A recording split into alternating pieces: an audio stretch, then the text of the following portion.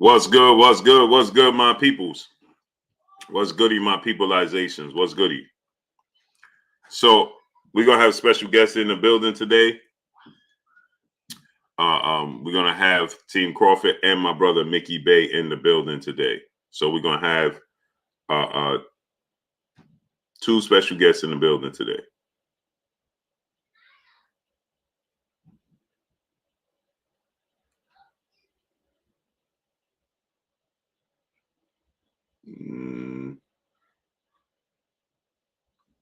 Let me see something here.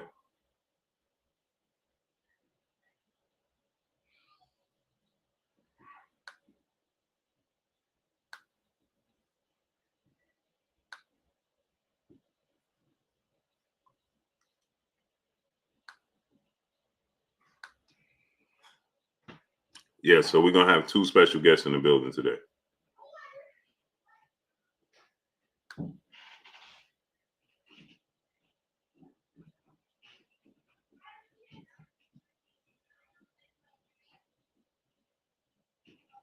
What?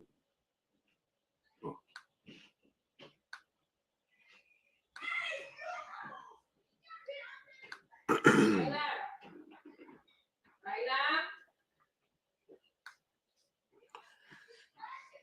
Salute my brother Paul Carrick in the building, dropping that halfer. Salute my brother Paul Carrick in the building, dropping that halfer. Good on your boy Blue in the super chat. He said, testing that super chat. Salute, appreciate you, great brother. Jerry Johnson, brother in the super chat. Much love to you. Appreciate you 1000%. Reg Loke, what's going on, my people? So, G Money 718, what's going on? So, we know Errol Spence, Jerron Ennis came face to face. Robert Singleton, Young World, Jay, Kareem Ebates, Phil J 508, John J Doe, Omega Red, Ralph Shelton, Morris Green, Ohio Run Boxing. My brother, what's good with you? Ron, Justin Hawkins, Buddy Love, Terrell Curtis, Don Ron, Boxing News DC, Brian S, Jerry, Mr. Drick Joe, Black Ham TV, Dirk Chapman, Ray Patterson, Maurice Bridges. My brother, what's good with you? Poe Porter, Bumpy T, Young Kings Company, Goody the Great, Brian Ness, Carl Brown, J Real 504 Music. What's good with you, great brother?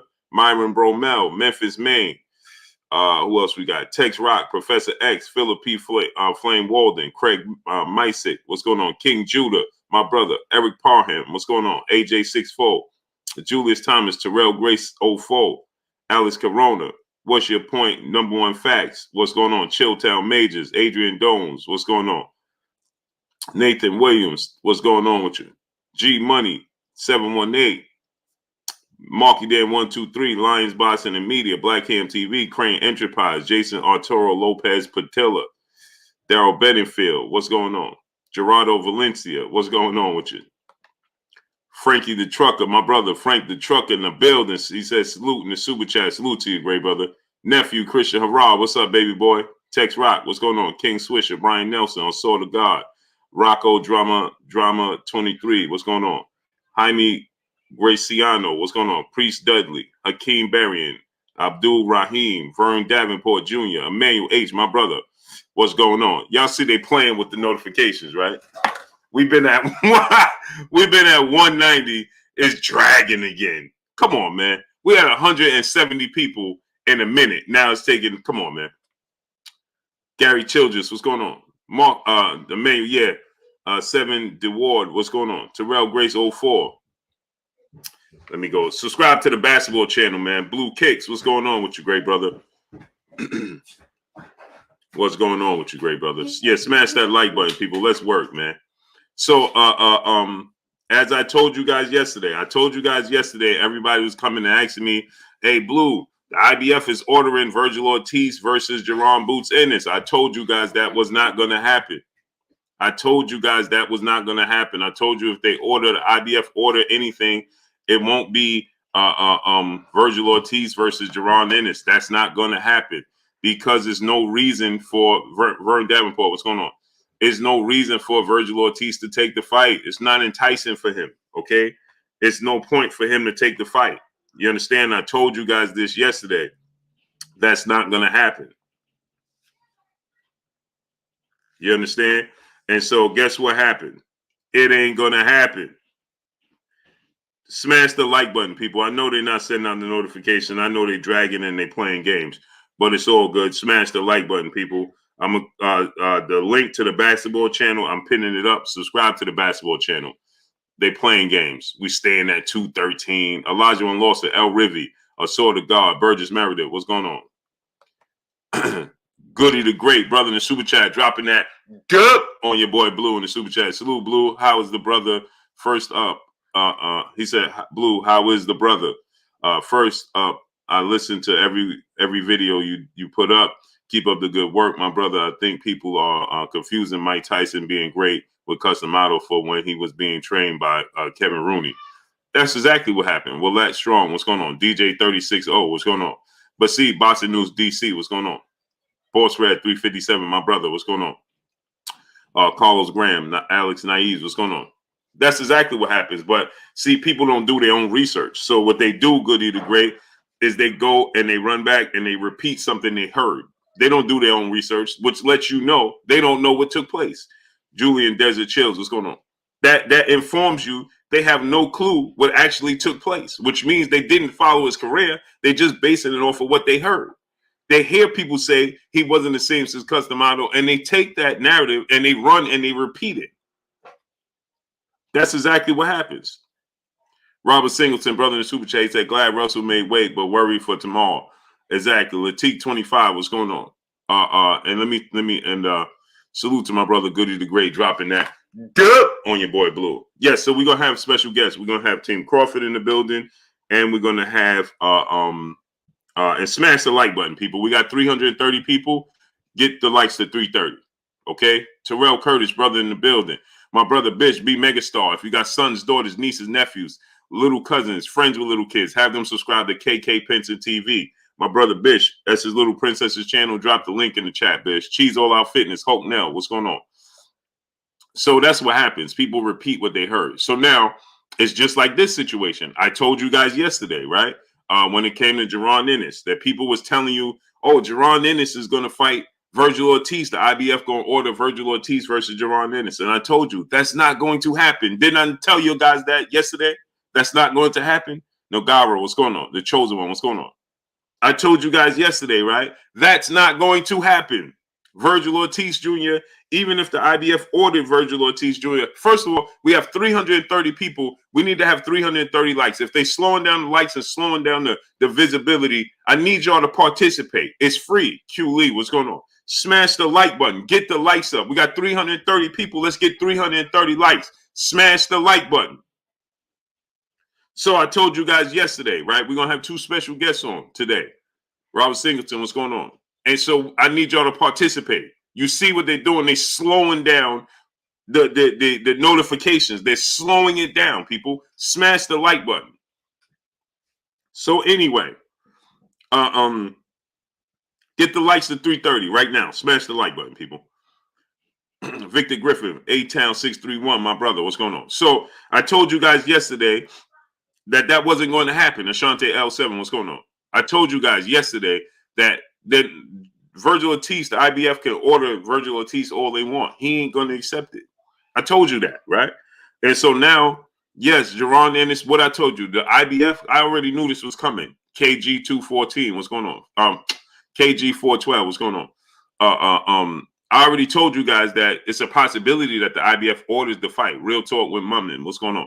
But I already knew this was coming. John Merriweather, what's going on? But what I was trying to explain to you guys, it's not going to be Virgil Ortiz Jr. It doesn't matter what the IBF wants to do. Virgil Ortiz Jr. is not going to accept. Cowboy Fun 89, what's going on? He's not going to accept. Why would he accept? If you were his team, why would you tell him to accept? You wouldn't. Desington, what's going on? Zaki Rivers, what's going on? Why would he accept? Why would he listen to that? And why would he go that route? What's in it for Virgil Ortiz? I'm already the WBC #1 challenger, which means if I push for that, I'm going to get Errol Spence anyway. And by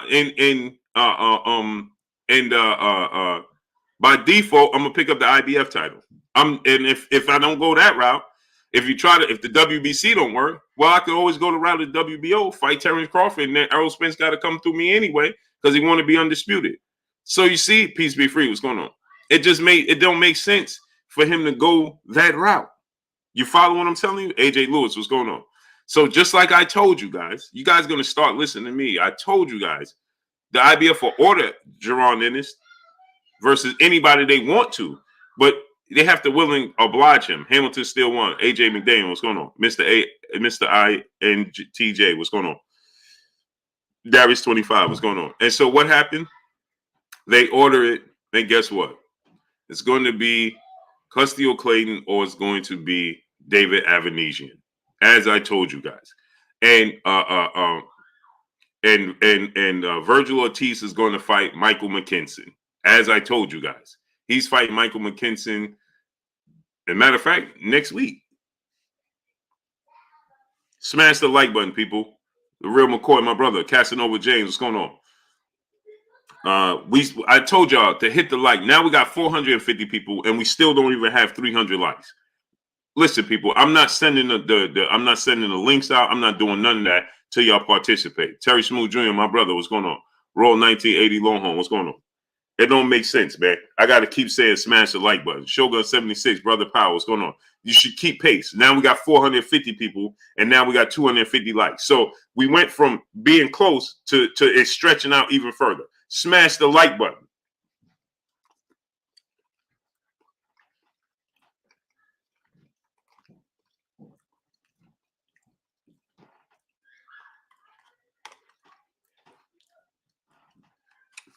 Accessories 203, what's going on?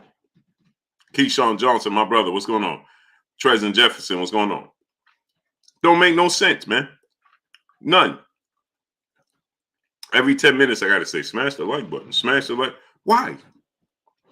You should know by now when you come, especially here, when you come in, smash the like button. Travis Frazier, what's going on? Saint Lido, what's going on? Doink, what's going on? King Stubbs, what's going on? Northside D Nice, what's going on? Travis Frazier, what's going on? Professor X, what's going on?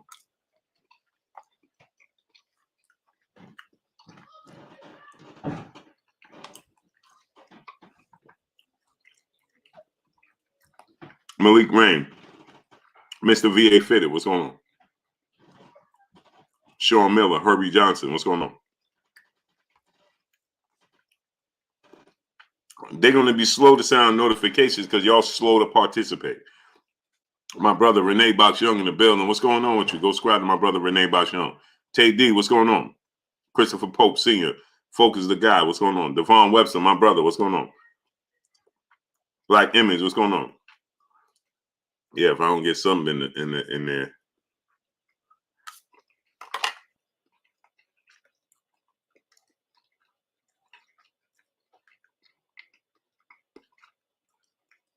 Chris Pope Sr., Dr. Pablo Slab,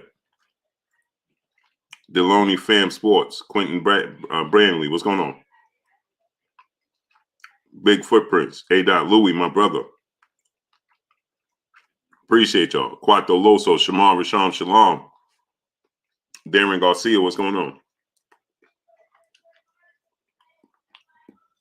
Hey, get them likes up. We should have 450 likes, man. Melfi Cruz, what's going on? Adonis Moore, what's going on? Darian Garcia, what's going on? So I told you guys, yeah, and with the situation with Gary Russell, right? It made me a little wary. Manny 209, what's going on? Like Gary Russell, he got a lot going on outside the ring. Eric Johnson, what's going on? And because Gary Russell has a lot going on outside the ring, it makes you concerned, all right, about this fight, man. Missing weight, that's not like him to miss weight. And then he made weight by a whole pound. Dante Gilbert, John 916, what's going on? Tom Walker, what's going on? A whole pound, Urban Naturalist, what's going on? A whole pound. He came in at 126.5 and he re-weighed and weighed 125.5. That's a whole pound. Black Friday 150, what's going on?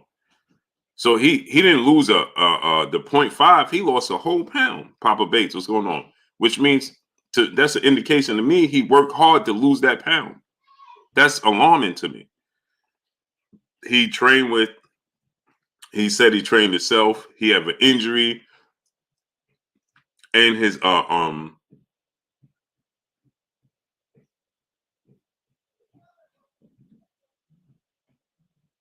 He trained himself. He has an injury. You know, Carlos Graham, what's going on? Real talk with Mummy, what's going on? Christopher Pope, see him. I just see you here enough. I'll give you a wrench. Smash that like button. Give the like. Give me to 450.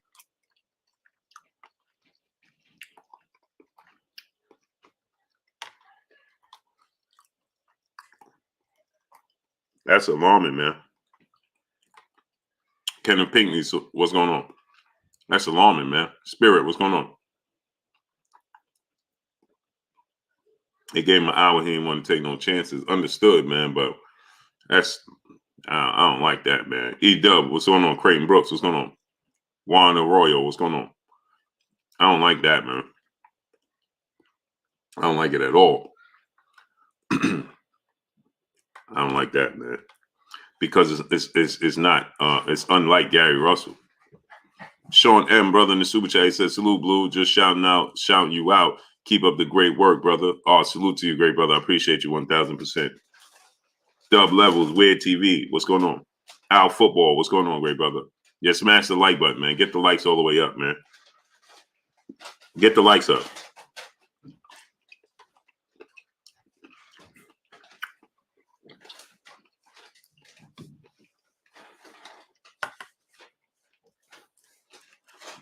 I don't like it. Well, hey, Quills, what's going on, great brother?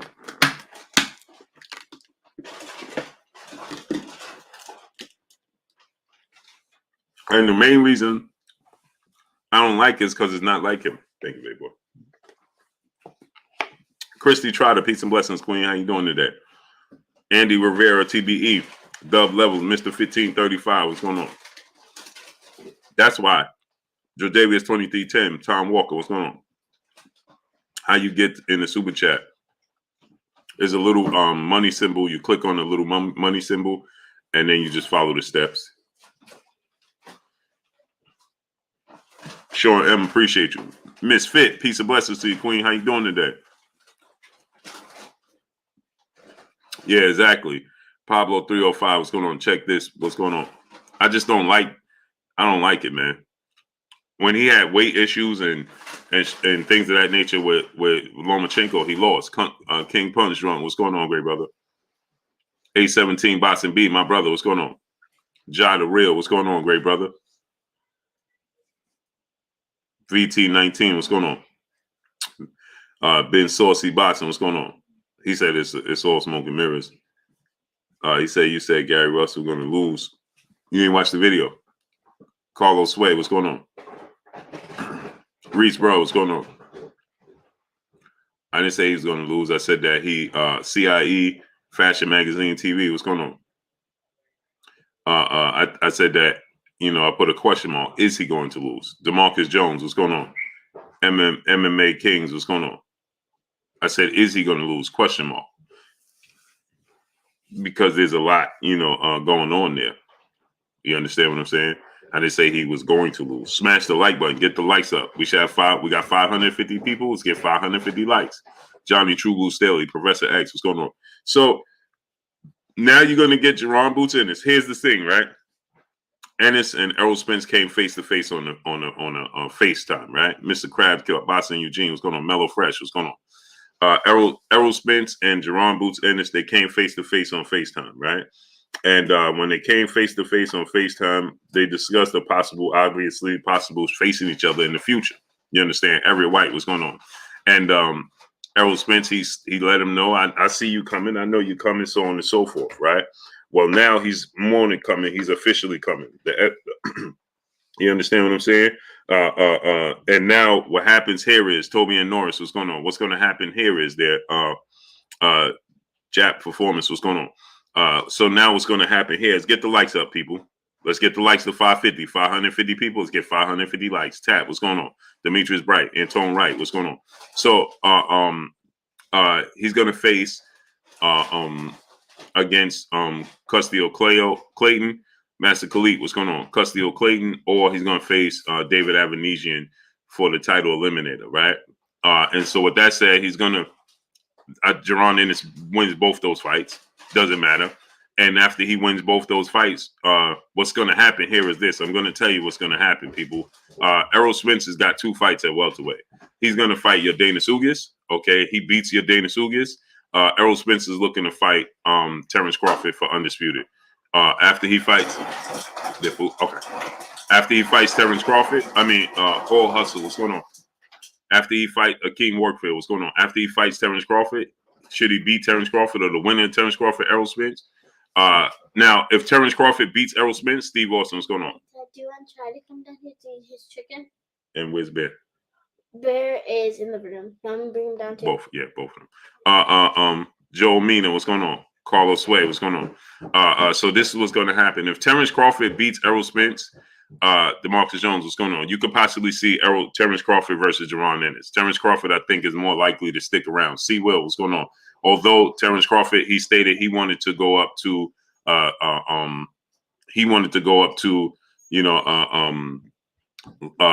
junior middleweight anyway. G. Cole, what's going on? That guy George, brother in the super chat, dropping that half a dub on your boy Blue in the super chat. He said, "What's up, Blue? What's good with you, great brother?"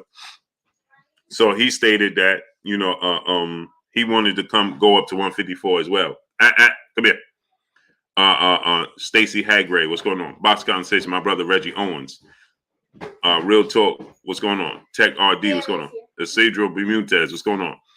So you got a better chance. Give me two both. Oh, they both clean? Mm-hmm. Okay. Well, yeah, they're both clean. Yeah, leave it. Just give me scissors, baby. Scissors? Yeah. So so I think that you got a better chance if Terrence Crawford, beats. Come here. If Terrence Crawford beats Young Merv the Cutman, what's going on? If Terrence Crawford beats Errol Spence, Devontae Richardson, what's going on? Joe Mina, what's going on? If Terrence Crawford beats Errol Spence, then you're more likely to see Terrence Crawford stick around and he'll fight, Jaron Ennis, okay? But if Errol Spence beats Terrence Crawford, you're more likely to see Errol Spence move up, and you're more likely to see Jaron Ennis have to fight for the vacant, IBF titles. You know what I mean? I think that, Gavin Washington, what's going on? Papa Bates, what's going on? Anthony Williams, what's going on? So I think that go eat your food, baby. So I think that that's more likely of what you see. You understand what I'm saying? Errol Spence, but it's still a massive fight. Errol Spence versus, Jaron Ennis at 154. I think is eventually going to happen at 154. But I don't think that you're going to see Errol Spence and Jaron Ennis at 147. I don't think that's that's ever going to happen. Okay. I think when you see Jaron Ennis and Errol Spence, it's going to be at 154. So now what happens is Jaron Ennis just guarantee himself, with a victory over his next opponent. Like I said, it's more than likely going to be David Avanesian, or it's going to be Custio Clayton. Okay, my money is on Custio Clayton. Okay, and then so what happens here is this, right? Is that now you're going to see after this fight, what's interesting is that what's going to happen after Jaron Ennis becomes the IBF mandatory. You understand? That's when it's going to become real interesting. And the reason I say that is because the reason I say that is because he's still going to have to wait around for Terrence Crawford and Errol Spence to fight. Right now, is he going to be in position to receive step aside money? Now, Jaron Ennis ain't going to take no step aside money unless it's a enormous amount of step aside money that's just it don't make sense for him to turn it down. You know what I mean? For this big fight, they're gonna make him an offer he can't refuse. That's so enormous that and guarantee him to win a situation like how you have with the situation you have with Josh Taylor and Jack Cottrell. You know what I mean? Jack Cottrell and Josh Taylor situation is similar that what you could find Jaron Ennis possibly in, with Jaron Ennis, being guaranteed the winner, and then the winner having to stick around welterweight one more fight. You know what I mean? You could possibly see a situation, a scenario like that. Do me a favor, people. Donate $1 to Super Chat. Refresh the Super Chat. Brian Corbett, what's going on? I need y'all to donate $1 Super Chat. Refresh the Super Chat because I got people saying that they can't send the Super Chat. So do me a favor, people. Refresh. Drop $1 in the Super Chat. Refresh the Super Chat, man. So with that said, but I told you guys, Virgil Ortiz Jr. Now, eventually, Virgil Ortiz Jr. is gonna have to do something. He's gonna have to make a move. You understand what I'm saying, right? Great forever. What's going on? Virgil Ortiz Jr. Salute to my brother, that guy George, dropping that half a dub on your boy Blue. Appreciate you, Devon Webster, my brother in Super Chat. He said, "Our sources really believe Kambosos is the A side." Yeah, man. People could believe what they want to believe. Elbow, what's going on? But the problem is PGH Big Dog, what's going on? See, the thing is with it, Devon Webster, is Devin Haney already said he don't care if he Devin Haney, Robert Singleton, brother in Super Chat, much love to you, great brother. Elbow, what's going on? Terrell Brooks, brother in Super Chat, much love to you. Chris Brooks, what's going on? See, the thing about it is, come here. Daddy. Yeah. Do you know what's going on? No, I don't know what nobody got. Well, I asked for a Sprite. Come here, Look, I don't know. yeah, come here.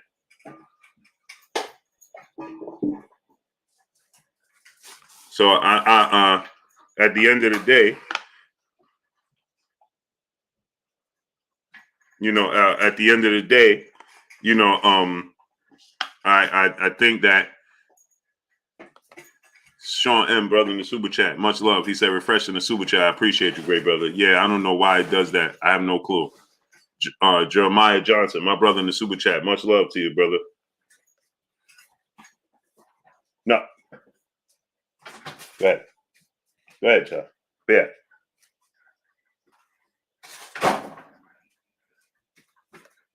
Go. Yeah, come on.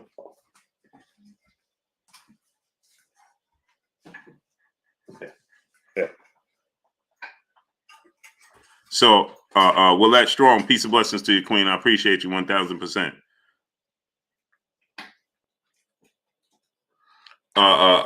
Styles Bambo, what's going on? J.A. Jimmy Bernard, my brother, what's going on? Yeah, so, that's the situation that Jerron Ennis is going to find himself in. You understand? Where J.A. Demetrius Cohen, what's going on? Kingsman Thomas, what's going on? So that's the situation he'll find himself in. Jerron Ennis, Curly J, what's going on? Gio James, Khalil 98, my brother, what's going on? So it's a interesting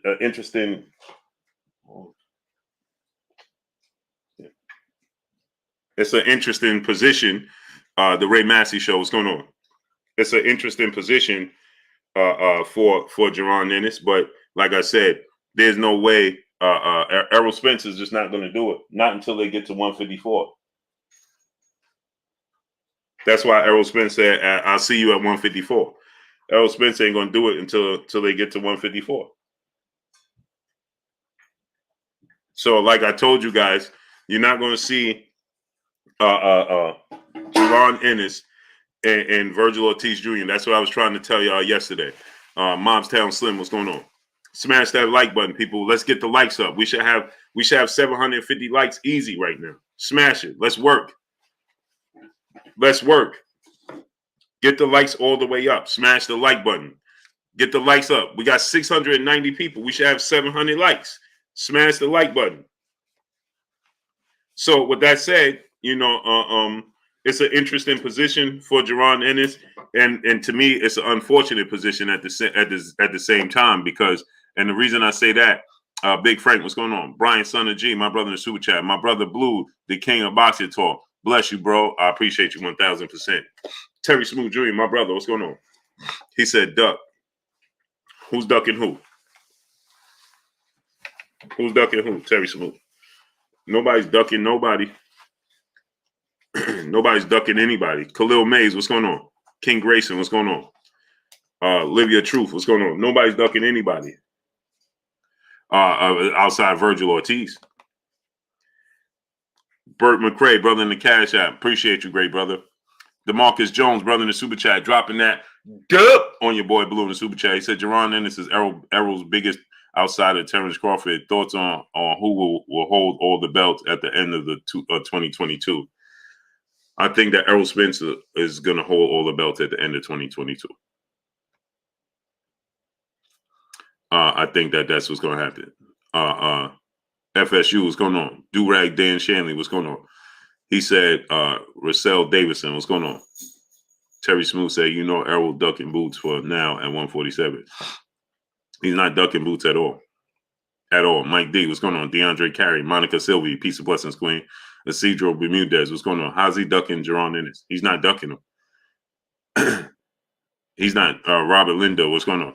How could he be ducking Jaron Ennis? He's not ducking Jaron Ennis. Why? How? K-Max 74, what's going on? He has a fight coming up where he's picking up another belt. And then after that, he's fighting the two champions to become undisputed. How could he be ducking him? Right? How could he be ducking Jaron Boots Ennis? No, he's been saying, Kaz, what's going on? He told you Dre champion was going on. Before we even talked about Boots and Boots fighting, either one of these guys, Steve Trivio, what's going on? Before that, Errol Spence already said that.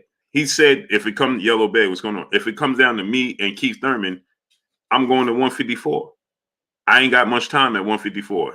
At 147. He already told you that. He said, I'm a grown man, and I'm fighting at 147. I can't do it. He told you this already. That's before Boots came along. Now, now he's going to stick around. He's going to fight Boots at 54 anyway. He ain't got no choice. Boots is going to, because I think Boots is going to collect the belts at 47 very fastly. You understand? I think he's going to collect the belts very, very quickly. Okay. Errol Spence beats Terrence Crawford. Boots is not. Basement Boston Talk. What's going on? Papa Bates. What's going on? I don't think Boots is going to be sitting around on his hands waiting for these belts to fall in his lap and taking his time and talking about sides of the streets and letting his promoter do this and doing all that. I don't think Swarm Laguna, what's going on? I don't see that happening. So I think he's going to pick up these belts fairly quickly. The only problem Boots is going to have is Menelaw X. What's going on? The only problem Boots is going to have is Virgil Ortiz. If Virgil Ortiz gets one of them belts, if Virgil, hold on, what's going on? I'm telling y'all now, if Virgil Ortiz gets one of those belts, it's over. He's going to hold on to the belts. Virgil Ortiz is not going to. He ain't going to try to fight. There's going to be so many excuses for him to fight Jaron Ennis. It ain't going to be funny. Northside D Nice, brother in the super chat. Much love to you, great brother. Bumpy T, what's going on? Chris, what's going on? ESO 35, what's going on? Carla Ward James, what's going on? Dwayne Williams, DJ Eddie King, what's going on? It's going to be so many excuses, and they're going to be making up so many different ways and scenarios why he ain't going to fight Jaron Ennis, and it ain't going to be funny. That's going to be the holdup.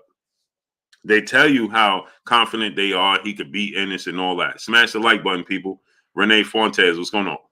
But they don't believe that. They're not confident in it. Right now, I can tell y'all, Virgil Ortiz turned down the opportunity to fight Jaron Ennis for the IBF title eliminator. But we already knew that. But again, it didn't even make sense for him to fight him anyway. So I can't even look at this situation and say, well, he's avoiding Jaron Ennis when it comes to this IBF situation because Warlock, what's going on? Because it don't make sense for him to fight him right now for this situation. You understand? El Rivy, brother in super chat. Ortiz going for Crawford after next fight, as he should. As he should. Hopefully he does. Lawrence RBE, brother in the super chat. Assuming Errol collects the third strap and talks to Bud, but Bud is stuck on 50-50. What should Errol do? He's gonna go to 154. Larry Gonzalez, what's going on? I can tell you now. If he can't get a deal done with Terrence Crawford next, he's going to 154. It's over. He's going to 154.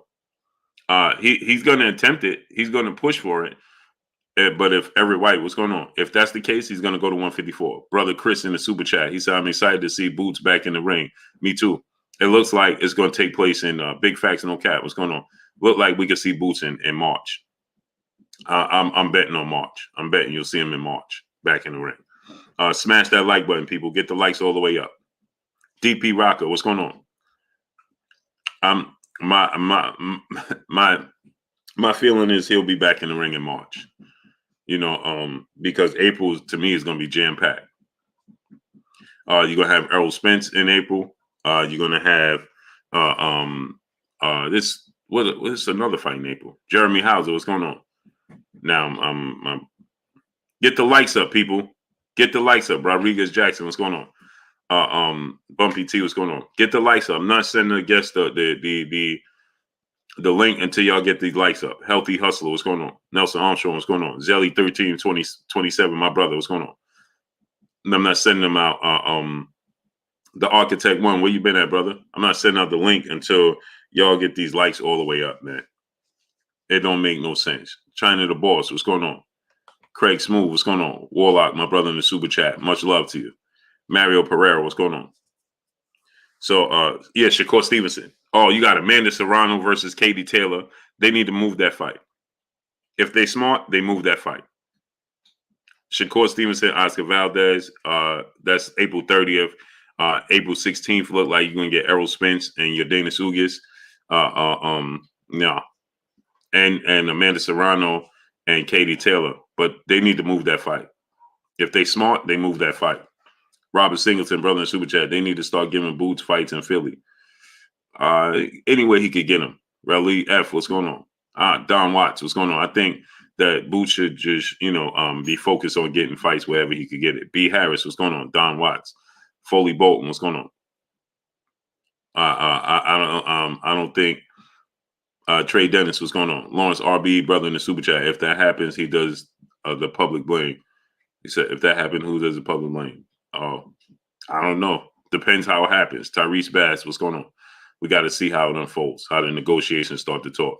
But what I'm saying is that Amanda Serrano needs to be moved. If they're smart and they Amanda Serrano needs to be moved.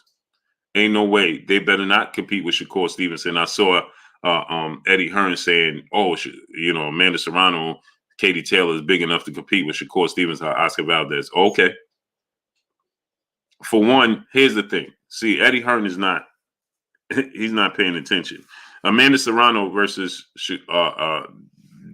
they moved Shakur Stevenson and Valdez to Vegas, right? It was going to be in New York. That's where they wanted the fight to happen. Okay. But they moved it to Vegas. If you think Lions Boston Media, what's going on? King Grayson, what's going on? If you think that Amanda Serrano versus Katie Taylor, which is a big fight, is going to top Shakur Stevenson versus Oscar Valdez, you're sadly mistaken. You better move the fight. You better put your pride to the side, move the fight off the date. Period. You put your pride to the side and move the fight off the date. Frank Grant Jr., what's going on? They better put their pride to the side and move off that date. And it don't make no sense to try to compete with that. Why would you try to compete with a fight of that man? That's a huge fight. Let them ladies and them women have their own time. Mark West, what's going on? Walter Whitaker, what's going on? It's unfortunate that they came in and took your date. Fred Holland, what's going on? Right? And I understand your pride is involved, and you don't want to. Jeremy, what's going on? He said, who is Taylor and Serrano? Jeremy. It's Katie Taylor and Amanda Serrano, two of the best female boxers in the sport of boxing. And they'll be fighting. They scheduled to fight April 30th. They better move off that date. Put your pride, like Errol Spence told, put your pride, put the camera down and turn around. Put your pride to the side and step aside. Move it. Brown Lumber 909. What's going on? Put your pride to the side. Smash the like button, people. We need the likes up to 1K before I send them this link. I'm not trying to interrupt them as they talking. And I need y'all to drop $1 in the super chat again. Refresh the super chat. I don't know what's going on. I have no clue. I can't tell you. G Gonzalez, what's going on? I don't know what's going on with this. I have no clue. They're trying not to let my stream get over 700. It gets to 699 and it stays there struggling. Then it dropped down to 680. Yeah. Khalid Raouf Ahmed Bey, what's going on? MP Dub TF, what's going on? Amazing, man. Via Ferreira, what's going on? He said, how real is Gervonta Tank Davis Loma? That's a fight that they want. I don't believe it's very real. I don't think it's going to happen. Robert Montgomery on the rise. What's going on? Huncho 2-time. What's going on? I don't think they're gonna make that happen. George Woods, brother in the super chat. He said Lauren Alex 1940. Salute. I don't think that's gonna happen. I don't think that they want to negotiate with Bob Arum to make it happen. So we got 750 people. I need y'all to get the likes up to 1K before we have the guests come on. I need y'all to get the likes up. Get the likes all the way up because I don't want to be stopping them, interrupting. Hey, man, so yeah, smash the like button. Smash the like button. No, I don't want to do that, man. I want to just go ahead and we can have conversation and then, but get the likes up, people. It's free.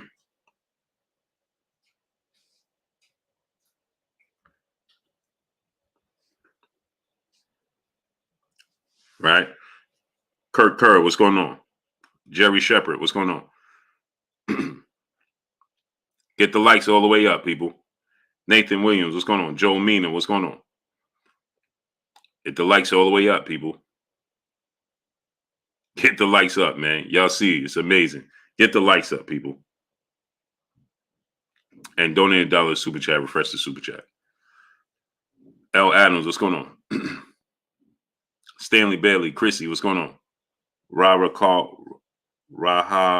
Wa Kokomo, what's going on? Big ups to the man Blue. Salute to you, great brother.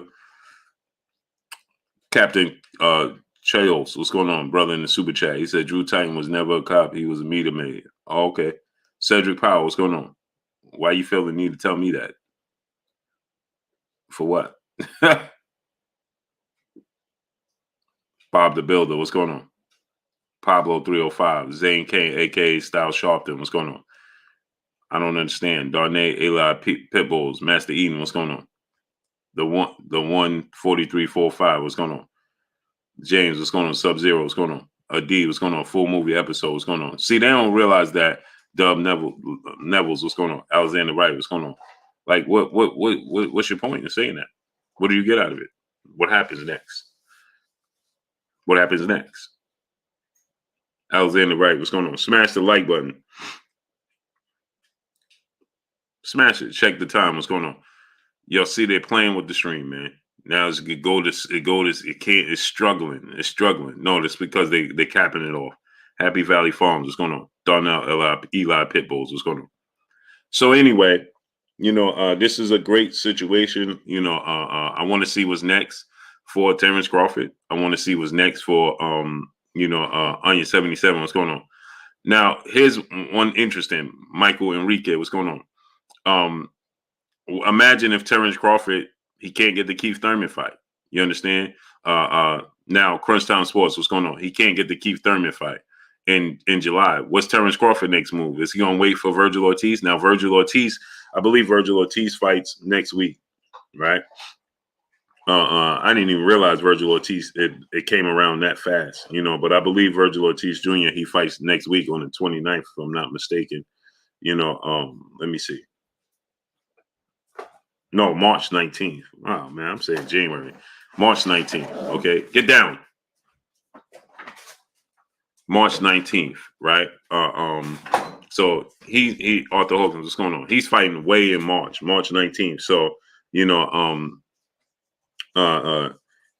ain't fighting in, let's see, March, April, May, June, July. He may fight in July.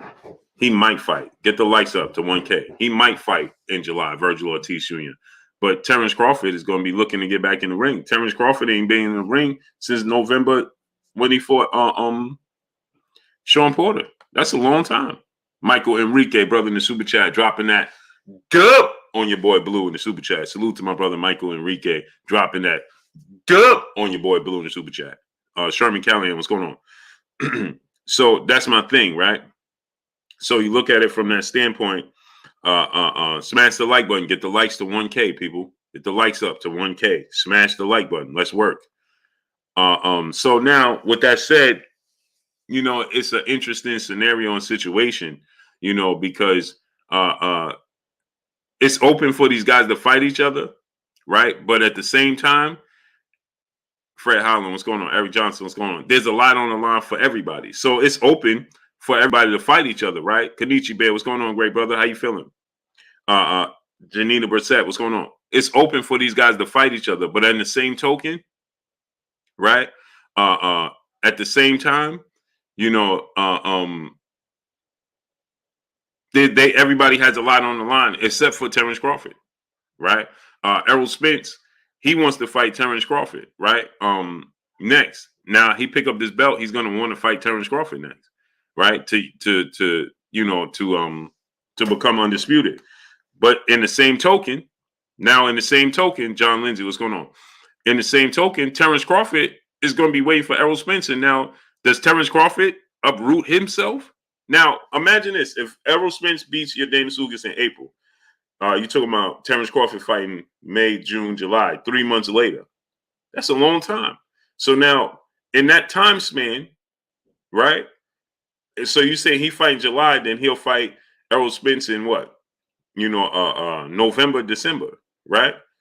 So Terrence Crawford only going to fight twice this year. Maybe he's cool with that, right? In November, December. Now, Errol Spence, now, on the flip side of that, where does Errol Spence go, right? Because now, should he fight Boots at that point in time? His mandatory, while he waits for Terrence Crawford? Or does he just sit and wait for Terrence Crawford? Josh King Slime 518, what's going on? You follow what I'm telling you? You see what I'm saying? It's a very, very interesting scenario and situation we have ahead of us. And these are all big fights that can be made, right? But at the same token, now if your Boots Ennis, now here's the thing. See, the 143.45, what's going on? 7 trillion, what's going on? Here's another scenario. Now, Keith Thurman beats Mario Barrios. If you Errol Spence, do you fight Keith Thurman? Let's say Virgil Ortiz tells Terrence Crawford, well, Silverhawk, what's going on? Let's say Virgil Ortiz petitions the WBO and says, I want to be Terrence Crawford mandatory. Easy Lewin, what's going on? Smash the like button. Ranu Santos, what's going on? Mr. Punch Out Boxing MMA, what's going on, great brother? Smash the like button. What am I, frozen?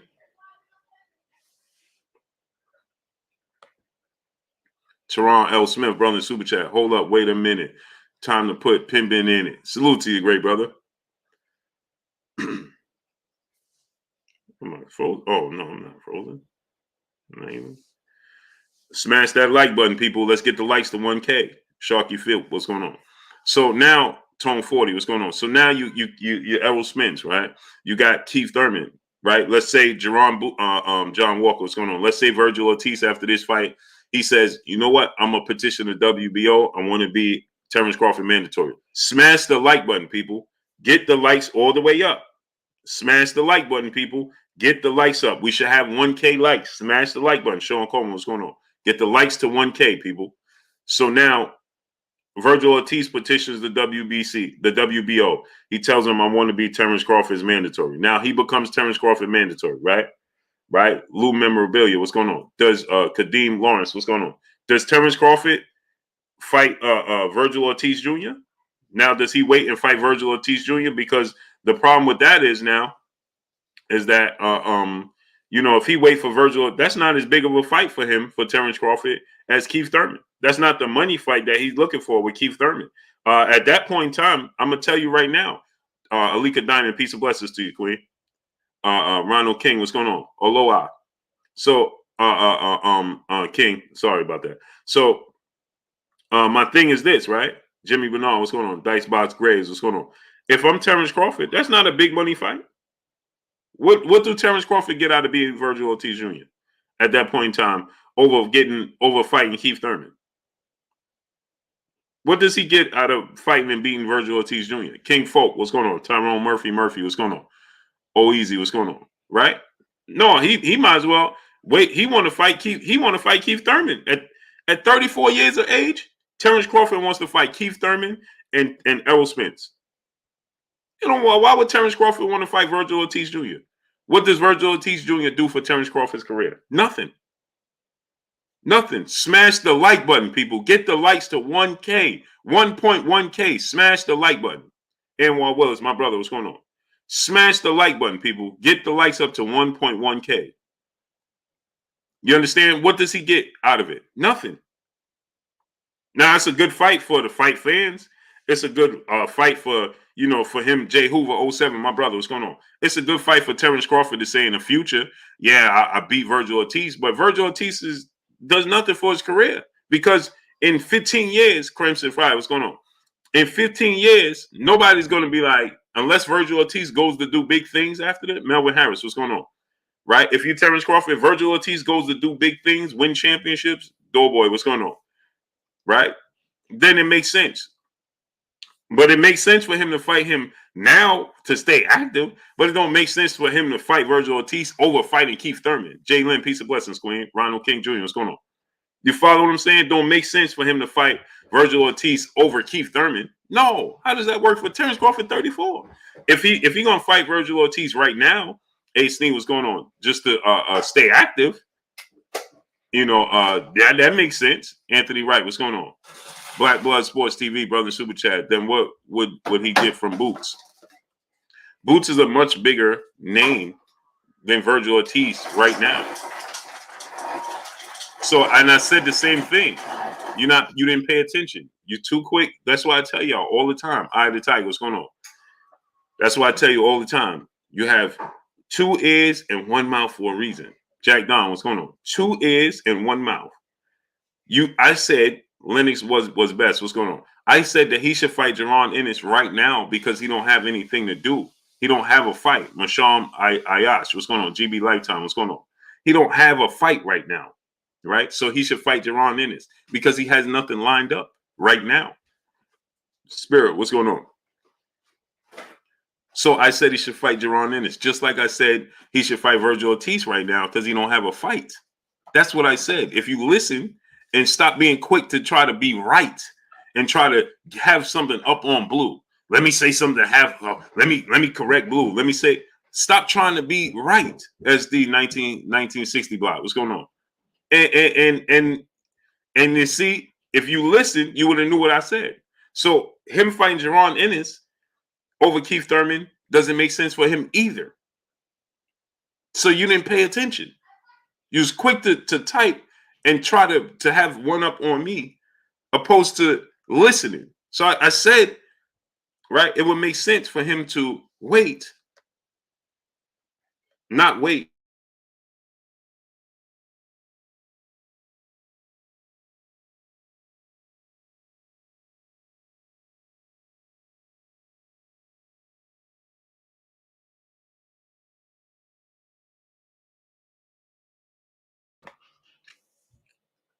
So Josh Epstein, what's going on? So what I was saying was right now he doesn't have a fight. So it makes sense to fight Virgil Ortiz or Boots right now. He doesn't have a fight. In July, it don't make sense to fight one of them over fighting Keith Thurman. Mooney Music, what's going on? Keith Thurman, Frank Grant Jr., what's going on? Because Keith Thurman has a bigger name right now. It's a more of a legacy. Paul Jones, what's going on? It's a more of a legacy fight. But Mooney Music, what's going on? You was trying to be quick to have something up on me. Oh, see, well, he shouldn't do this. He shouldn't. But you ain't listen. Greg Peters.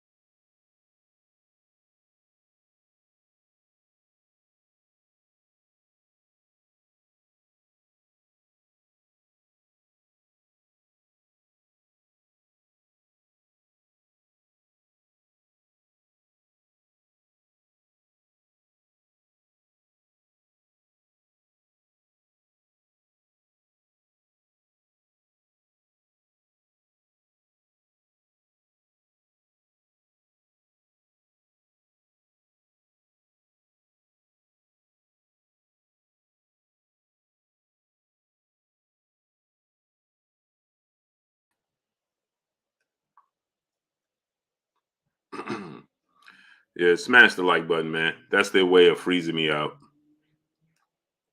Amazing.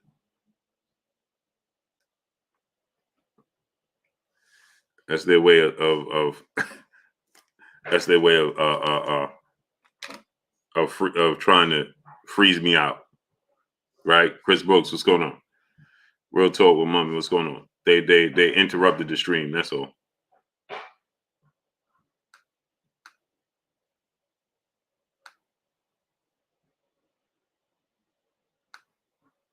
Boston Social Network, what's going on, great brother?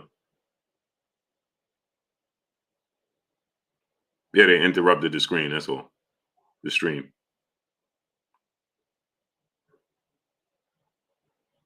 Isn't that amazing? Isn't it convenient? Isn't it convenient? Now, I have excellent connection on both my devices, on both my laptops. Excellent connection, but it freezes. Big block, what's going on? KG412, I'm gonna rent you up now. Excellent connection, but my stream freezes. Amazing, isn't it?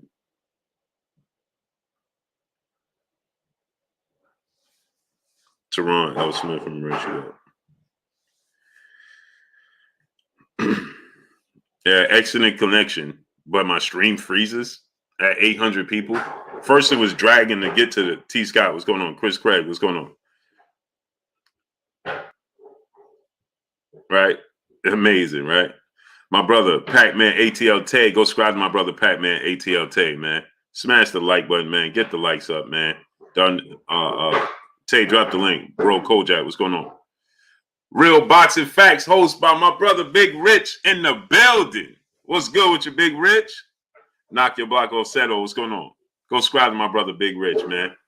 Yeah, Trey Dennis, what's going on? So now, right, we had 800 people. Now we ain't going to go back. Now it's going to be stuck. Pretty Teddy, what's going on? Now, miraculously, we're not going to be able to get to 800 no more. No, that ain't going to happen. They ain't going to let it get to 800 no more. Amazing, man. Amazing. Excellent connection, but it just freezes. Right. Amazing. It's amazing, man. Now, suddenly, it ain't going. So now all those people that's pushed off is going to stay frozen to them. Caronello, what's going on? It's going to stay frozen to them. I guess to the people that's here, they ain't frozen to you. To them, it's going to stay frozen now. Joe 123 Wilson, what's going on? So they think I'm not on. Charles Jameson, what's going on? So anyway, Jay Lynn, peace of blessings to you, Queen. Yeah, smash the like button, man. Let's get the likes to 1.1K. Get the likes up to 1.1K. Let me send out this link. Guillermo Maldonado, what's going on? Casey Campbell, what's going on? He said, talk on me. Daryl Benningfield, what's going on? What you want me to talk about? $12, what's going on? KG412, brother in the super chat. He said, does Gary Russell Jr. win tomorrow? I believe he does. I believe that there's a lot going on with Gary Russell, man. Chappelle Show 56, what's going on? Cheese All Out Fitness, what's going on? And I think you're going to see Gary Russell struggle in the fight. Randall Hampton, what's going on? I think it's I think it's going to be a close fight, like in the manner of Isaac Cruz and Gervonta Tank Davis. I think it'll be a situation and scenario like that. Rax Music, what's going on? K Molly of 504, what's going on? Dominic Sebron, what's going on? Yeah, Dominic Sebron, you can't make this stuff up. Brother, you're an hour late talking about Errol Spence mandatory fight. I've been talking about it. The Chosen One, what's going on? I've been talking about it for an hour. Contender Regime Boxing. Go subscribe to my brother, Contender Regime Boxing. Baron Jacobs, what's going on? KQKC Boxing Network, the OG in the building. What's good with your OG? Salute to you. T Hall, what's going on? Dub C, PBA, aka Brandon, what's going on? It's just like this. So now I got all these people that can't send the super chat. Right? I got 7 people telling me they can't send a super chat. Suddenly my stream freezes and pushes everybody off. 100, 200 people got pushed off. And now they can't find their way back. T Hall, what's going on? It's not a coincidence. This is why I tell you smash the like button. My brother G Al in the building. What's good with your great brother? He said, Blue, I visit your page for update YouTube. momentarily remove all of your content. Not sure what's up.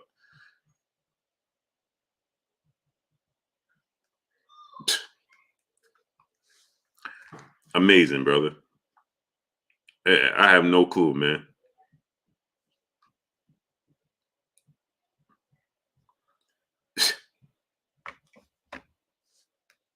Amazing. Look what my brother G Al said.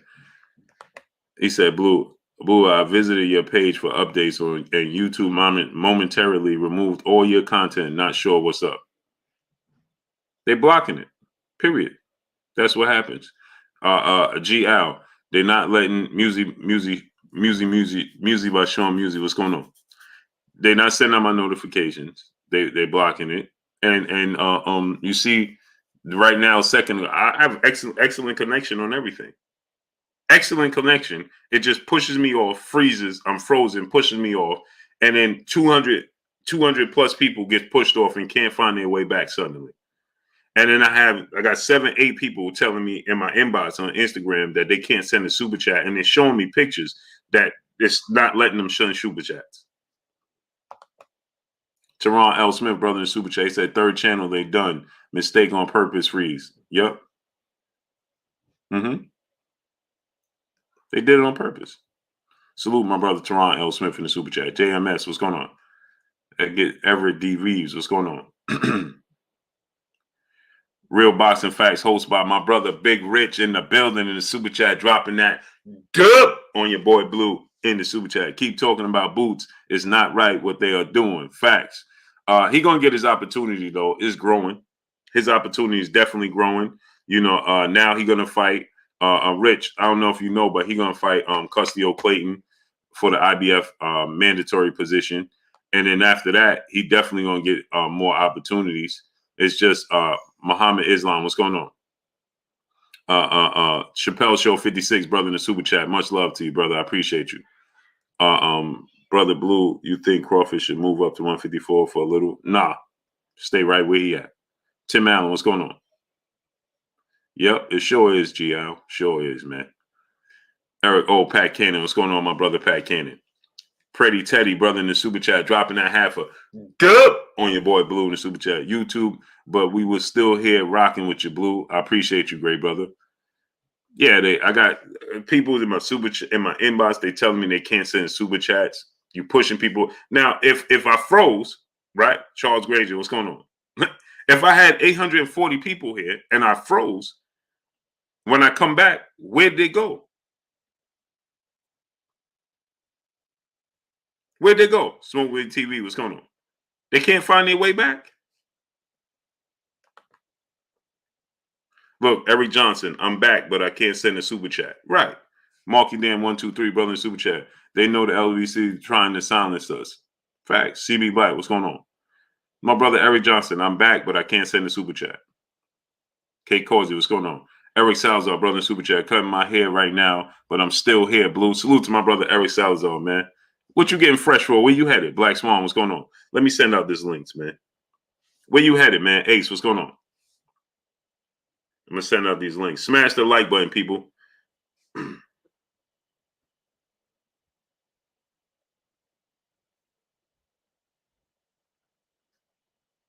Smash the like button. Box Fan 713, what's going on, great brother? Black Blood Sports TV, brother super chat, fighting another no-name Yeto, see it, his potential. Right.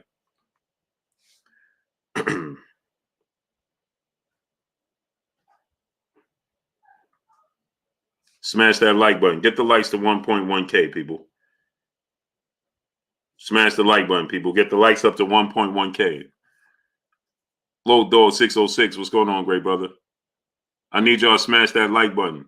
Eric Barnes, what's going on? Adonis K3, what's going on? Get that likes up, people. Get the likes up. Let's get the likes to 1K. Smash the like button, people. Get the likes to 1K, people. Smash that like button. Let me send my brother this link real quick. Salute my brother Pat Cannon in the super chat, dropping that dub on your boy Blue in the super chat. Appreciate you, great brother. Hold on, I'm gonna read it in 1 second.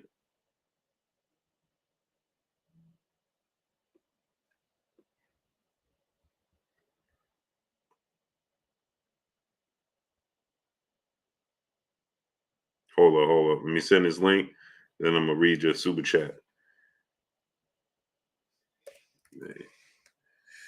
Yeah, get my brother Mickey Bay on. We're gonna talk some boxing.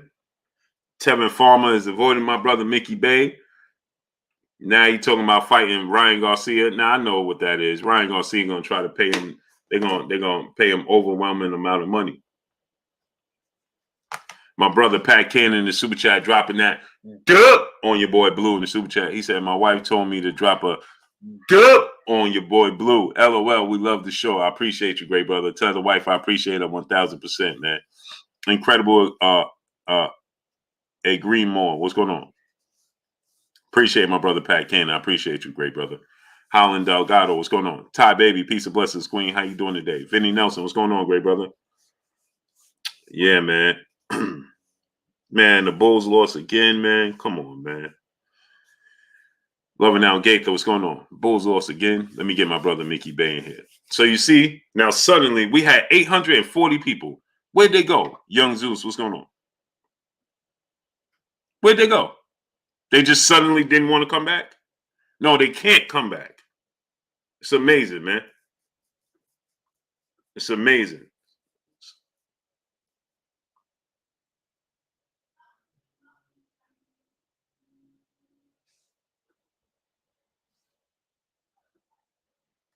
Amazing, man. For sure, Curly J. Blue, I'm trying to send money, but it's saying error. Why can't I send anything? DJ Eddie King. Because they don't want you to, brother. JR, what's going on? Jay Gibson, what's going on? So now my analytics are showing we're dropped. Nobody wanted to watch. That's what it's going. That's what they're going to tell me that. Oh, it dropped and nobody was watching. Nobody wanted to watch. And no, come on, man. Darnell Schaefer, what's going on? It's amazing, man.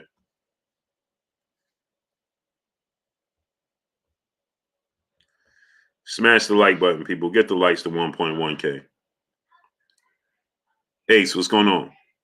Have a blessed day to you too, great brother. Roro Original Art, what's going on? Let me get my brother Mickey Bay on. The Drop, what's going on? So we could talk some boxing, and we're going to get on Team Crawford. Smash the like button. Get the likes to 1.1K, people. Smash the like button. Let's get the likes up, people. Porto African, Master Eden, what's going on? Boston News DC, what's going on? The Young Prince, Prince Cannon in the building. What's good with your great brother? Showing love, man. Appreciate y'all, man, showing me this love. He said, what's up, Blue? Same old, same old. What's going on with you, great brother? How you feeling? Salute to the young Prince Cannon, man. Appreciate you, great brother. Appreciate your whole family, man. Tip O'Malley, what's going on, great brother? Salute, Prince Cannon. I'm chilling, man. Taking it easy. Another day. Derek Kills, what's going on? Or Brighton, know the Lakers won tonight. Ain't that something, Jalen? Ain't you something? KG 412, brother in the super chat. He said, "What you say about the WBC calling out Conor Benn and Mario Barrios for not doing VADA testing?" Yeah, they boxing matchup. Dwayne Freeman, what's going on? I agree with them, right? And I'm glad they did that. But on the flip side of that, why didn't they do that with? Now they so concerned. See, here's the thing about the sport of boxing that gets me, right? Is that they'll do that with them. You understand, Eric? Oh, my brother, what's going on? They'll do that with them as they supposed to. But why you ain't do it with Oscar Valdez? You came and defended Oscar Valdez. But with them, you saying, yeah, well, Paul Porter, what's going on?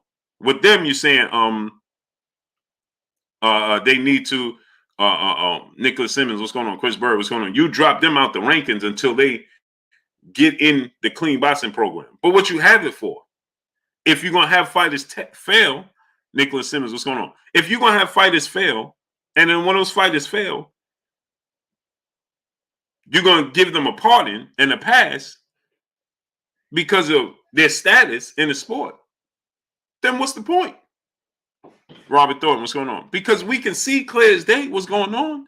You didn't do that with Oscar Valdez. Mark Miller, what's going on? He's in the clean boxing program and tested positive for a banned substance. And then you come and act like you're a scientist now. You're a pharmacist. You're a scientist. And you say, yeah, well, man, it was just like him drinking some Red Bulls. What?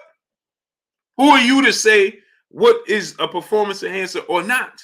All you know is that they said this is a performance enhancer, period. And all you should do is not say it's equivalent to drinking 10 Red Bulls, but no, what you should say is that, all right, man, the rules are the rules. Sorry about this, brother. Wish you ain't do it. To make everybody very much so well aware of what they're putting in their body, period. Not giving out passes. And a Red Bull is a performance enhancer, whether you like it or not. Because you could buy it at your local corner store, don't mean it ain't a performance. It's a performance enhancer. If I'm tired and I drink a Red Bull, it's going to give me energy. That's enhanced. If I'm tired and I'm studying, and the lines start to look blurry, and I can't, Reggie Reg, what's going on? I can't focus. Let me get a Red Bull, and the Red Bull picked me up, and now I can focus. Well, it's enhancing my performance now. K-Max 74, brother in the super chat, dropping that good on your boy Blue in the super chat. He said K-Max 74 in the super chat, dropping that good on your boy Blue in the super chat. Salute to you, great brother. Salute my brother Derek Keels in the building in the super chat, dropping that good on your boy Blue. He said, always appreciate the content. Appreciate you, great brother. Got my brother in the building. Former world champ. What's good with you, babe? It's Friday. Let's set it off for him. Yes, sir. Yes, sir, man. I was just talking to some boss, and I was talking about two situations that just happened. Jerron Ennis for the IBF. You know, he got mandated for the title eliminator. Looked like he's gonna fight Custody or Clayton. What you think about that? Oh, man, I ain't even gonna lie to you. And dude, I don't think shit. I got Ennis, man, 1,000%. I ain't see much of the other cat. I heard he was pretty decent. Is he? Yeah, he. You know, he fought. It's ironic because he fought Lipinets before Boots did. But he did. Yeah, he actually had won that fight, but they called it a draw.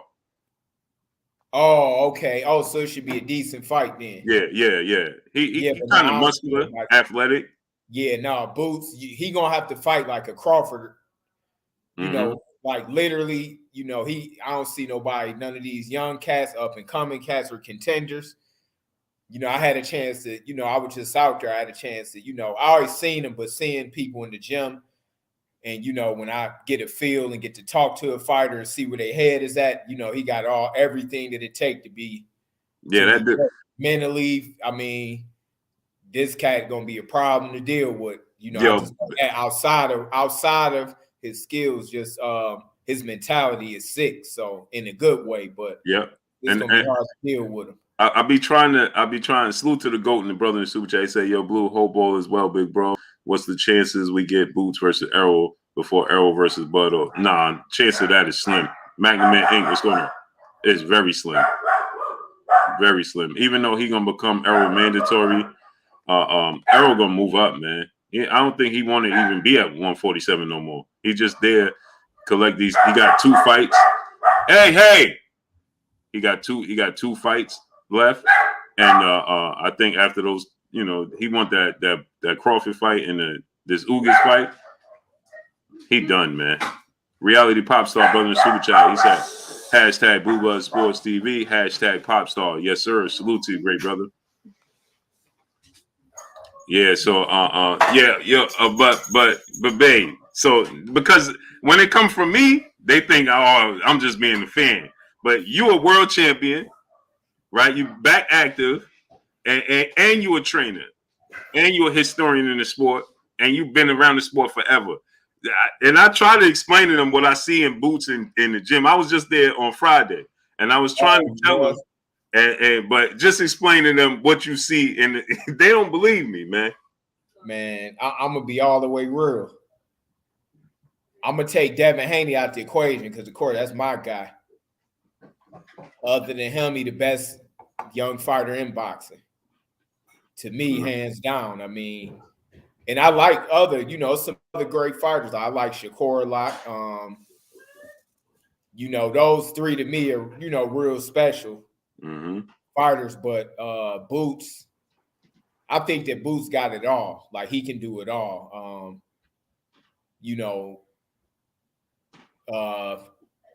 Man, I'll put him in that one, the throwback category.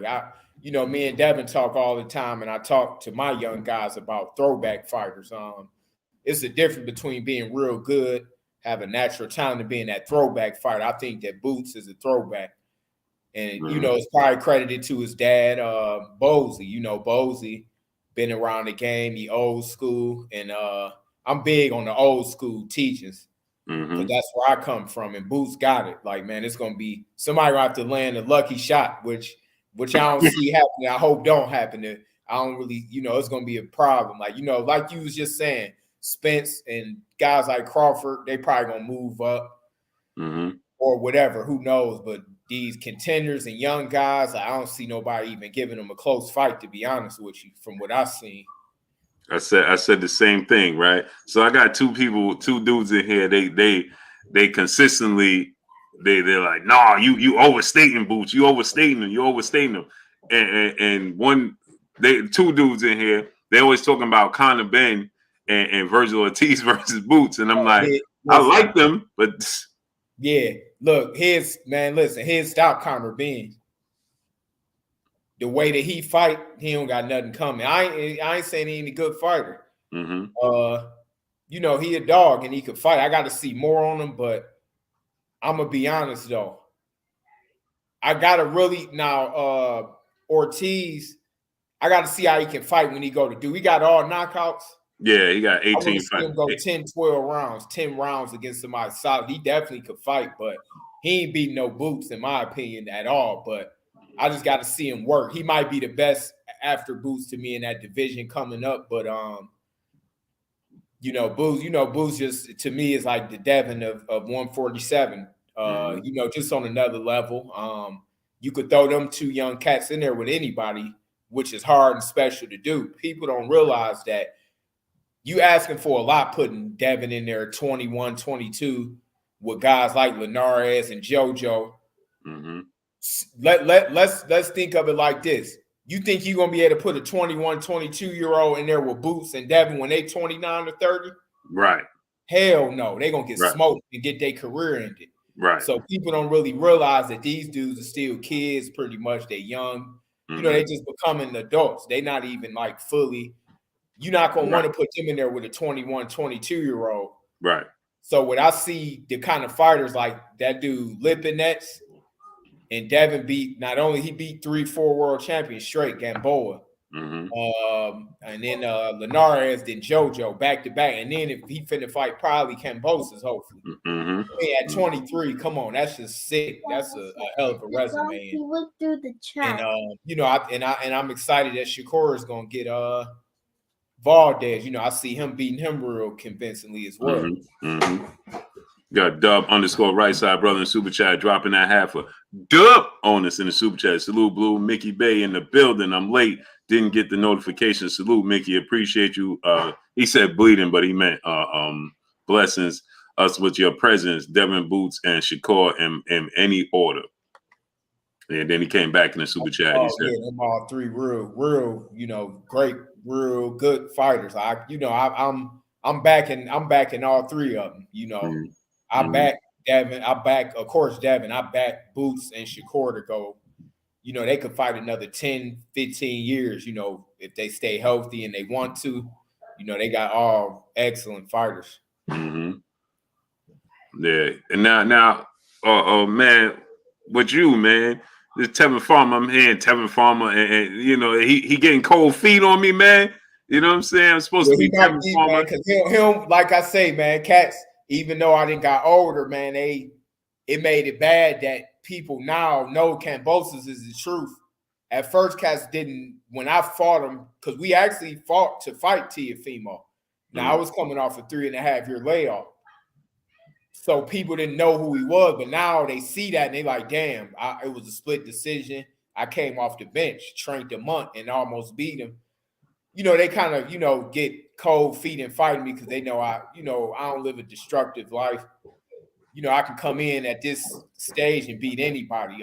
But like I say, I'm here for a good time, not a long time. I just want to end the game, the way I'm supposed to end it, get me a few in, and I'm comfortable just sitting back watching Devin Haney Amari Jones and these other young cats, get it. I ain't gonna do too much, but I still got it right now. But I want some real fights. But if Tevin can get the Ryan fight, I can't knock him because to be honest with you, I mean, shit, they could throw my name in a hat with Ryan, but they might not want to risk it either because I'm coming to win whoever I fight. Like, ain't no way they putting you in there with Ryan. Ain't no way. I doubt it, man.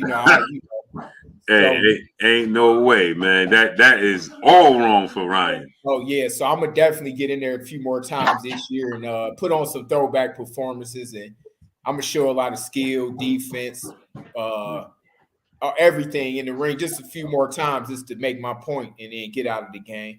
Mm-hmm. Yeah, I wanted to see that, man. I think it's still gonna happen. I don't know if that's gonna happen, that fight, but yeah, I don't see, because even Tevin for Ryan is not a even if Ryan win, I don't think he's gonna look good winning. No, Tevin is a difficult fight. That's why I picked him. I'm like, damn, what's the hardest fight that I can get where, he right there. He not Devin or Tank or none of them, of course not Devin, but like shit, Tevin, like he's slick, he crafty, he got a lot of skills, he can fight, he need to fight as well. So I want to fight some real fights, but like I say, it's Devin is still my first priority. So, but I've been in the gym, I've been around the scene, but yeah, I'm gonna definitely get up in there. For sure. Dub_, right side. He said, blessings, not bleeding. Yeah, we know what you meant. Real Boxing Facts, host by Big Rich in the building, dropping half a dub on this. Big Rich from the Bay. Yes, sir. He said, Mickey Bay is my fam. What's up? Salute, Rich. Yeah, man, that's my guy. Hey, Black Blood Sports TV. He's one of the dudes that he's one of the dudes, right? That continue to tell me, oh, Boots ain't fight nobody. He can't beat Conor Ben and all that. Black Blood Sports TV. He one of them fans which is good to have in boxing because you get the dudes that like to go for the underdog. Mm-hmm. He probably one of them cats like, man, if Devin fight, he going for the other guy. He probably gonna go for Kambosos. Yeah, Valdez too. Oh yeah. He's gonna go for Valdez and Kambosos. He gonna at least go for one of them, I guarantee you. Mm-hmm. Mm-hmm. Oh, he definitely going for Kambosos. Heavyweight. Yeah, he said, what's Mickey's top heavyweights? I think Usyk, Fury, Usyk. I still got Wilder at the top. I like Ruiz if he get in shape, Andy Ruiz. And I actually got an underdog, a veteran, kind of a sleeper named Johnny Rice. He trained at our gym. He won an upset again a week ago. Mm-hmm. Yeah, over Coffee. But he can fight. I like the young kid, Big Baby. Mm-hmm. I think he gonna be a problem. But yeah, those are the guys that I like right now, heavyweight. Teron L. Smith, brother in the super chat. Salute, Mickey. Ortiz good, not great, honestly. Yeah, Ortiz is he. You know what? Did you see the fight with Virgil Ortiz and Igas Kavalauskas? Yeah, I kind of saw like the highlights. Yeah, he was almost knocked out in that fight. Yeah, to me, he looked like he liked to fight fire with fire. So it's just a matter of time. It's fun for the fans and everything, but that type of style is like a crap shooting. It's a gamble. You taking a gamble the whole fight. One day you might lose that gamble. You ain't gonna always win. Right, exactly. You can always win the gamble. You can get caught. I just hope that he don't get reckless and get caught by a fighter that's not on his level just from trying to over excite. But at the end of the day, he could fight. He kind of, he could fight. I just think that he's trying to, I think that he just trying to over impress and keep his knockout streak going, but it ain't gonna happen at the top level. You ain't knocking everybody out. That's a fact. Mm-hmm. Matthew Graham, brother in super chat. Salute, Mickey and Blue. Outstanding show as always. Salute to you, great brother. George Woods, brother in super chat, he said, gentlemen, salute to you, great brother. Deal with the TV. What's going on? So now, there's talks that Tevin Farmer. I mean, not Tevin Farmer. Conor Ben could be fighting Maurice Hooker. I like that fight. Yeah, that's a good fight. Some, you know what? Yeah, that's probably a toss up, depending where it's at, and because Maurice could punch too, Mm-hmm. and he He didn't. I rangy, think man. is he with the Crawford camp now? Yeah, yeah. He training with Bud. Yep. Yeah, I think that move up in weight might help him because maybe that 140 was killing him. Mm-hmm. So Mm-hmm. that's probably a 50-50 fight, depending where it's at, and That was actually Virgil Ortiz's last fight. Him and remember he injured his hand or something, his shoulder. Yeah, Mhm. right. Yeah, I think Virgil will probably stretch Conor Ben though. yeah. That's the same thing I said. I said Yeah, I think Virgil beats with Conor. that style. Yeah. Conor Ben is getting better as he goes, but Oh, he's okay. not just on. They just came out better. They came out faster. You know what I mean? It's like Oh, yeah, right. he trying to prove himself. You know what I mean? Like if you Conor. watch him 4 fights ago compared to his last fight with Chris Algieri, is night and day. Oh, okay. Yeah, I gotta really check him out. Yeah, I would like to see um I would like to see Thurman in there with maybe like a Boots or yeah, Ortiz or Virgil Ortiz. I would like to see one of them fight, but it don't sound like nobody really want to fight Boots, to be honest. The only dude I think that probably would fight him is Crawford. It like everything have to be right. Like, hmm I don't think people want to risk being his first title shot. right, That's a dangerous, right. getting in there with a young dude that's fighting for his first belt is that's a hard task. But Terrence is a dog. He the kind of guy that'll fight anybody as long as the business is right. And he big too. Boots, Terrence, no Boots. oh Booth, yeah. You seen him in person? Yeah, He bigger yeah, than he big. he bigger than they got him listed at a lot Yeah, of these pro. They yeah, had the stats when they first turned pro or they was in the amateurs. right, That's why like some dudes would be listed at 5'10", they might be 6 feet or right, 6'1". right. Because Yeah, they either grew, they got the stats from like when they first turned pro, and then they right, grew, and then right. they still have them like at the same. They still got them like at the same stats, and and Boo's got some good size on him. Like I think I heard them say he probably be able to go as far as middleweight. Yeah. Oh, for sure. Definitely, For yeah. sure. Teron L. Smith, brother Super Chat, he said he's a smaller David Benavidez, the exact same style. Yeah. He told Oh, me, Ortiz, yeah, yeah. similar. Uh-huh. Yeah, from what I seen, similar. Yeah, they're Opal Boston. What's going on? Their offense is their defense is their offense. Yeah, right. I gotta watch Virgil though, because Benavidez still is a boxer. He just aggressive. Mm-hmm. I think Ortiz got skills from what I saw, but he looked like he a little more of a banger than Yeah, David. he load up. He load up more. Yeah, David will David set you up. He yeah, throws he'll set you up. speed. Yeah. He could He box active. man, He active, but it'd he be real penny active. pats until he get you where he want to But get I you. like Ortiz though. Ortiz is a dog. Like he definitely gonna be, he definitely gonna beat a lot of fighters in boxing. Mm-hmm. Smooth Groove Boxing, brother, in the super chat, dropping that half a dub on us in the super chat. He said, "Shout out, Booba. I want to thank you so much for what you do for my daughter, man. She just left back to college. She runs track for Texas Tech, and I know Jada is watching you as you speak. Salute and thanks, man. Oh man, blessings to your daughter, Jada, man. Blessings to her, man, and blessings to her on her journey, great brother. Salute to her." No doubt, great brother. Smooth Groove Boxing. Appreciate you, great brother. She on the way to Texas Tech. Man, blessings out there. Black Blood Sports TV, brother in Super Chase said, "Do you agree? Loma best at 135 and Khan versus Brook prediction." You want me to answer that? Yeah, he asking you because Okay. me and him go back and forth about Loma being the best. That's the other cat. Yeah, that's him again. I'm gonna be honest with you. Well, of course, Devin is number one. That's hands down. He don't want no You don't want smoke. to hear that. Yeah, he don't want no smoke with Devin at all. He don't want to hear that. Loma, I'm gonna be honest with you. Loma is a hell of a fighter. Like I can't even front and say dude ain't nasty. He real nice.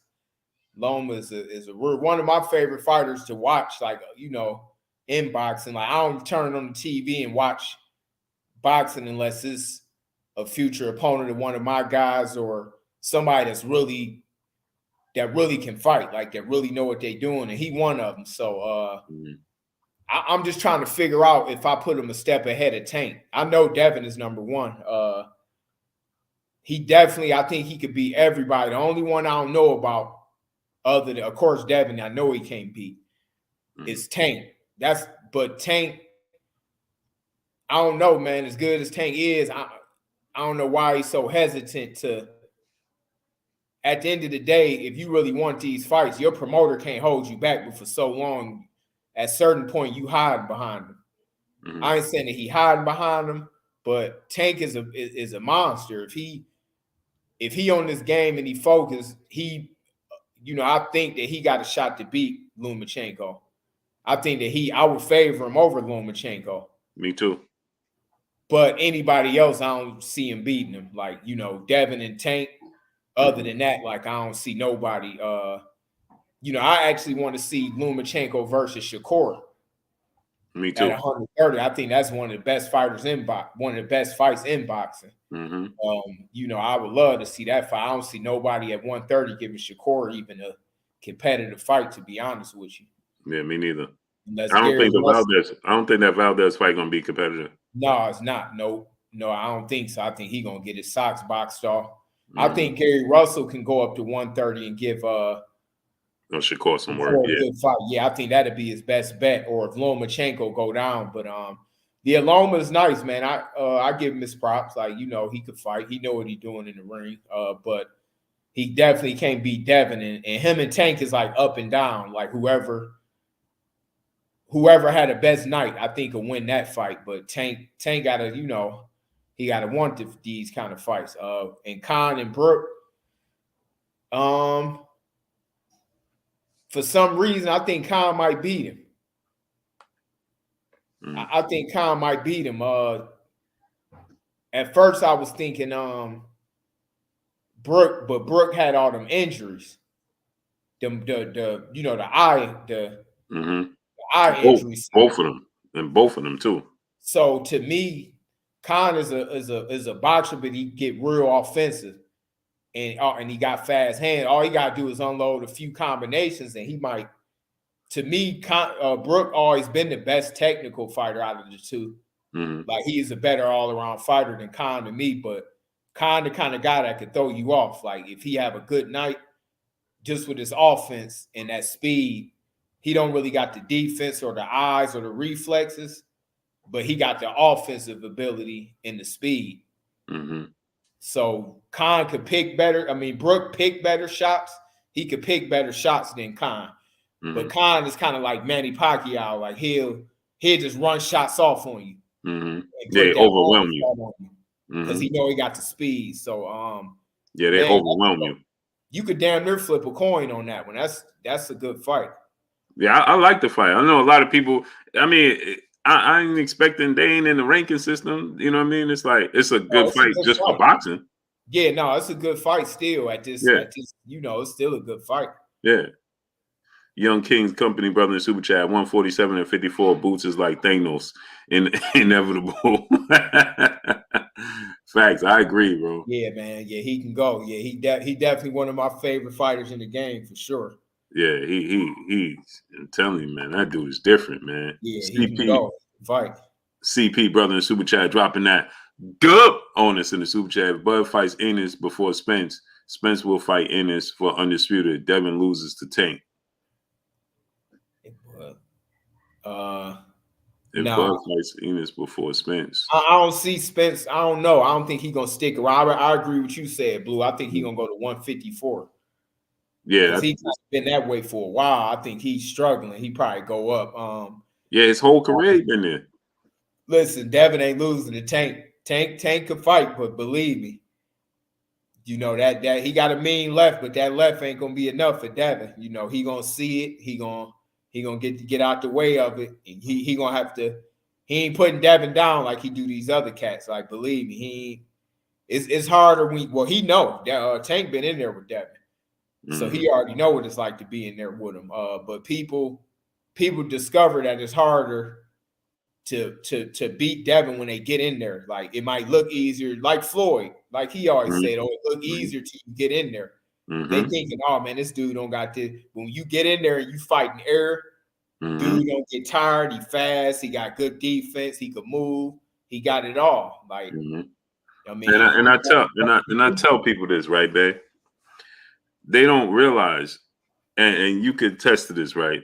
I tell people when you saw him fight Linares and when you see him fight Joseph Diaz, that's not what he's going to do with Tank. He's not going to. You're going to see. That's what I tell people is different.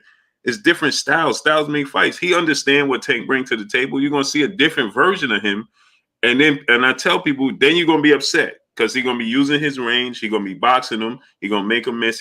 This is what I said. He's going to frustrate Tank. You hit the nail on the head, but tell me this: is Tank gonna come in like he did with Pitbull against Devin? Oh, absolutely not. He got to be the aggressor. That was real close, that fight. Yeah, he got to be the aggressor.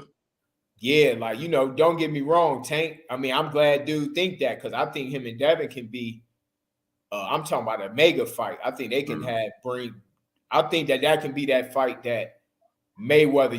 He brought them events out when Floyd fought. He had Vegas turned up. He had everybody out bigger than the damn Super Bowl. He had a whole. I'm sure Blue. You've been. That's a fact. That's a fact. Like that, man. It's a different type of environment. Man, it's a different. Even when he fought Logan Paul in Miami, I was like, man, this is. No, I'm gonna be honest with you. This is what I was thinking. I'm like, man, Floyd should come back and fight De La Hoya, or you know what, or Pacquiao. Right. Yeah. And he still make big money. Oh man, that shit is sell, man. It'd be crazy. I think that Tank and Devin can do it. That can be one of them crossover fights. Right. And this is what I said, right? I said this. I said, imagine this.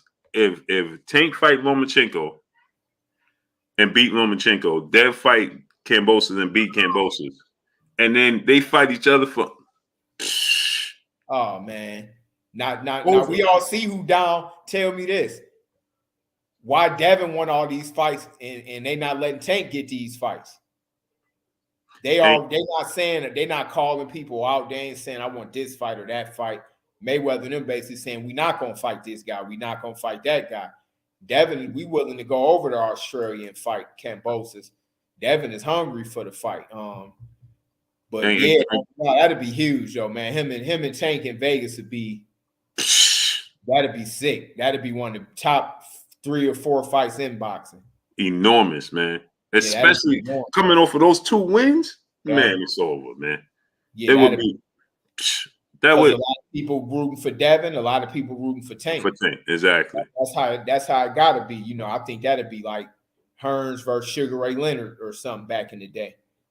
Calvin Ford said yesterday, Coach Calvin, he said that they waiting on Floyd. The Tank and they want the Lomachenko fight, but they got to wait for Floyd to make it happen. No, that ain't true. I got to disagree with that. If the fighter really wanted, when Lomachenko wanted to fight Gary Russell on the PBC card, it happened because he told Top Rank this is only his 3rd pro fight. He wanted that fight. They was like, man, this is a risk. You 1-1, and you gonna go over there and fight a good fighter like Russell. He begged for the fight. Like, if you really want to fight Floyd to step out the way, I don't think we can't put that on Mayweather. He probably suggesting it, but because I think, did you say that? I think you might have made a valid point that was, that's their only big star, right? Which is their fault. They're supposed to be promoters, promote. I mean, yeah, of course you're not gonna get a whole bunch of mega stars, but you're supposed to promote more than one fighter. If you got you shouldn't have to bank on one dude. That's the difference. They got all their eggs in the Tank basket. Yeah, PBC got a bunch of fighters. Al got a bunch. Eddie Hearn got a bunch. Top Rank got a bunch. They're not banking on one fighter, so they more moving like a manager or advisor, right? With just banking on Tank. But my thing is, win, lose, or draw, he's still gonna have the same fans if he lose to Lomachenko just for fighting him. He's still gonna come back. And everybody gonna order his fights, but if he come in right, he can beat Lomachenko. I think he could too. Because But I don't see why these dudes letting this cat call them out. Like, this wouldn't even be honored if you look at our street code over here. All these dudes talking about they street niggas and this and that, and they letting the Ukrainian call them out. Right. That's what I like about Devin. Like, he don't claim to be all of this. Yeah, his dad grew up in the streets, but dad grew up, a good life. He don't claim to be this street dude and this and that, but he willing to fight anybody, and he's saying it. He putting their names in his mouth, and he want to make it happen. Zach Knapp, brother in Super Chat, said Boots is listed at 5'10". What's his actual height? He easily 5'11", 5'11 and a half. Definitely, yeah. And he got some size on him too. He must. He about the same size as Jamel Charlo. Yeah, he got some size on him for sure. Like, man, he definitely got some size. But yeah, I think he about at least 5'11".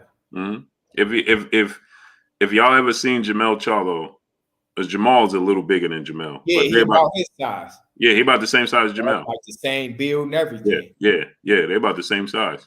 Damn, come to think about it, that's a good fight too. That's a great fight. I asked him about that last week. Yeah, of course he feel like he could win that fight. But I think Jamel, after this fight with Castano, he gone. He ain't staying there at 54. Oh yeah, probably not. And I think he want to get out the way of Errol. I think it's like a domino effect. Oh yeah, definitely, yeah, Jamal's gonna go up to 68. Oh, for sure, yeah, definitely. He going up to 60, and Errol will go up to 54. Yeah, they get out each other way. Brother CP, brother, back in the super chat. Here we go with this myth, brother. He said Devin's chin won't stand up. Bro, y'all seen him clip one time, brother. Hold on, tell me this. Gamboa's chin stood up for 12 rounds. That's all I'm gonna say about that. Popped Achilles against Tank. Tank could punch, but like I say, would have popped Achilles though. He popped his Achilles. My thing is this: number one, you got to be able to hit him clean. But Devin already showed he could take a punch. He didn't took some from JoJo and Linares. Linares is a sharp, hard puncher with accuracy. I mean, he already showed he can take it. Boxing is boxing. Anybody can get hit and get wobbled. Every fighter in history got either dropped or wobbled. That's just a fact. I mean, it's boxing, but I mean, I'm glad you think that. That's what's gonna make the fight big. So I can't knock his opinion. We hope that it happen one day. Not to mention, people, they don't realize the fight with Linares. People don't realize how hard of a puncher Linares is. Linares got more knockouts than they got fights.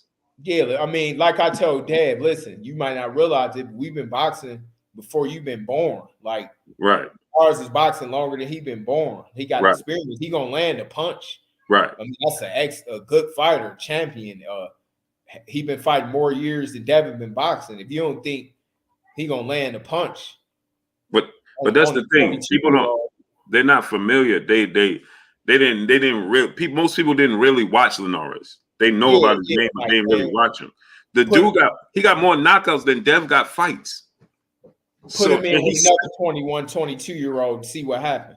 And he sat Lomachenko down with the same punch. Oh, you know what? I'm glad you brought that up. I always say that. Now, they don't want to mention that. Right. They don't want to mention how he set Lomachenko down with the shot. Sat him down. So Dev ain't hit the canvas. Like, oh, yeah, man. Listen, Devin proved with that one shot that he got a great chin. He came back and beat him the next 2 rounds. I try to tell people, like, is you underestimate Linares, man. And that was the last punch of a 5-punch combination with 10 seconds left. Man, yeah, the end of it. I mean, if you don't think this dude wasn't gonna land a good shot, then you got to be kidding me. Like, that's how high the expectations are for Dad, which is a good thing. Right. But if you think this man not supposed to get hit in the whole fight, I mean, we seen Floyd hurting at least 6-7 fights. It's Chop, Cotto might have wobbled him, Madonna, a bunch of cats. Like, come on, man. Emmanuel Augustus. Listen. Sad. Yeah, like Floyd ain't, and he came and got the victory. Like, this boxing, man, these dudes professional. They do this for a living. Like, if you don't think Shane Mosley. Shane, they don't mean nothing just because you get hit with a good shot. It's boxing. And look at I always say this. Look at the people that are considered the greatest defensive fighters. Look at Willie Pep. How many times he hit the deck? Look at Floyd. How many times he was buzzed? Pernell Whitaker on the deck. James Toney on the Yup. deck. Like, what are we talking about? It happens. Oh, 100%.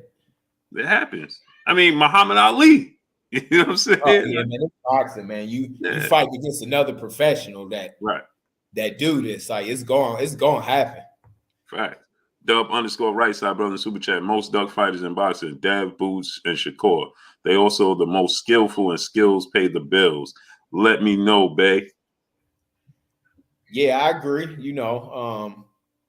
I agree, man. Them some excellent fighters. I think that them 3 fighters could carry boxing for a decade or more than that. Mm-hmm. Ohio Run Boxing, my brother in the super chat. Salute to you, great brother. What's up with you, bro? I see you. LV Slugger, brother in the super chat, he said, I think Tank will be the first to KO Loma. # the one. To be honest, I think that he's capable of it. It's just on him to really want it. Like, he got to want it. I think, I think it can happen, to be real with you. Mm-hmm. CP, brother, back in the building, back in the super chat, dropping another dub on us in the super chat. He said, man, I'm buying all the fights. Devin is my top 5 under 147. Tank, Devin, and Shakur, the 3 wise men. Oh, yes, sir. Yeah. Them all three hell of a fighters for sure. Yeah, I feel like Tank could stop. You know what I noticed about Loma? He's not comfortable on the back foot. When you push him on the back foot and you're aggressive with him, he'll move around. I see some holes in him for sure. Yeah. Like he want to make you miss. He'll make you miss, but he ain't comfortable with being offensive off the back foot.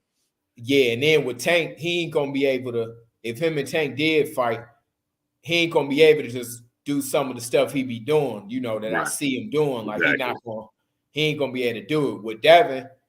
I think all 3 of them could beat him. Right.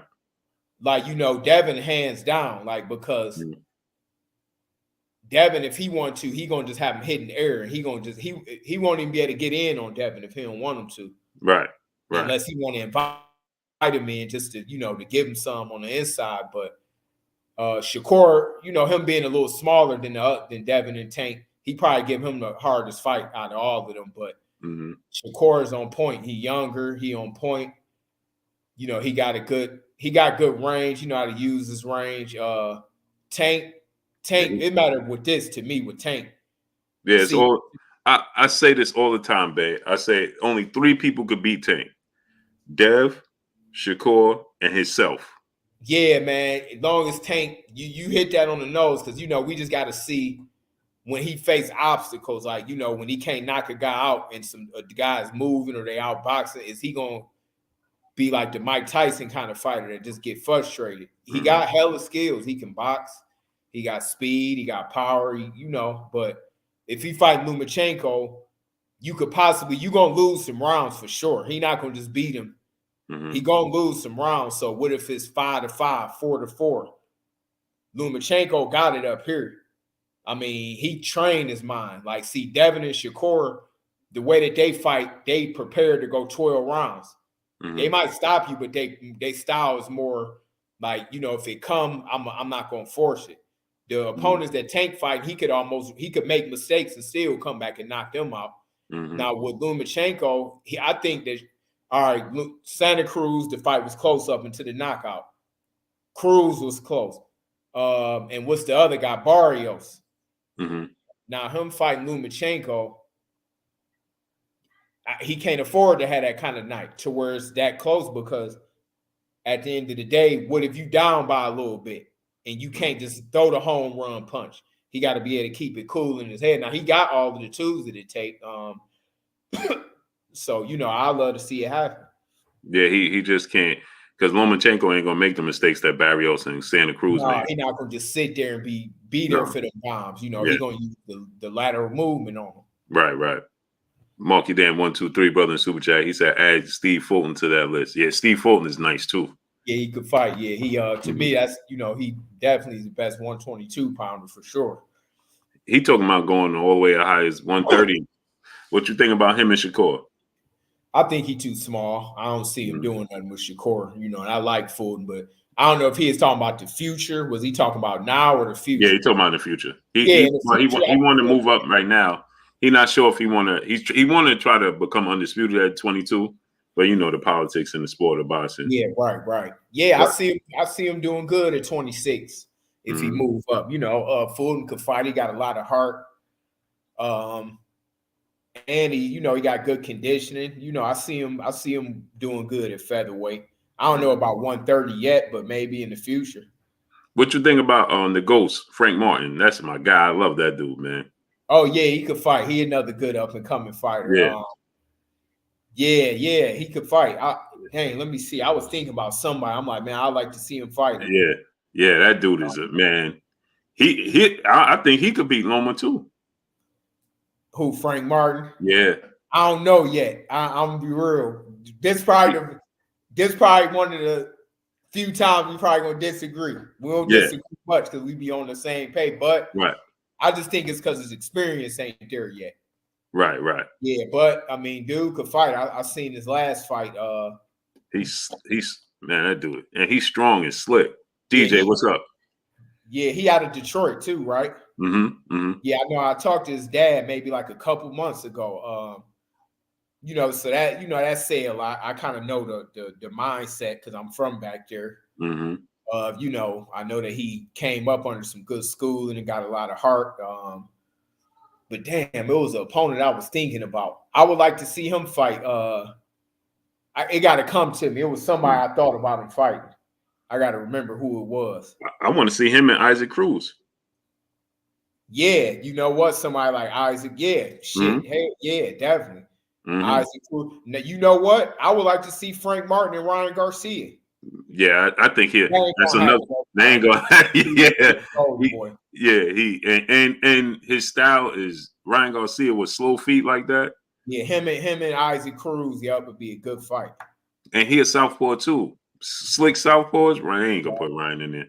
Yeah, him and Isaac Cruz, or him. That'd be a good fight. Or Jojo Diaz. Yeah. That'd be hella good fights for him. Daryl Hickenbottom, brother in Super Chat. I'm sorry, fellas. Tank get hit too much. His defense is suspect. Loma extremely focused and super skillful. A boxing general. Loma wins. But y'all got to factor in who Tank fighting and how he fighting them. You know what I'm saying? He ain't gonna. He know he can't. Again, he can't fight Loma how he fighting Leo Santa Cruz and Mario Barrios. That's not the Loma you're gonna get. Nah, no.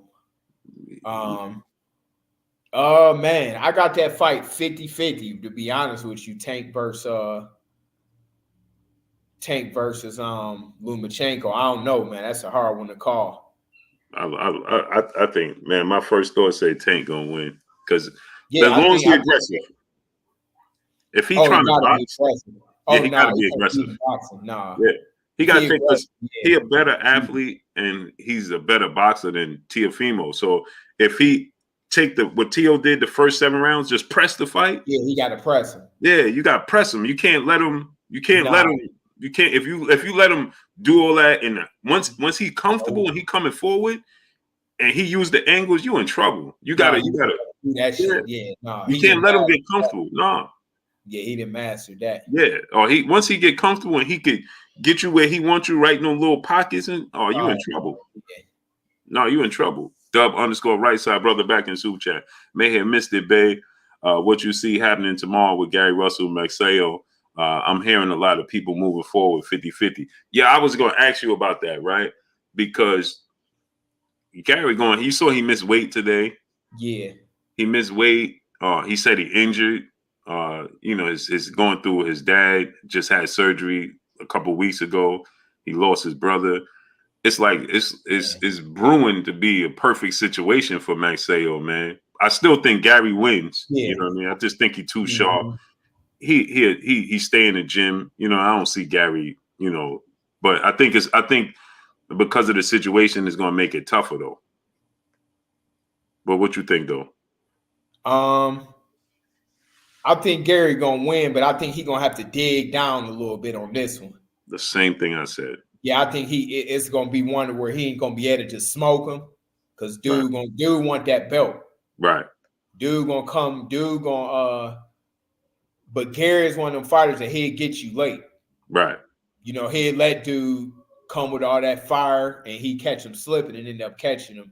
Right. But I think the first half of the fight, Gary gonna have to dig it out because dude looked like he gonna try to outwork Gary. Mm-hmm. Yeah, But he got that. He all offense. Like he all offense. he trained with Freddie Roach. He Manny Pacquiao protege. But Gary just got too much. I think too much experience, speed. I think Gary would beat him probably by like a unanimous decision.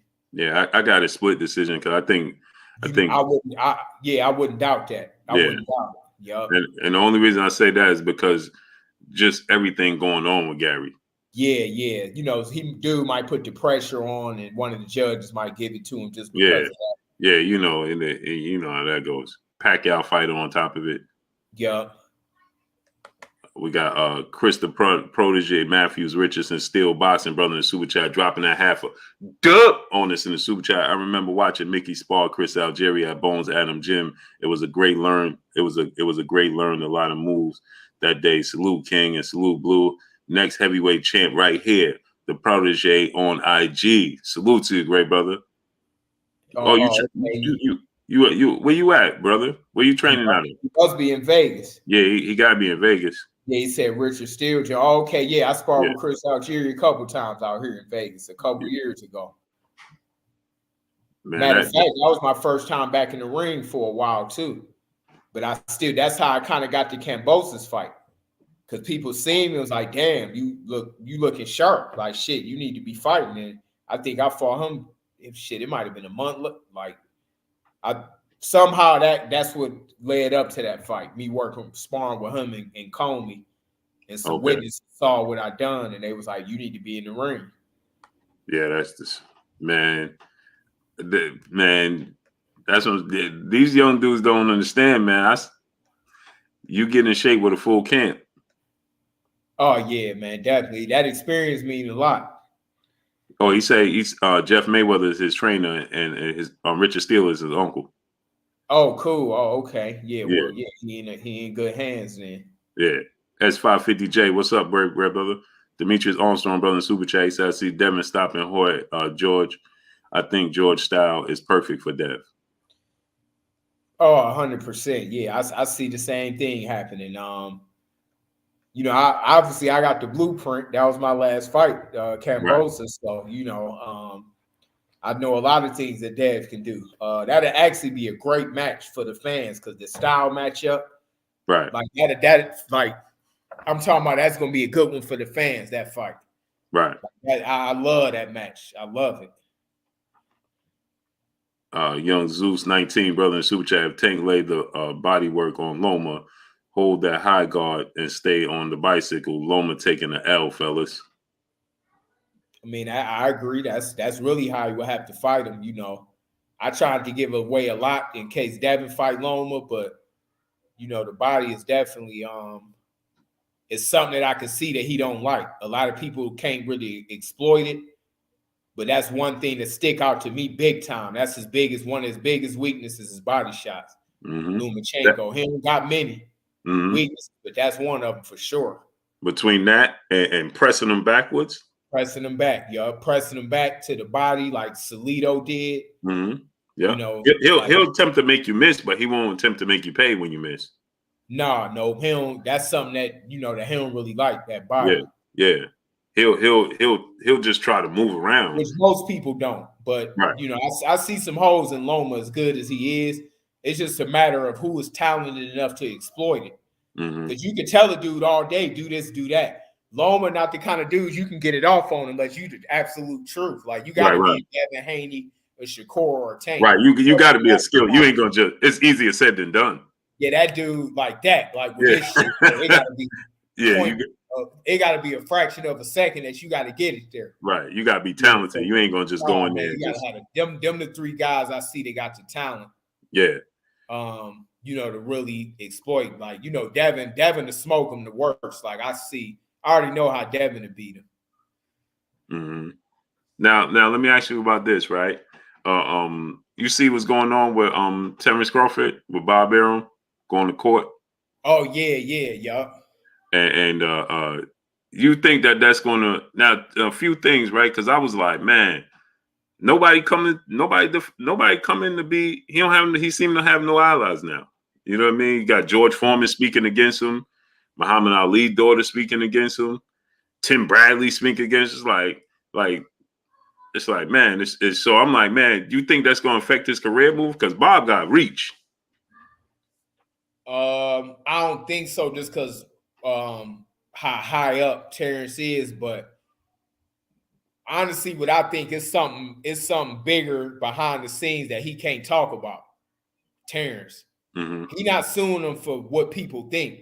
It's something else behind the scenes, more than likely, to happen. Terrence ain't the kind of dude who's just gonna sue Bob. He always gave Bob second chances, third chances, fourth. When Bob said stuff, they always came back and shook it off. They shook hands and went back to work. It got to be something behind the scenes that ain't being mentioned. Believe me, like it ain't just that little stuff that's out there. It got to be something.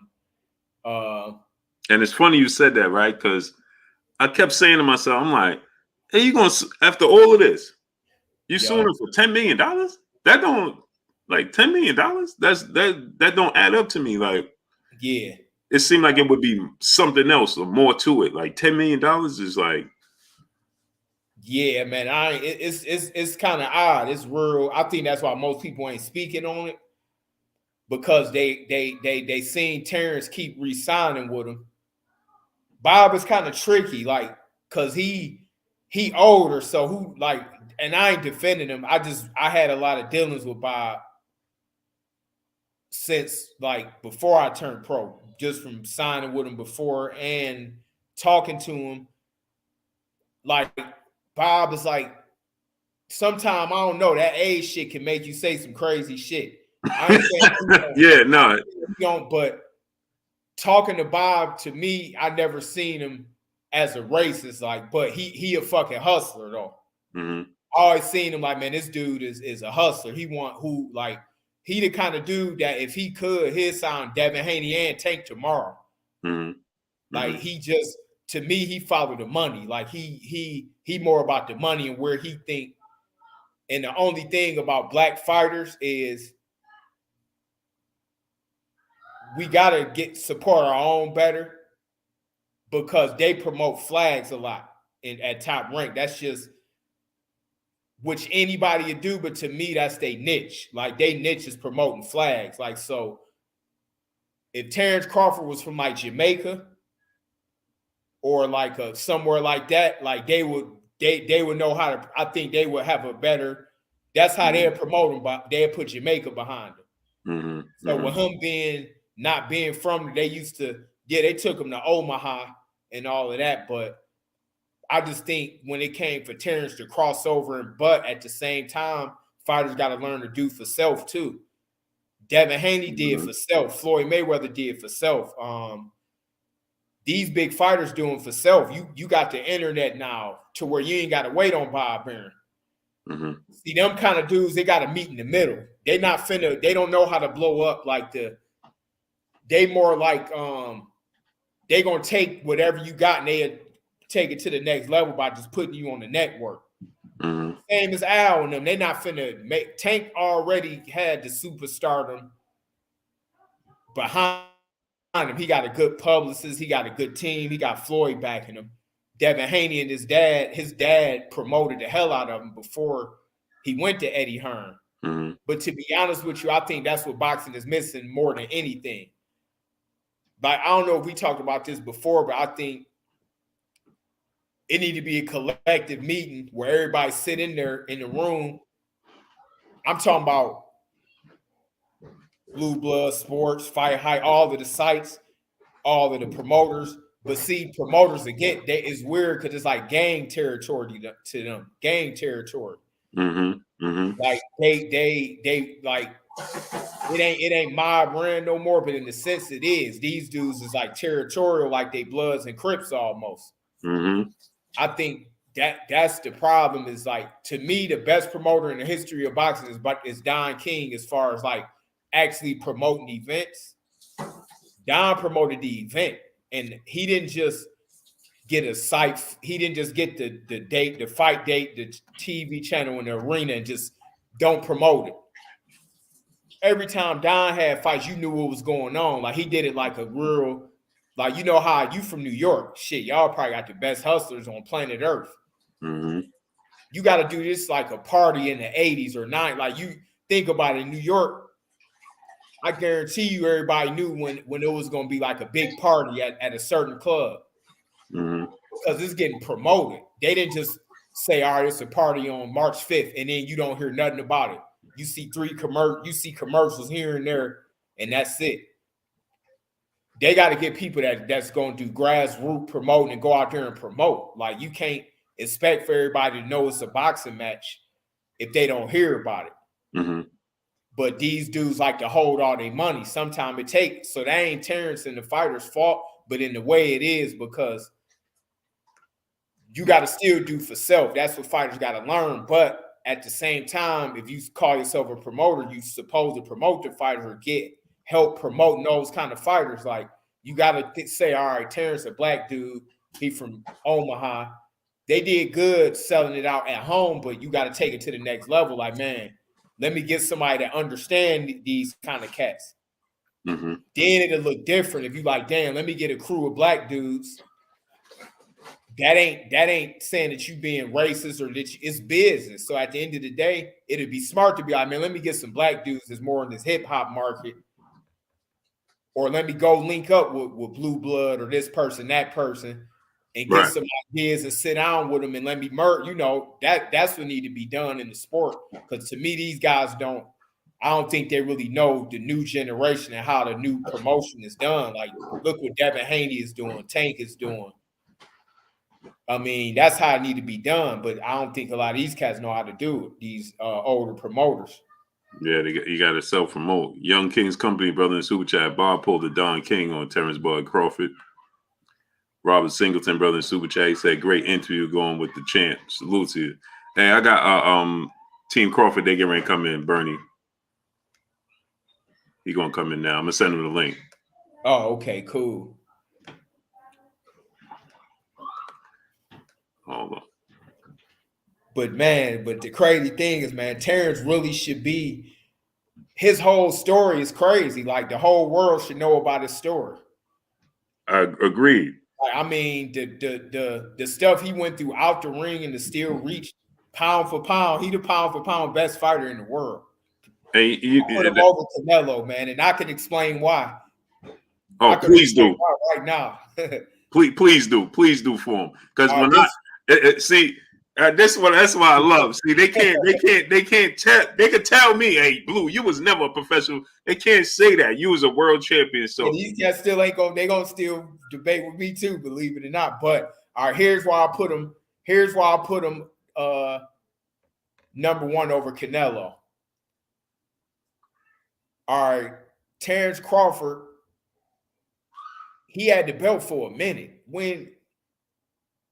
Here go my biggest arguments, right? And this is gonna be hard for people to deny. What close fights have Terrence been in?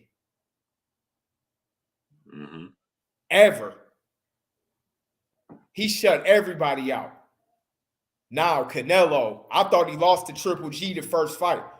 If they did the decision correctly, he would have lost that fight. That fight wasn't no draw. Mm-hmm. Triple G won the first fight, so that would have erased that completely. He lost to Floyd Mayweather. I thought he lost to Lara too. He could have lost to Lara. And then he lost an earlier fight. Even though that was early in his career, he could have possibly lost a couple early fights, 2 or 3 of them. Mm-hmm. People don't know about this, but I'll forget about them early fights. But let's just say Lara, Triple G. He lost to Floyd convincingly, but he should have had a loss at least out of Lara and Triple G. I thought Triple G won the first one. Somebody talked me out of betting the draw, and I'm sick because I would have won like 50,000. Because I figured that Triple G would have won and they would have called it a draw. I was finna walk up and get a person my money at the casino. The person I was with said, no, don't do it. They're going to give it to Canelo. I ain't do it. And they called it a draw. I said, damn, I would have won like 70,000. But that's what my argument is. Now, let's go back.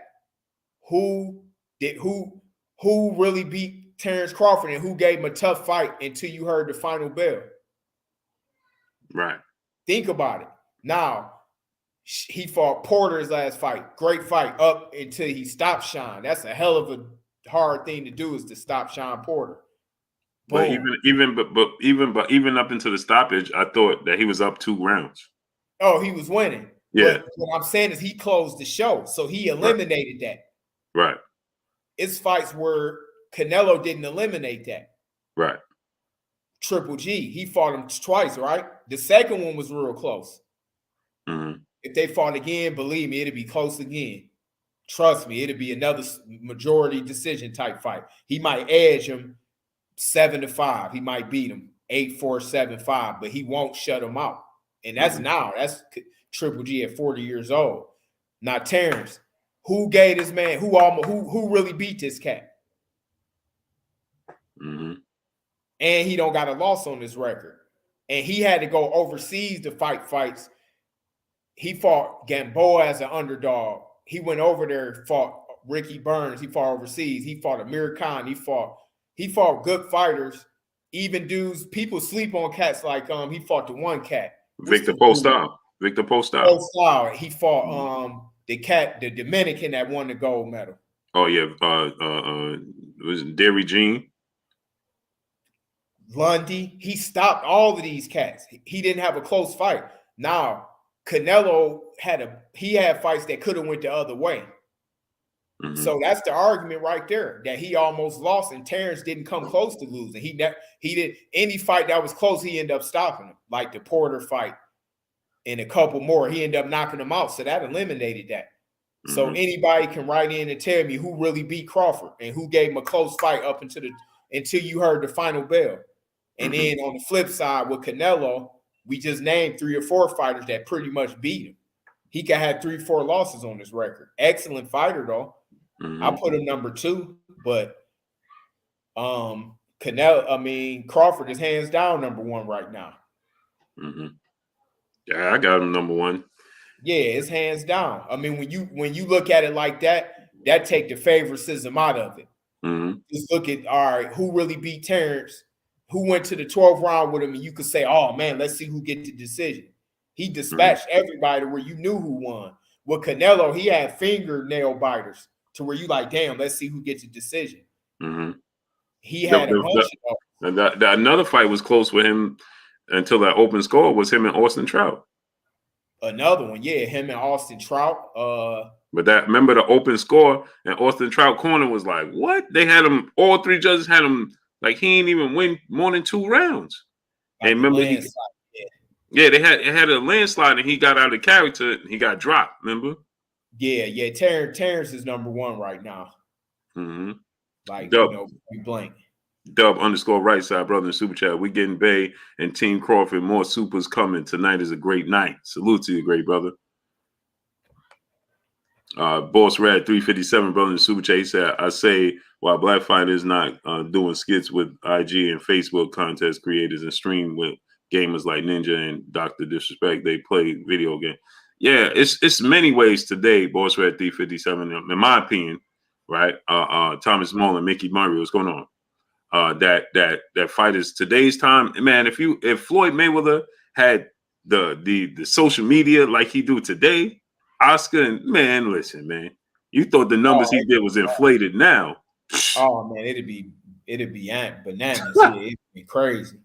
Ranu Santos, brother, super chat. Blue and Mickey sending love to Kurt. Yes, sir. The historian. Salute, blessings to the Kurt, the historian. Salute, Ranu Santos, my brother. Black Blood Sports TV, brother in the super chat. What high level fighters has Terrence Crawford fought? See, that's the thing, right? And let me say this, right? Nice. Nice. Oh man, that's my man. Hey, Bernie, turn me down in the back. Okay. You ain't gonna believe this shit, Blue. I'm gonna let her say it. All right. I don't know if you gotta turn me down in the back, Bernie.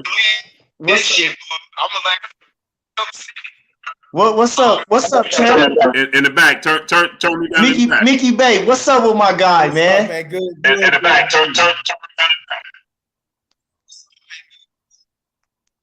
Oh man, nothing good.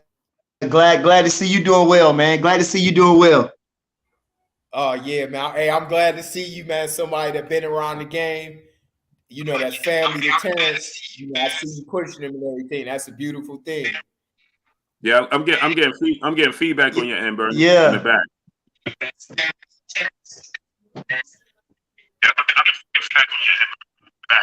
What you want me to do? Just you got me on the speaker or something? I don't know why. You got me on the speaker or something? Oh, hold on. Maybe I do. Hold on. Wait. All I right. didn't think I did though. Speaker. No, I just entered into the studio. I ain't got no speaker on. Why is it doing that? Is it on my end? Fuck, let me see. I don't think it's so because I don't have you on speaker. I just entered into the studio. Oh man. Is it Yeah, better because it's now? only when I talk, right? Yeah, it's only when I talk. Yes. Yeah. Let me see. Let me see. Y'all can hear me now? Yeah, I hear you. But I gotta mute Bernie to talk. Unbelievable. That's cool. Go ahead. All right, Hey, let me answer this question though. Since let me get him real quick. Because this dude, he I think he's from the UK. That's what it is. But he said, what high level? Okay, so this is what I'm saying, right? People don't realize how Victor Postile was viewed. They said that Terrence Crawford was avoiding Victor Postile before Terrence Crawford fought him. They said that Danny Garcia and Bud was avoiding Victor Postile. And this is what I'm talking about. People need to do their homework. Then Bud goes in there and dominates Victor Postile, and we act like because you view Victor Postile how you view him today's time, how he's viewed today's time, you don't remember how good of a fighter Victor Postile was. They don't remember Gamboa was a pound for pound fighter. They don't remember this. You know what I'm saying? They don't like. So when you say what level, these are high level dudes that he fought. Man, listen, I could run off a bunch right now. I'm gonna tell you who I give him credit for beating. That was top fighter.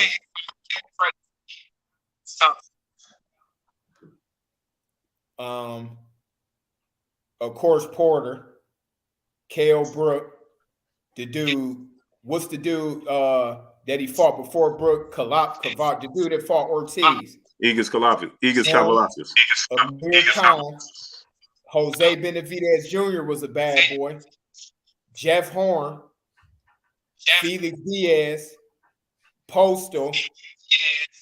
I give him Delorme. I give him Beltran. He could fight. Another former champ.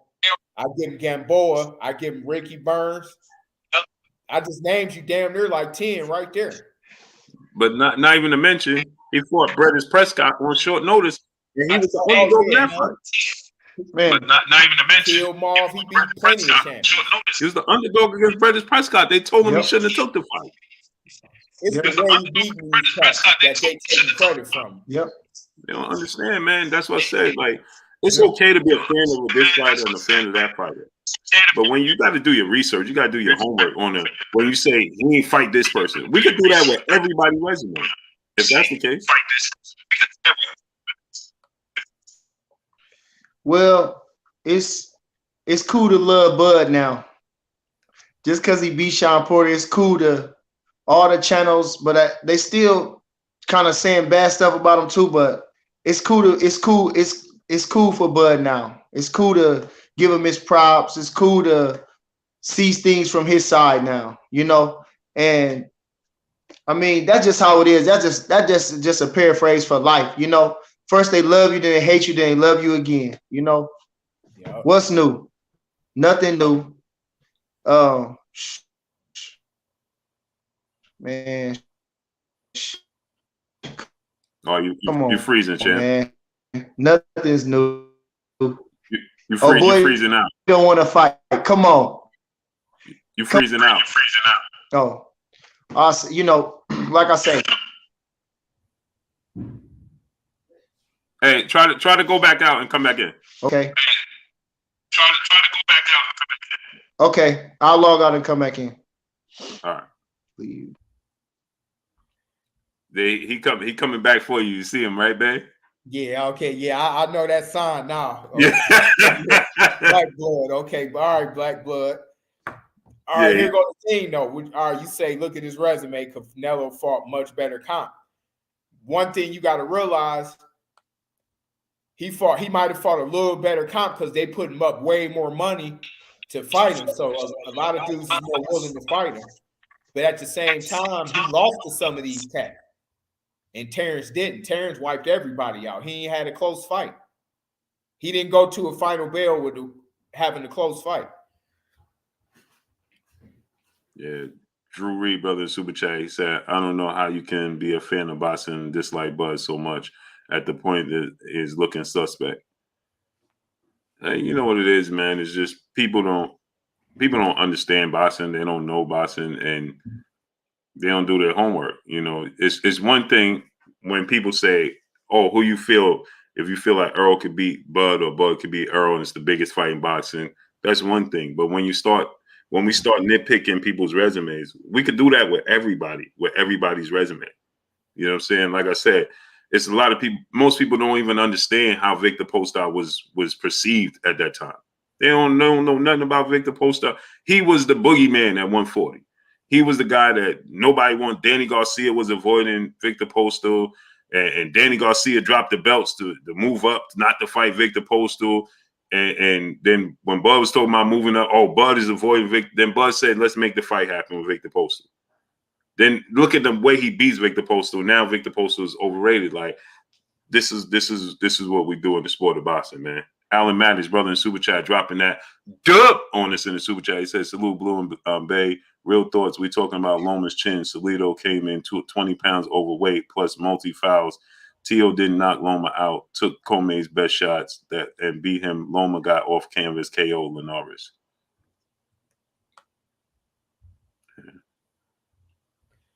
Alan Maddox, brother in the Super Chat, back in the Super Chat, dropping a hat. Hold on. Dub on us. Hold on, I mean to cut you off. We ain't say nothing about Lomachenko chin. What was he talking about? He said something like that, the last dude?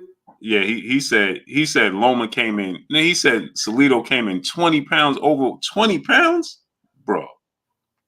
But he was saying that we said something about Lomachenko chin. We ain't question his chin. No, but to say Salido came in 20 pounds overweight. Salido did not come in 20 pounds overweight, man. He said multiple fouls on Tia. But here's the thing. Let's say that's the case, right? Multiple fouls. Mikey Garcia ain't have a problem with Salido. Gamboa ain't have a problem with Salido. He ain't change up his style. He was knocked out 5 times in his first 15 fights. And had 2 draws in his first 15 fights, Orlando Salido. Mikey ain't changed his style. Mikey ain't have a problem with him. Gamboa ain't have a problem with him. The first 5 dudes you can't even name, you don't even know who they was that knocked them out and had draws with him. Salido? Yeah, with Salido. So that's what I'm saying. He didn't miraculously just change his style. What you think, Champ? What's your take on Lomachenko? Oh. First, I think, like I say, first that was a hell of a fight to fight Salido in his second fight. Come on, Mickey. Come on now. Listen, now Salido, he's a veteran. He got better as time went. You know, he just one of the ones that didn't give up because he wasn't the one sought out talented. He wasn't the one they was making the one for, but he kept going. He made himself a solid fighter doing all that fighting that he did. And for Lomachenko to fight a guy like that in his second pro fight, come on, bro. Listen, that man was a seasoned veteran by the time he fought him. He had already beat, did he beat Wama by the time? He beat Wama. I mean, he had already fought Gamboa. Like I say, he already been a grizzled veteran. So for this man to fight a champ, that type of guy, to last the fight, and it only made Lomachenko better, man. At first I wasn't the biggest fan of him. I thought it was like a hype thing. But as I watched him now, and then you see how hungry he done got after he lost to Tio, man, like I say, I give him his credit. I give him his credit. Can't take nothing away from Lomachenko. Yeah, I agree. He legit. He all the way legit. Alan Matty's brother back in the super chat, dropping a half a dub on us. He said, outbox Gary Russell. Russell had 24 fights undefeated at that time. Only thing I see beating Loma is age. Seem like T.O. don't want no part of rematch for after Loma surgery. Got Loma over Tank. All right, the Tiger Brother super chat. I've always said when no one beating Crawford, no one beats Devin Haney either. Yeah. Dub underscore right side. He said too much feedback. We can barely hear. Yeah, I know what it is. When Bernie talked, then I just got to mute. I got to mute me and Bay, and then there's no feedback. But then when we talking, we got to mute. That's all. 202 Boxing Life brother dropping a dub on us in the super chat. DC to Omaha. Salute to the Blue and Team Crawford. Boxing politics take for granted and general rationally talented like Bud. We enjoy him in DC. Terrence going to be the Charles Burley of our generation, a legend who wasn't appreciated. Mano, brother in the super chat, said, Blue, thanks for the interview. Much appreciated. My question to you, great men, what's your opinion with these boxers testing dirty and getting passes? You talking about Valdez? What's your thoughts on that? Y'all both boxers, professional boxers, man. Y'all both compete in the sport. Y'all train. What's your thoughts on fighters and the banned substances? To be honest, he gonna need he ain't none of that gonna help against Shakur, because like we said earlier, skills pay the bills. I see that being a shutout. Most definitely. Especially how that especially how like I say, that Conseco guy gave him all them problems moving and boxing on him. But Shakur gonna be there standing in front of him too and not getting hit. So I see that's a good I think that's gonna be a hell of a fight. I think Valdez gonna come, but he more active as well too, though. He ain't scared to let his hands go. So that might cause a little problems with the kid. But far as the fighters using, pads, I don't know. I'm just old school, but boxing is a dirty game. And even back then, people was doing different things to win and, to have a competitive advantage. So,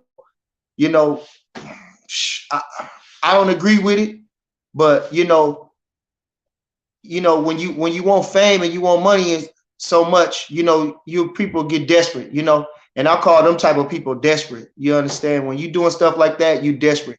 When I was training to really to beat these guys, like really focus and just working hard to beat these guys. I wasn't thinking, man, I'm fighting Mickey Bay, the national Golden Glove champion runner. I gotta do something else to try to, even still the amateurs. What can I do? I was gonna work hard. I just work hard to beat them, man. I gotta run an extra mile or do an extra push-up, or you know what I'm saying, or something. So I'm really from the old school. I never, even probably what I say, to a fault almost. Like I'm not even one to. Like even in the clinch, like I ain't the one to even try to hit you in the clinch, just hit you in the head and try to punch you because I'm so close. Let us break and we'll start back fresh, So, I believe in doing things the right way. I come from the old school, and I just think maybe like the fairy tale, like a Rocky. You didn't see him doing nothing but just working hard. Yeah. So we got my brother Facts Over Feelings boxing in the building. He said, quick question. Give me an update when Danny, Mikey, Broner were all at 40. Where was Bud? Well, when Broner came to 40, Bud was at 47 already. Mikey came to 40. Bud was at 47. And Danny didn't want to fight Bud. So Mikey didn't want to fight Bud. He said he didn't like the style. He said he moved too much. He didn't like the matchup.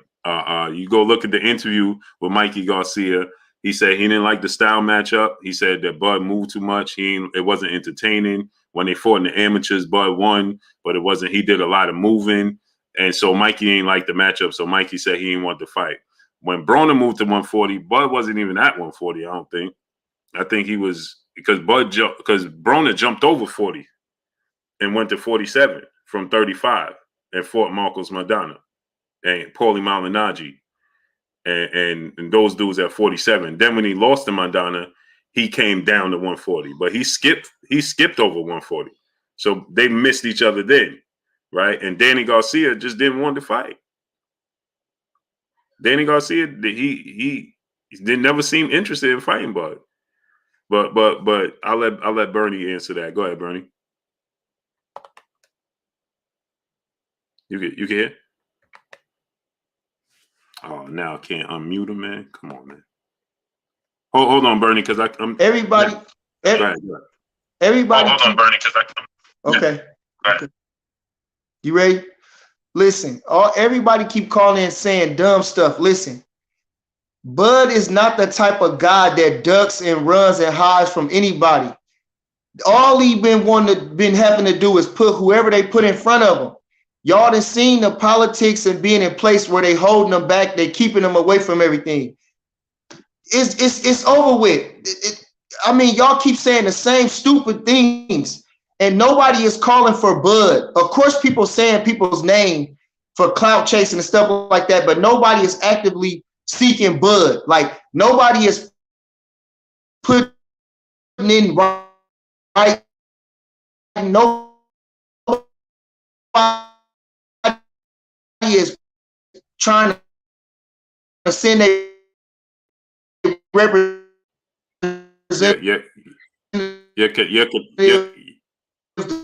to talk to. Connection is bad. He frozen.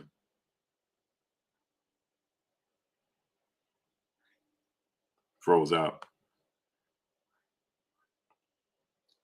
Speedy Cinco, my cousin in the building, dropping that good on us in the super chat. Salute my cousin Speedy Cinco. What's good with you, baby boy? Yeah, that's crazy, man. Now that you think about it, it's like, damn. This what I think it is, and I think it's like this with a lot of things in this country. People get so damn spoiled.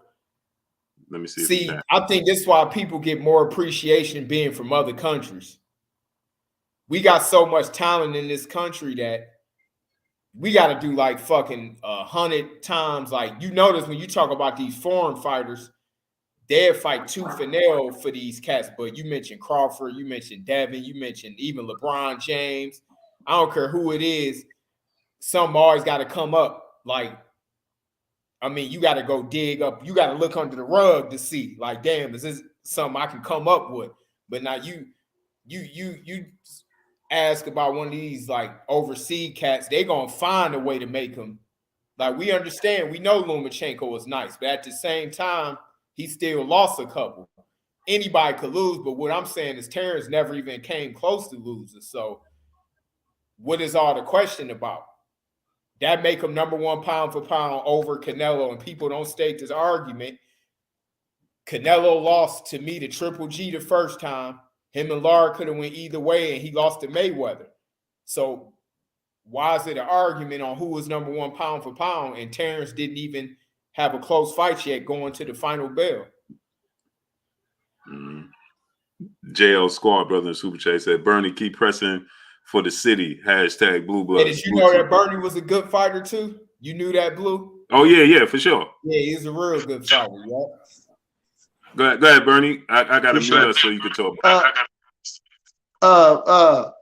Like I say, you know, it just didn't got out of hand. Far as that, you know, far as the questioning in the Bud is uncanny, and it only came up when he gonna get into it with Errol Spence. When he wasn't no threat to Errol Spence, it wasn't no question about if he was good, if he was all this, and who he fought, and it was never that. But ever since it seems like he didn't came in contact with this Spence guy, that it's like a whole bunch of, it's almost like an Illuminati behind this guy to keep him. And like, you know, it's just I can't understand it. I don't understand why the fight is not happening. I don't understand why he's dousing the fight too. That's the other thing that I don't understand.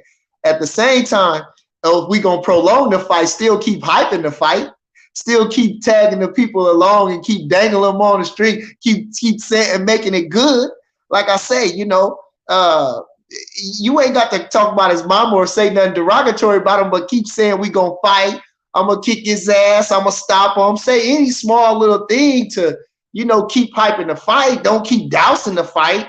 Like they say, they got some fella coming on talking about we don't know what he would take and we wouldn't know what to offer him or something like that. How you don't know what the man to take? Y'all gotta sit down and talk to the man. They not even trying to sit down and talk about the fight, So we was in the gym talking about it today. And they say, well, you should have been pursuing Ugas. And then went off from, it wasn't Ugas. That's why we was trying to get Manny Pacquiao. That way we'd have had 2 belts, then he wouldn't be able to go nowhere. And all on the premise of trying to say we the best. It wouldn't matter if Ugas had 2 belts. It wouldn't matter whoever had the 2 belts. His name could be Joe Smo. Bud just want to be the best, It's just so, but we got some stuff.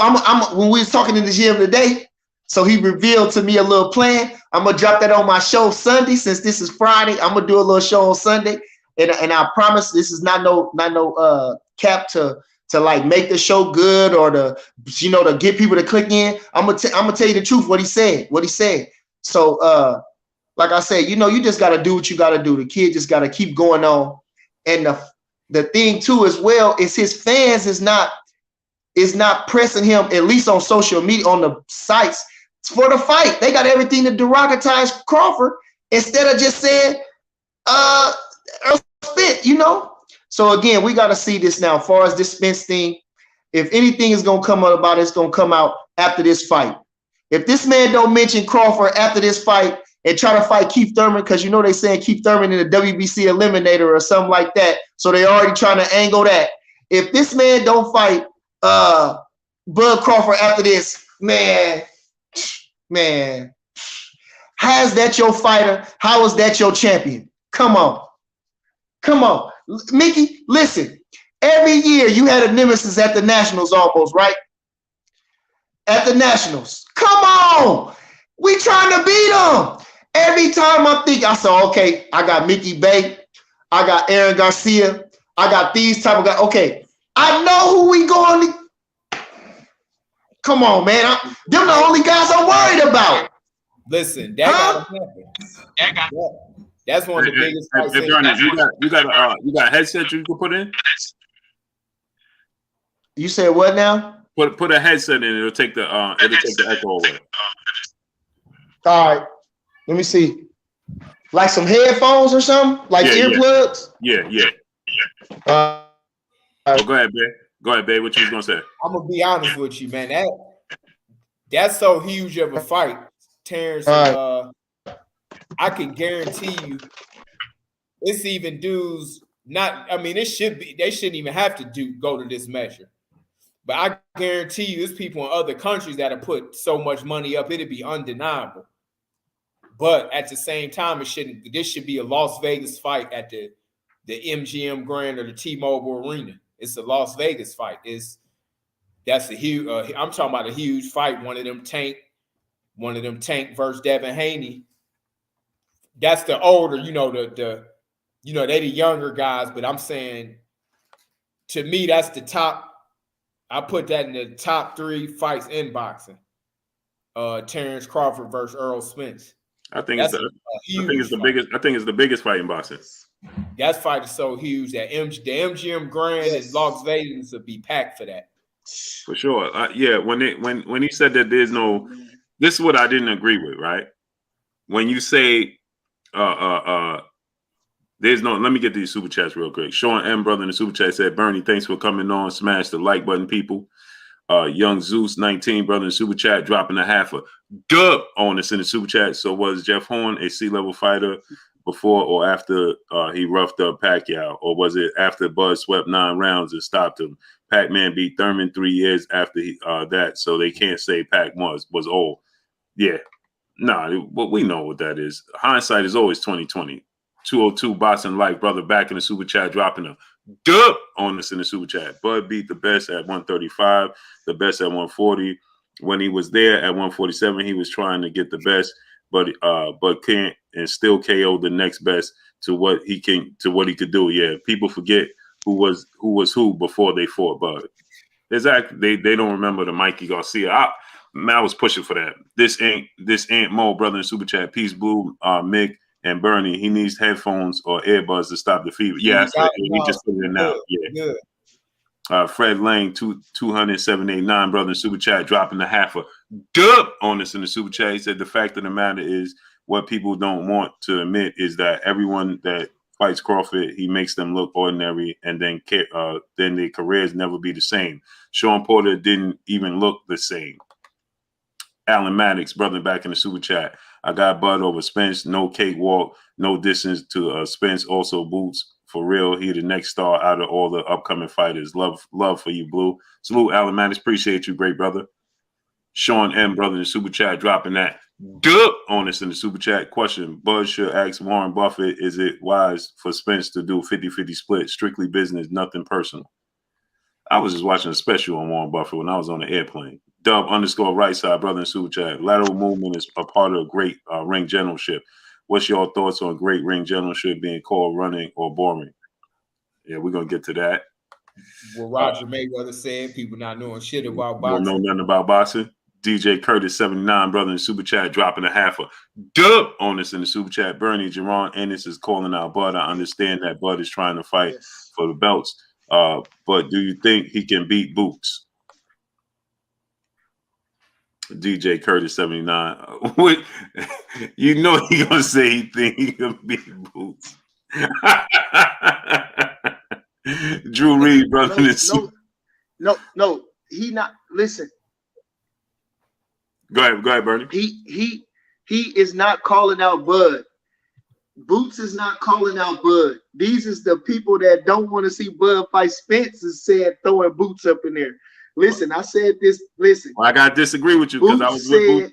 I gotta disagree with you because I was with Boots and I was with Boots. I did 2 interviews and he pulled them out. Okay. But wait. When he got through after his last fight, which was Delorme, we knocked him out years ago, right? Easy, right? Okay, that's his best win. Okay, which is cool. I'm not knocking Bootsy good. But when they asked him after the fight who he wanted, he said since he number 3, he gonna fight Errol Spence. Okay, but he ranked number 2 by the WBO. And Virgil Ortiz said he don't want to fight him. So why not? If you really wanted Bud, why would you say, well, Virgil Ortiz don't want to fight me? Make me the mandatory for Bud and go like that. He said he number 3 for Spence, so he gonna go ahead on Spence. And he that's not calling out Bud. And like I say, when they asked him, again, they said, well, who would you pick? He named them Keith Thurman, all of them. They said, who you want? He said Spence because I'm rated 3 by the IBF. I just did this interview and they cut me up and said everything, changed my words and everything the other day. But like he said, he number 2 by the WBO, but he ain't say, let me fight for WBO. He higher ranked, right? All right. Now, let me ask you this too, Bernie, right? Salute to Drew Reed and the brother in Super Chat. He said the fact that Bud stay in the gym is what makes him so different. Oh, Bernie, you frozen again. Master Khalik, brother in Super Chat. EJ win the Ugas fight. The only name he's saying is Crawford. You going out. I want to hear you. Hold on. Yeah, you can hear me? Hold on. Take your time. You was breaking up. Go ahead. You can hear me now? Yeah, take your time.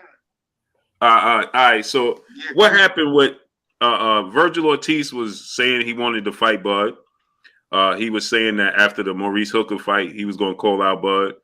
Because I said that Bud said that he would welcome the fight, right? So I was getting on Virgil Ortiz, and I got some people in my inbox from Team Ortiz to say it ain't true. So now I'm asking you, right? Virgil Ortiz, what happened with him wanting to fight Bud? He number 1 in the WBO. Man, you ain't gonna put your son in a woodcutter, would you? No. Leave that man where he at. Come on. He don't want it with Bud. Let your train keep going. Let them sort it out.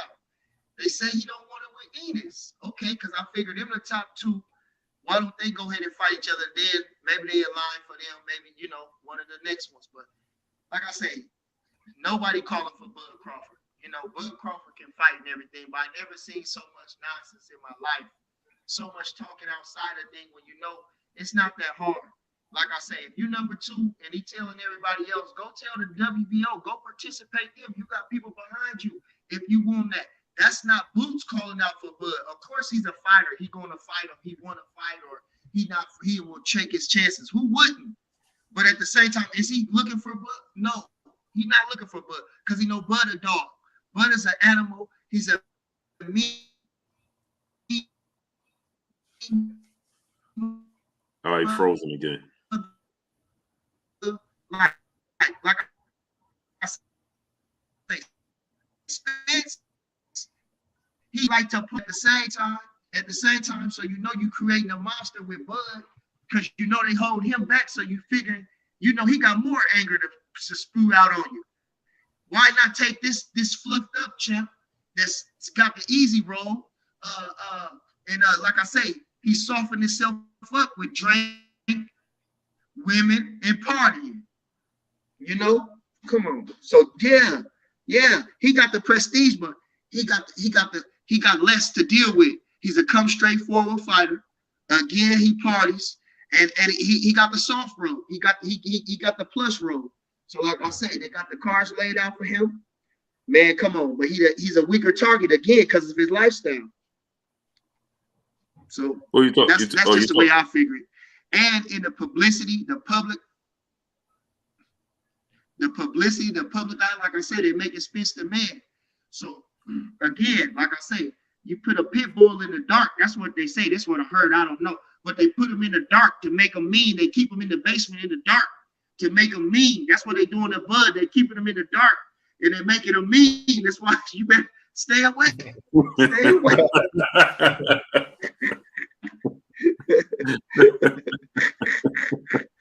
Yeah, man, Bud, a bad boy, man. People just don't get to that dog closer. J-Rod brother in super chat dropping a dub on us in the super chat. He says what Bernie and Bay are saying, and it's all facts. And still see fans in the comments disagreeing with it. Shouts to Bernie, Bay, Blue for the show. Salute to you, great brother. Appreciate you, J-Rod. Dole Money brother in super chat. Too much propaganda. What EJ owe Bud. What EJ owes Bud. Ricky Williams, brother in super chat, dropping that half a dub on us in the super chat. He signed with promo company that is now saying didn't promote black fighters. Everyone in Boston knows how Bob does business. What the excuse? Was Bob not making the fight or EJ ducking? Listen, I truly believe they didn't have no reason they didn't want to fight Bud. That old man ain't got nothing to lose. You got a fighter right here that you know personal, you know how he living. They always getting info on you. Why not? Why not? It's them that don't want to make the fight. Only when it's a certain person. Like I say, a Felix Diaz, a lesser known fighter, we can make them matches happen. But we're not gonna give you none of our cash cows. They just wasn't gonna do it. That's what I say, So I figured, just like I say too about PBC, when I talk to them people, talk to the big people over there when I see them at the Sean Porter fight, like, bro, acknowledge the man is a top welterweight, even on your podcast, your shows, Fox Sports, they would never even mention Bud, man. So I mean, he been blackballed the whole time. I can't say it for the millionth time. He wanted Keith Thurman when Keith Thurman was the man. When Errol Spence made it to the fold, he said Errol Spence. The people started asking Errol Spence because they want to see Bud fight everybody. They want to see how far he can go. And they turned into this. Like I say, it's just a shame these days. It's just a shame. And even after the time, all the stuff that unfolded, there's still no fight. I mean, Ugas had to look up into this. I mean, no, don't let me say that. That's disrespectful. Ugas earned his spot. But they didn't have it for Ugas. They didn't have it for Ugas. They had it bad for Ugas. They had him in a tournament when he just beat the great Manny Pacquiao, which is sad. So, I mean, actually, I'm done talking about it, Blue. Let's talk about some other stuff. Leandre Guthrie Jr., brother in Super Chat. Let's talk about some other stuff. He said, just a rhetorical question. What if Ugas wins? What if he wins big? What happens to Spence? Does Bud get to fight Ugas or move up? Well, Ugas, if I was Ugas, come on, I didn't hit the lottery. I didn't beat him, and I beat him.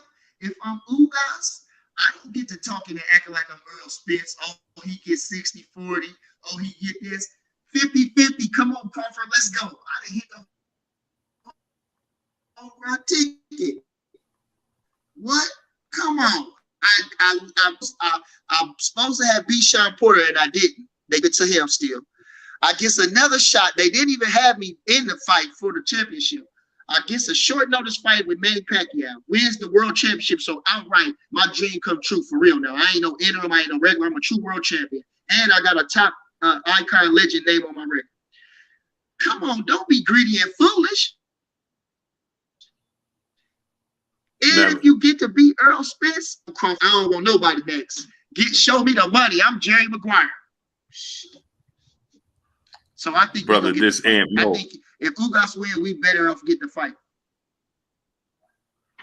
This Aunt Mo, brother in the Super Chat, dropping that half a dub on us in the Super Chat. We love Bud. It just don't make sense blaming EJ about the fight. He got 2 injuries, and Bud say he don't want him coming back. And Bud suing Errol now because he didn't want to make the fight respectfully.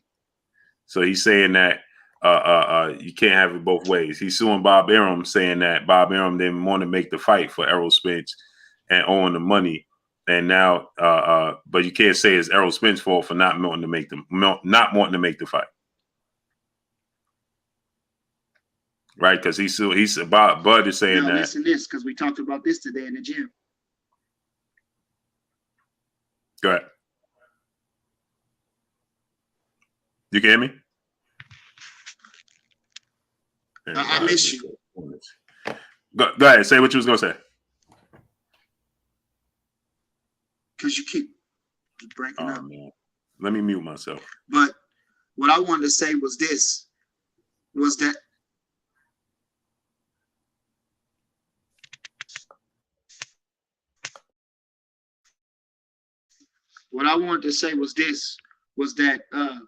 like I said, he didn't want to fight.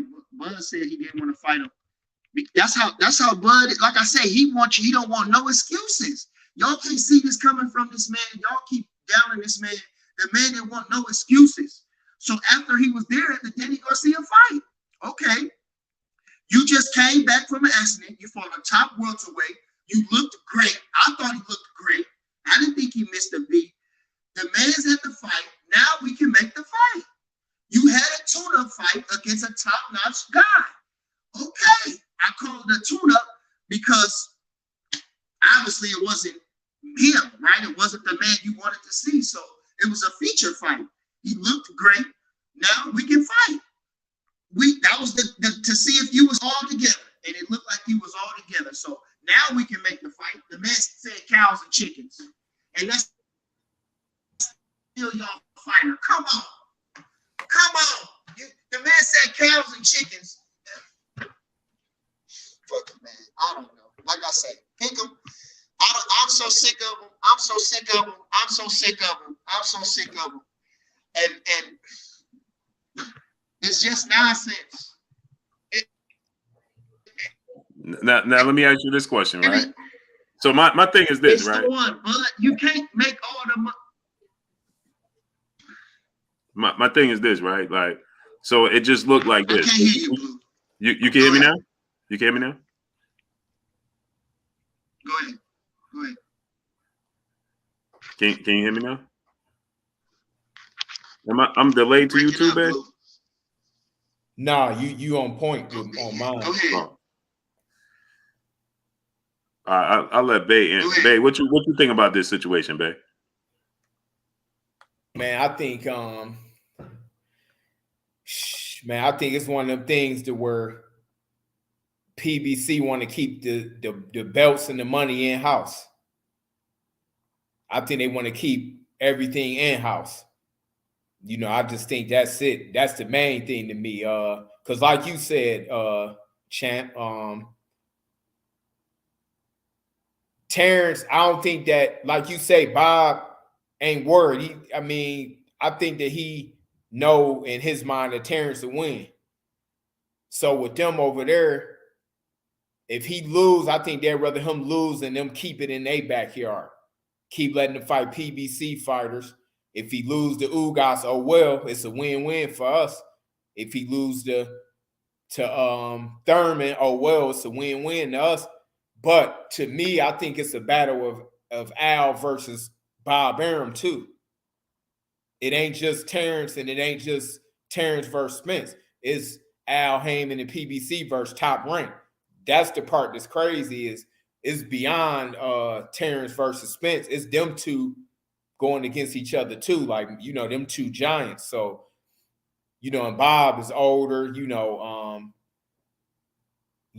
ain't trying to hear it. And I think with PBC, they like shit. I think it's two big fucking giants going at each other too. So outside of Terrence and Spence, I think it's more so as Al versus Bob Arum more than anything. But I think that it seemed like Terrence more willing to make it, than anybody to me.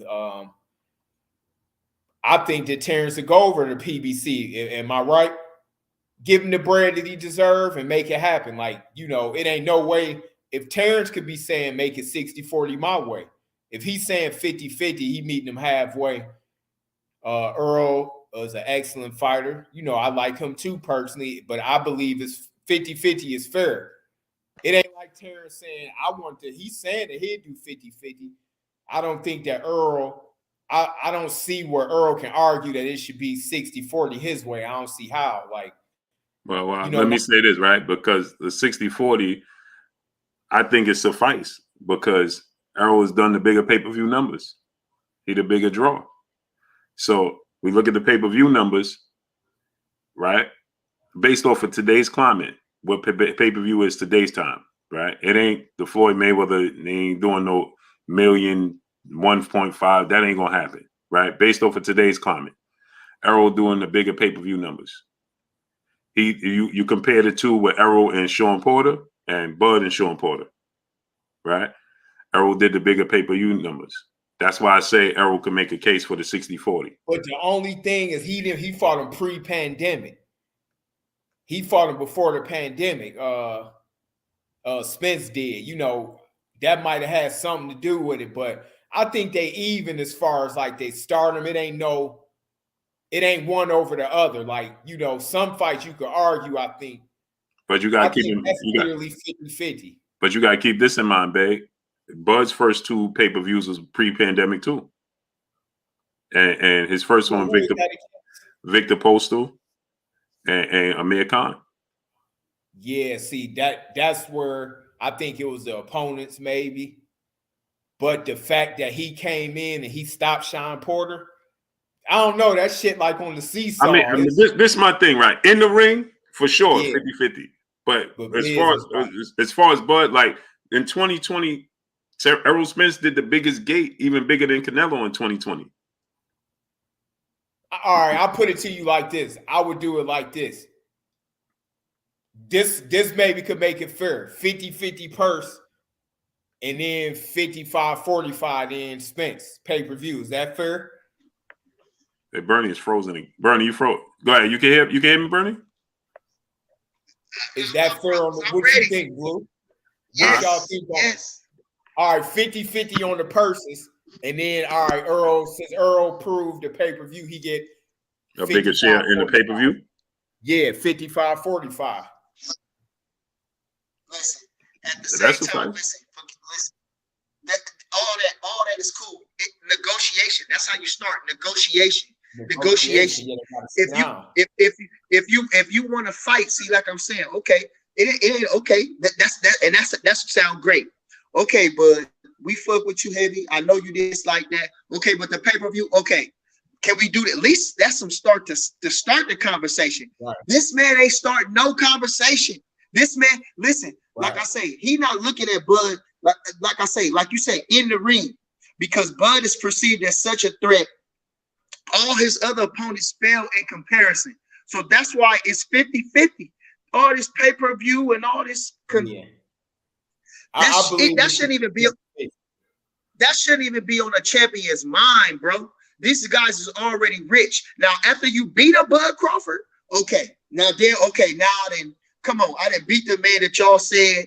Come on now I'm in my prima donna stage. But far as that, no. And then the thing I want to say this real fast about the Tyson, about the top ranking, the top rank and the Bob Arum thing. Listen, they already did it with the biggest stage, with the heavyweights, which to make the most money, they the most prestigious and all this and all that. So and PBC did that, knowing that Tyson Fury was a hell of a boxer. We knew, they pretty much knew they was Tyson Fury was gonna win that fight. So at the end of the day, I still don't think that it's about them. It's about Errol Spence. He the man. He can say. He don't want to say. He don't want to say. Come on. He don't want to say. I disagree. I think after this fight with Ugas, Errol gonna push for the fight. You think so? For sure. Listen, like I said, right? We got to look at it from this standpoint. Every champion has always, and even before, we got to look at Sugar Ray Robinson. He's always talked about his money before he got in the ring. Remember Sugar Ray Robinson would get the fights, look at the arena. Nah, I ain't going until you give me more money. You understand? So it's always been that's always been a back and forth thing. You know what I'm saying?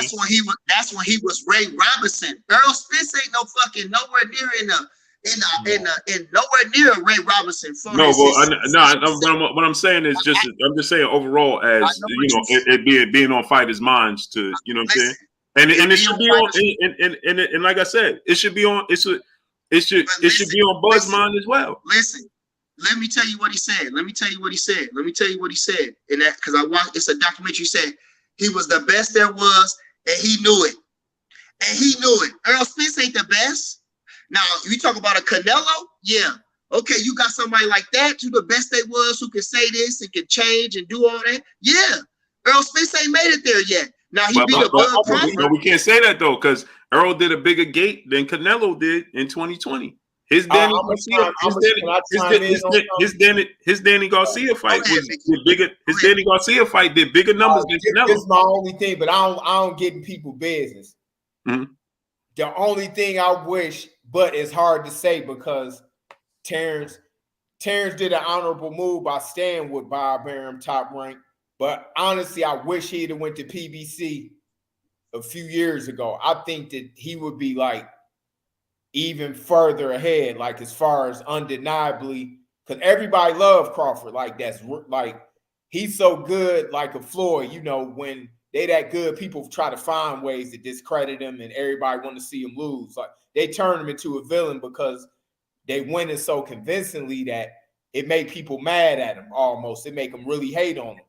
Yeah. I think that if he went with PBC a few years ago, I think that he would be like a top pay-per-view seller. Like, because I think PBC would have fed the Thurmans and them to him because and I think that this what I didn't like either, that Bob and them let Al and them steal that Pacquiao fight. They should have did whatever to make Manny Pacquiao versus Terrence. I was a little mad at Top Rank for that one. They did some good stuff with But Bob came right out. Bob came right out and said, I was mad when they ain't break their back because Terrence already had told me that it was getting done, and I was like, hell yeah, this is gonna be the one. But Bob, it was supposed to happen June 5th, and Bob said that he came out and said that once the investment group in Abu Dhabi dropped out, that Top Rank they ain't want to put the money up. Yeah, they ain't want to put the money up. I can't say this. Well, Al, that would have happened. Because there's no way he would have let that slip away. He'd have been like, nah, Terrence being number one pound for pound, I can't even lie. At PBC, and I like Top Rank. They develop fighters. They do a hell of a job. But if Terrence was with PBC, I ain't even going to lie to you. I can't. He'd be fucking probably up there with Canelo on them pay-per-view buys. Let me ask you this, Bernie. Without, I don't know how much you can say and can't say, right? But is Bud willing to stay a free agent, or what? Could you say what his plan is moving forward, or you got to keep that in house? Oh, we can't hear you. We can't hear you. I said I don't know what his plans is. I know he with some group, some powerful people, but I don't know what his plan is. But I can't say, like I say, when people say Bud should go with PBC, but like I say, they obviously didn't want to see Bud. They didn't want to help Bud. They didn't want to try to steal Bud. When you're trying to get something, you got to make your offer better than theirs. You know what I'm saying? And as far as I know, nobody never reached out to him to try to sew up the whole division, and just like that. So, like I say, even what they talk about with Mayweather as well, him and Mayweather's talk, but Mayweather's never tried to help him and come in and nah. And that's right. Mayweather's was like, man, he trying to sign me, then he trying to do this and do that. Then another thing I wanted to say too, they was talking about when I did this interview. Well, Shakur, why he didn't go with Mayweather's? I mean, he young, Mayweather's is, far as like the swag and everything, and Shakur coming right up in there, but why he didn't go with Mayweather's, So, like I say, I done heard some different things that's unfavorable about Mayweather. And I ain't even gonna go. They said no. Hell no. Excellent. I love Mayweather in that ring, but I mean the same guy. Exactly. Terrence is going for his. Terrence is the man right now. He can't afford to work with a competitor. Terrence could be 51-0, 50-0. Listen, and Mickey, I swear, I just told him that when they crucified me on this. They changed my interview. They changed my words. They said everything, and that's what I said. Listen, that's exactly, because Bud ain't gonna take that. Whatever seemed like it's, like I say, I could see them bumping heads. I could see them, and like I said, and you know what I said yesterday to somebody, or the day before. You know what I said? I said, if I was Floyd, why do it got to be business? Why don't you help? If you say black fighters this and that, why don't you help him then? You can help blow Terrence up. Listen, if I was Floyd, I ain't gotta have no business interest in him. I'ma help Terrence, even if he signed with Top Rank. I'ma help blow him up because I know how it is. I'ma take him and go around and you ain't gotta give him the torch in his hand, but you can help. You just help him. If you saying you want to help him out, it don't gotta take paperwork. Yes. Frazier helped out Ali back in the day, and they fought each other. It's funny you said that, because I was saying the same thing. I said, when it comes to these young fighters, right? If Floyd going to do a exhibition in Dubai on a heliport, take Boots, make them, these young fighters, now Errol and Bud, they too big to be on this undercard, but like guys like Boots, you know what I'm saying? Dev, Tank, these are your fighters. Put them on your undercard, because you fighting in Dubai on a heliport is going to get so much attention, even though you're doing the exhibition, but you can give them so much exposure. Take them and put Floyd them. can do hella things if he really want to, but it can't always be consistent of a paper. Like Terrence, come to his aid. You know how it is. You was signed with him and you said some stuff that you said, but you could still get his number, get in contact with him, and just help him out. To me, it's more just a doing the right thing and a karma thing, if anything. Like, man, you know what? I'm gonna help Terrence out. That's what I swear on everything. That's the kind of stuff that I would do if I was in the business. To me, he don't have to have no paperwork with him. Now, if you did it, maybe Terrence would say, man, you know what? Fuck that. I'm going with Floyd. He just blew me to the roof, to the moon. Show him what you could do. Why I got to be paper first? Maybe if you say, damn, I done made Terrence $1 million pay-per-view buys. Floyd, you already a zillionaire. You done made $300-400 million for fights. Man, shoot Terrence to the moon. Shoot these young cats to the moon. Show them better than you could tell them. But they shouldn't have to sign paperwork with you. But they might do it if you show them first. Show Terrence what you. This is my advice to Floyd if he watching. I know what Floyd can do. Can Floyd do it? Hell yeah. He getting more mature. He getting older. Yeah. He might really want to do it, but show him though. Maybe Terrence kind of leery because he never seen it. He never seen Floyd do what he's saying. Yeah. Tank kind of already was a star. He kind of had to make himself, and he not that huge star, but why would Terrence take a risk and he didn't see that yet? He didn't see Floyd make. I think that Floyd should show him what he can do. Because you could say this about Deontay Wilder and them after they lose. We want to hear this before they lose and before something happens. Come to their aid when you see it, like you say, Boots, like you see other cats, Devin or whatever. I mean, Devin had already been around and stuff like that. But I'm saying, in my opinion, I'm going to take Terrence, even though he signed with Top Rank. I'm going to sit down with Terrence, see what kind of stuff he like, see what can blow him up. He a dog man. We know Terrence love dogs. You know the dog market? Set him up some shit in that lane and all kind of other different lanes and put a story out. Terrence then took bullets and still became the pound-for-pound champion. That ain't never happened before in the history of boxing. You got to help tell this man's story. Do what cats like LeBron James do.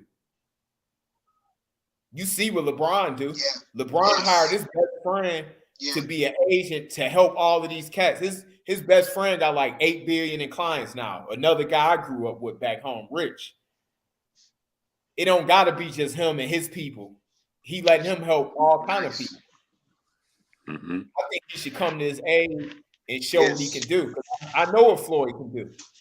Floyd is a smart dude, and when he want to do something big, he could do the shit. But to me, show Terrence what you can do, and then maybe something could happen. But Terrence could be his own boss.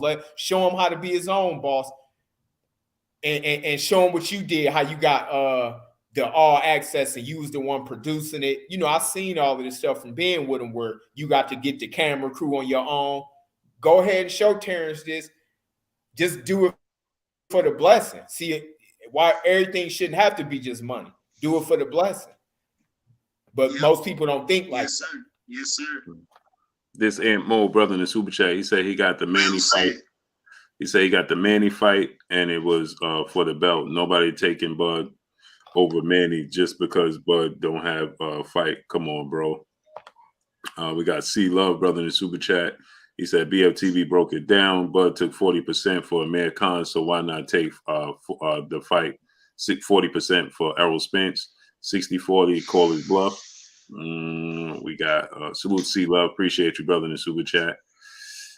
We got prices for everyone. My brother in the super chat dropping that dub on us in the super chat. Thank you guys for coming on the show. Thank you, Blue. Salute to you, great brother. True Gritter 402, brother in the super chat. Errol is PBC cash cow, and they know Bud Crawford is the butcher. Hashtag Team Crawford. North Omaha in the building. Salute to North Omaha. Who else you see how that person said we broke it down? He got 40 cents for Amir Khan. See these stupid ass fans and goofy motherfuckers. Yeah, how long ago was that? We broke it down. He got 40 million, 40% for Amir Khan. Shut up. Yeah, so we got Dub _, right side brother in the super chat dropping that dub on us in the super chat. Thoughts on ring generalship? Devin Shakur are running and boring, but Loma is the matrix when he does it. Make it make sense. Also, those thoughts on boxing politicians screwing the game up. Aram, Heyman, Hearns, and Glacier. What do you mean? Great? I think them boys is some hell of a fighters. Them boys is some bad boys. Like I say, you just need to put them in there with the toughest competition because they so good. Shit. I mean, like I say, you put Shakur in there with Jamil, who was his toughest fighter today, then you see how Shakur stepped up. You know, I was feeling the same way as far as like that. I say he could be more entertaining, but like I say, he stepped it up with Jamil when he got in there, when he had somebody in there that he felt was a threat. I mean, he stepped up and he looked spectacular. I thought that was a hell of a performance by Shakur. I think Devin did the same things. I think the Linares fight, who was a good fighter, was a still viable fighter. You know, he came back and did what he had to do. Like this last fight, he came back and did what he had to do. So I think Devin is improving. I don't see Devin moving. He throws fast combinations. He's definitely not boring. He throws variety of combinations. So I don't know what these guys talking about. I don't see him moving and stuff and doing. Yeah, I think I he's agree getting. with what you're saying. Yup, it's the opponents. You know, they put the right opponents in front of them. You know, and I mean these young guys. So you know they fight tough fighters. They ain't even half the fighters they gonna be in 3, 4, 5 years. So Yeah, I mean the stuff they doing at this level is just. I mean they doing some brilliant stuff in there to be this young. Yeah. Boss Red 357. He said, has Bomac and Bud contacted Al since Bud left Top Ring? Like I say, I don't get into the business. I never asked him nothing about the business, you know. And I think all the business is straight. Everybody just want to see that one fight. That's it. Everybody, they can go on about their business after that one fight. Yeah, that's right. All. Everybody can go on about their business after that one fight. You understand? And the one thing they still go, whoever win or lose, they gonna be talked about for a week or two and this and that, but they still gonna be rich and still people gonna want to see them fight. I don't know what's going on. shit. Exactly. So like I say, I don't think whoever salute to Kareem Ebanks brother in Super Chat. What if Spence get the third belt? Salute to you. I don't think. See, that's the thing. Like nobody looks at Canelo and be like, "Oh, you lost to Floyd, and now you're not." You know, so whoever loses, they still 1-2. It's Canelo, Errol, and Bud at the top 3 in the best in boxing. So they offset each other anyway. You know what I'm saying? So listen, all the great fighters lost. All the great fighters came back. That's a part of boxing. These guys should be lucky. And I'm saying like a Errol Spence, he terrible because he can't even see the blessing of having somebody like a Bud Crawford as your nemesis. Fighters go through. Roy Jones didn't have that for his whole career. You old school, see, you old school like me. They don't. I ain't saying they don't, but the fans. I don't know if these new school fans or some of them. I mean, I know it's mixed, old school fans and new school, but like you just said, fighters back then, one fighter got to lose, man. Certain fighters wasn't scared to lose. The best fighters ever had losses. Facts over feelings, brother. Super Chat. He said, "I'm a CFA. I like Bud, but the leverage Top Rank created for Bud is non-existent. PBC holds the leverage at 154 and 147. He's blaming Bob for a reason." Well, listen, that's none of y'all fucking business. Tell that man all we want to do is see the fights. Fuck all that. Yeah. It take 2 to fight. Yeah, that's what killed me. They talking about business. Right. Y'all listen, Blue, just what Champ said. Look, you know what? You stay out the business. Like with Devin, I might check in about the fight with him and Kambosos a little bit, but we not like every second on it how the fans, these are real family like to us. So like you've been around Terrence, grew up looking up to you, I know. So you knew him since he was a baby.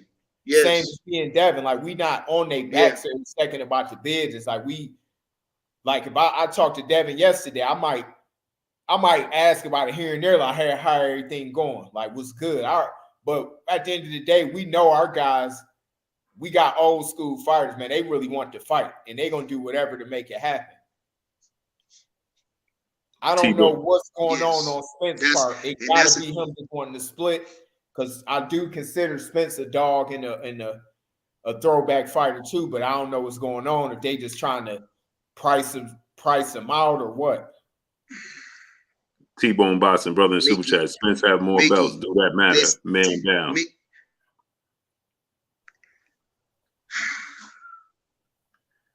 Facts over feelings. Boxing, brother. Belt don't make no fucking fighter. Facts over feelings, brother. Boxing back in the Super Chat, dropping another half a dub on us in the Super Chat. He said PBC makes the best fights, man. The boxing leverage was lost on the re-sign. Most of the biggest fights are on the PBC. Everyone wants the in-the-house fights. Looks like look at Canelo. His biggest fights on Showtime. I get what y'all saying, but see, nobody's putting it on Errol Spence. Errol Spence, I'm done time to say it. Errol Spence, he said that in public. Okay, he said this because he the big dog. He talking big. Yeah, he get what I give him. But that man ain't saying, man, let's go and my business people, let's make this fight. Let's make this fight. Let's see what this guy's talking about. See, that's what Devin Haney always say. What you just said, he said, "Man, everybody say everything, but let's fight." But let me say this though: when it comes to Errol, right? So we got to keep in mind, Errol wasn't in position to do that after the car accident and then the eye injury. So he collecting that third belt right now. Like you said, he was going to collect the belts, and Bud is part of collecting the belts, right? So we can't say that because at the same token, you got to keep in mind, Terrence Crawford said his number one objective was Keith Thurman and Manny Pacquiao, not Errol Spence. So when Errol Spence is saying my objective is to collect these belts, now we can't knock him for doing what he said he was going to do, following the path. And then, like we said, the fact that you know, it's like we can't have it both ways, right? Because Bud is saying, according to the reports, Bud is saying Bob Arum promised him they was going to negotiate for Errol Spence after the Kavaliauskas fight, right? And remember, Bud said that he didn't want to fight Errol off the injury, straight away off the car accident. So there really was no room when you look at the time frame for Errol to say, let's make this fight happen. Right? Because he only fought once since the car accident. Just because Bud said that, didn't nobody come bring that to him? Didn't nobody come? Didn't no listen? Bud said, okay, that's the same thing you were saying. That's the same thing you were saying. That's the same thing anybody would say.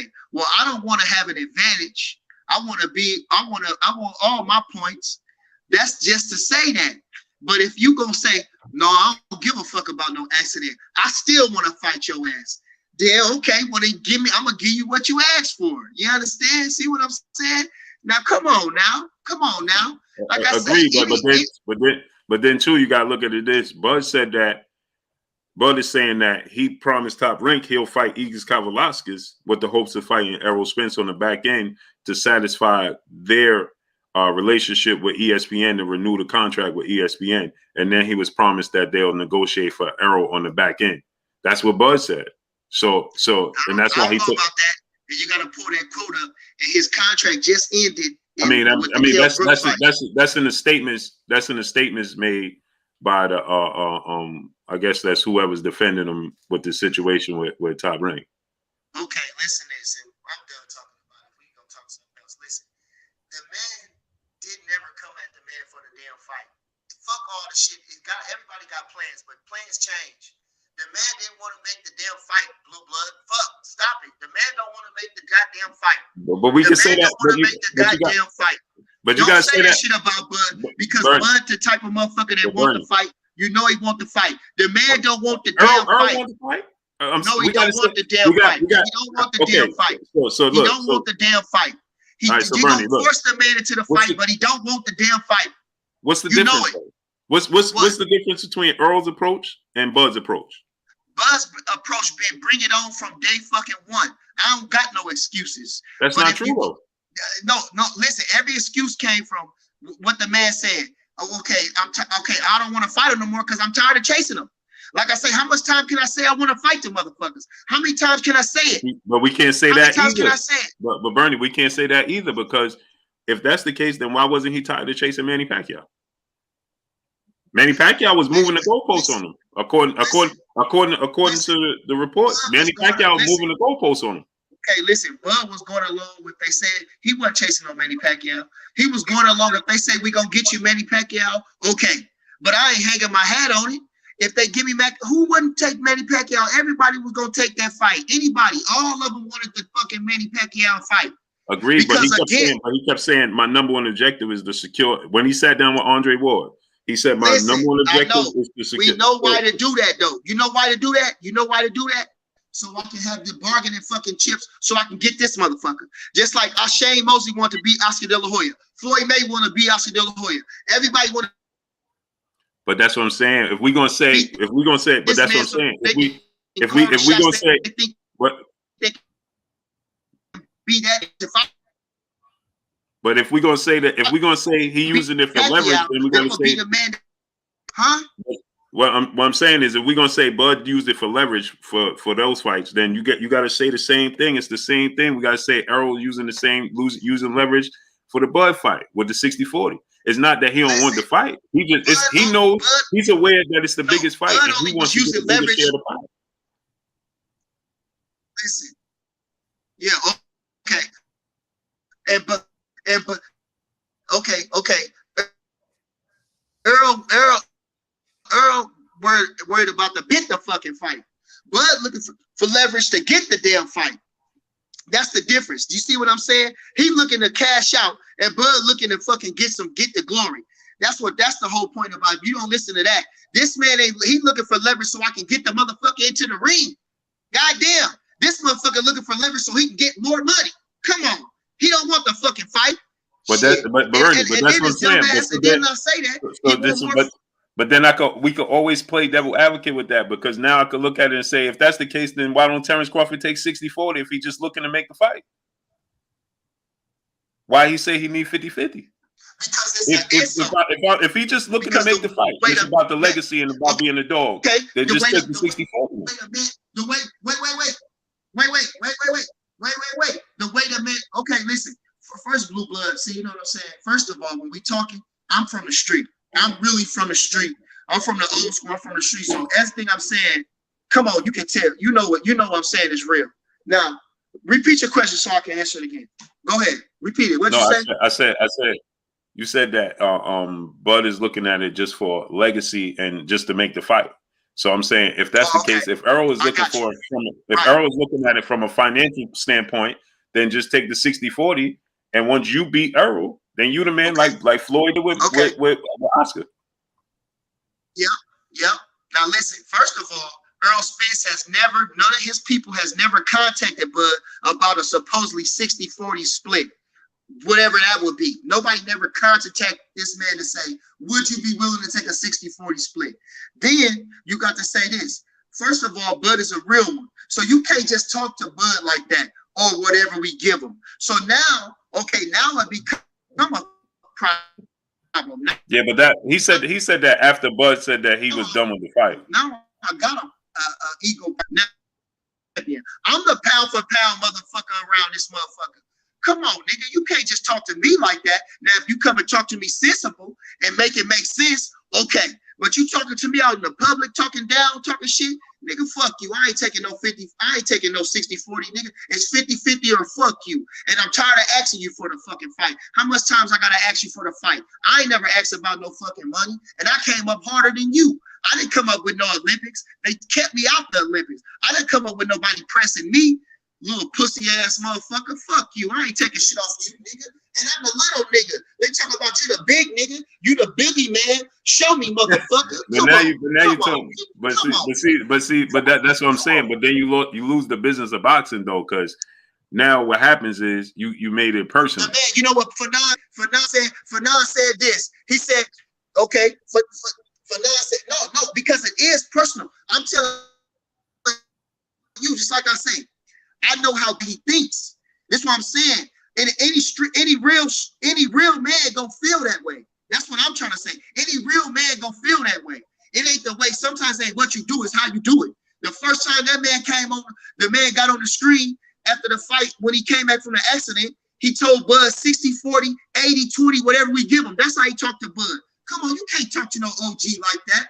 Come on, just imagine somebody talking to Jay Prince. But Bernie, what you missing? But Bernie, what you somebody said talking to Jay Prince, even if it was like a Warren Buffett talking to Jay Prince like that. You think Jay Prince would give a fuck about a Warren Buffett? Yeah, but what you missing? But this with the time frame you're missing, that when he said that though, that was in response to Bomac saying that Errol Spence is a drunk that lives paycheck to paycheck. So you saying you can't talk to Bud that way, right? So if you can't talk to Bud that way, then what makes you think you can talk to Errol that way? So he gonna you see what I'm saying? So when you have a response, wait. I can't hear you. You gotta re-say everything you said. Oh, you can hear me now? Now go ahead. Slowly. All right, so what I said was that was in response. Remember, Bomac had said that Errol was a drunk and living paycheck to paycheck, right? And so now that started with Errol. You understand what I'm saying? Just like you're saying, if you can't talk to Bud that way in public. So now, and then Bud was saying that he was done with the fight. I'm done with this fight. I'm done with him. He in my rearview mirror, right? So now when that reporter asked Errol, about the 60-40, 60-40 got, Errol said, Bud said it got to be 60-40 in my favor or 50-50 or it ain't no fight. So now Errol like, I'm the big dog. I'm the bigger draw. I'm proving to be the biggest star. You understand what I'm saying? So now you take what I give you. You see what I'm saying? So what gets missed is the response. You follow what I'm saying? It's the response. It's him response. Told that man he was a drunk. He said he was a drunk in public. So what? So what? But again, but you can't say that though, because do with no fight. No, but you can't say I'm doing the fight. But listen, you can't say that and then say, well, you can't say this to Bud, but you can say this to Errol. Everybody's response is different. Like you said, we all come from the street. Everybody takes certain things different and certain things personal. No. Certain things just stay the level as the same. What you said don't have nothing to do with what I'm saying. Don't have nothing to do with what I'm saying. Bo called him a drunk, so what? What that got to do with anything? But that's what I'm saying. But we can't say how he. You know what? Go ahead, man. I gotta what y'all. So all right. We ain't the promoters. We just having fun saying what we think can get it done. All right. So I think whoever get the bigger cut, it should be on their promoter network, and they get to choose the site. But Bud don't got a network now. You know what, Mickey? Listen, on my mama, fuck all that. Like y'all said, the first thing. This is it. Okay, we're gonna make 50-50 for the purse. And since I'm a pay-per-view star or whatever, I'll take the higher pay-per-view numbers. Other than that, let's make it 45, 45, or whatever. That's whoever take this much. To me, you feel me? Yeah, to me, that's fair. But what I'm saying, Bud don't got a network, so it got to be on PBC. No, it don't. He got people behind him. He got backers behind him. Where's gonna happen at? Where? It gotta happen on PBC. It can't. You ain't got no network, bro. Yeah, I'm hit. I ain't gonna say that, but I'm hit. My ears open. Yeah, you can't. Bro. If you ain't got no, I know. I understand. Yeah, if you ain't got ESPN, you ain't got Fox, and you ain't got Showtime, where you fighting at? Hey, you know what? Like I say. Look. So that's what I'm saying. It gotta happen on PBC side. Okay. Because even though because remember, right, Bay? Eddie Hearn and DAZN said they don't want nothing to do with Bud. Okay, listen, that's fine. All I'm saying is this, and this is we gonna leave it at this. We all know Bud is in a helpless situation. It's all on Errol Spence. If he don't want, what he gonna do? We don't see what the man gonna do. If he don't want to do it, he don't want to do it. Hey, listen, it ain't no. But listen, it ain't. Listen, like I say, just like this. Another thing. Hey, you got a little Bernie, like man. Mickey said, like Mickey said, and it's a shame in this world that it's not like that. It's two people too selfish. Like Mayweather can help everybody and do this and do that without looking for $1 or something in return.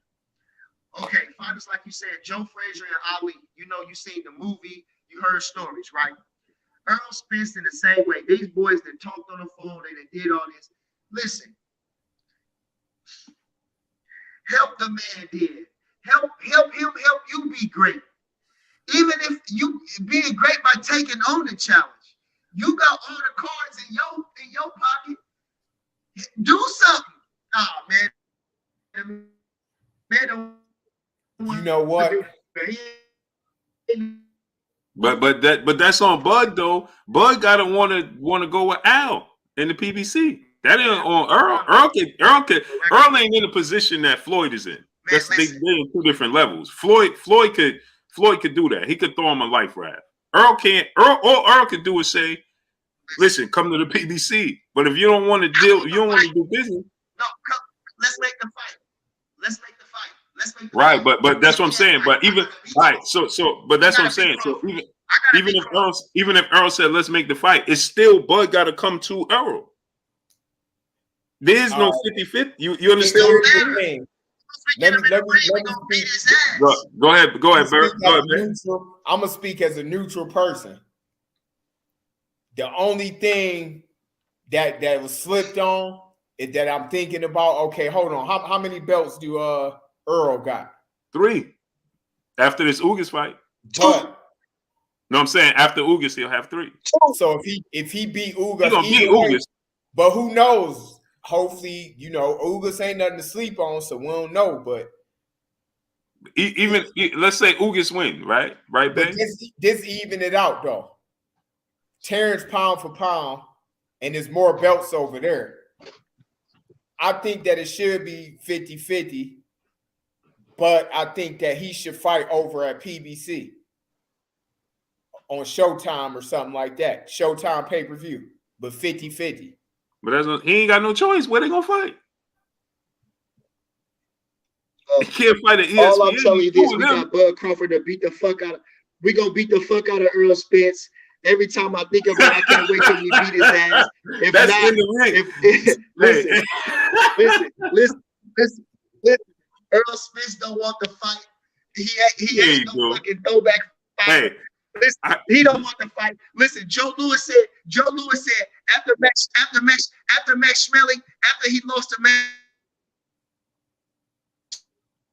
Hey, I can guarantee. He won the championship. He said, "I gotta beat Louis until I beat Max Schmeling," and he was the champ. He was the true champ. Listen. The man can't go nowhere without Bud Crawford. The man can't go nowhere without Bud Crawford. And it's a shame that he extended this. And if he was my partner, come on, babe. Listen, how could you imagine your teammate getting harassed by? Okay, you from Cleveland. Okay, Philly. Can you imagine your teammate getting harassed by this guy and never want to fight him? He gotta get a walkover because he hurt his toe in that fight, so he can't fight. The next tournament, he left his mouthpiece. So the next, come on, you scared? Yeah, man, it's it gotta happen. 2022, it should happen. Yeah, it's gonna happen. Yeah, hey, I gotta get out of here, fellas. I gotta get out of here, man. Oh yeah. Hey, let's do it again, man. Let's do it again earlier so we can stay on. It's 1:30 over here. Oh, okay. Yeah, I'm on the west, so it's only 10. Yeah.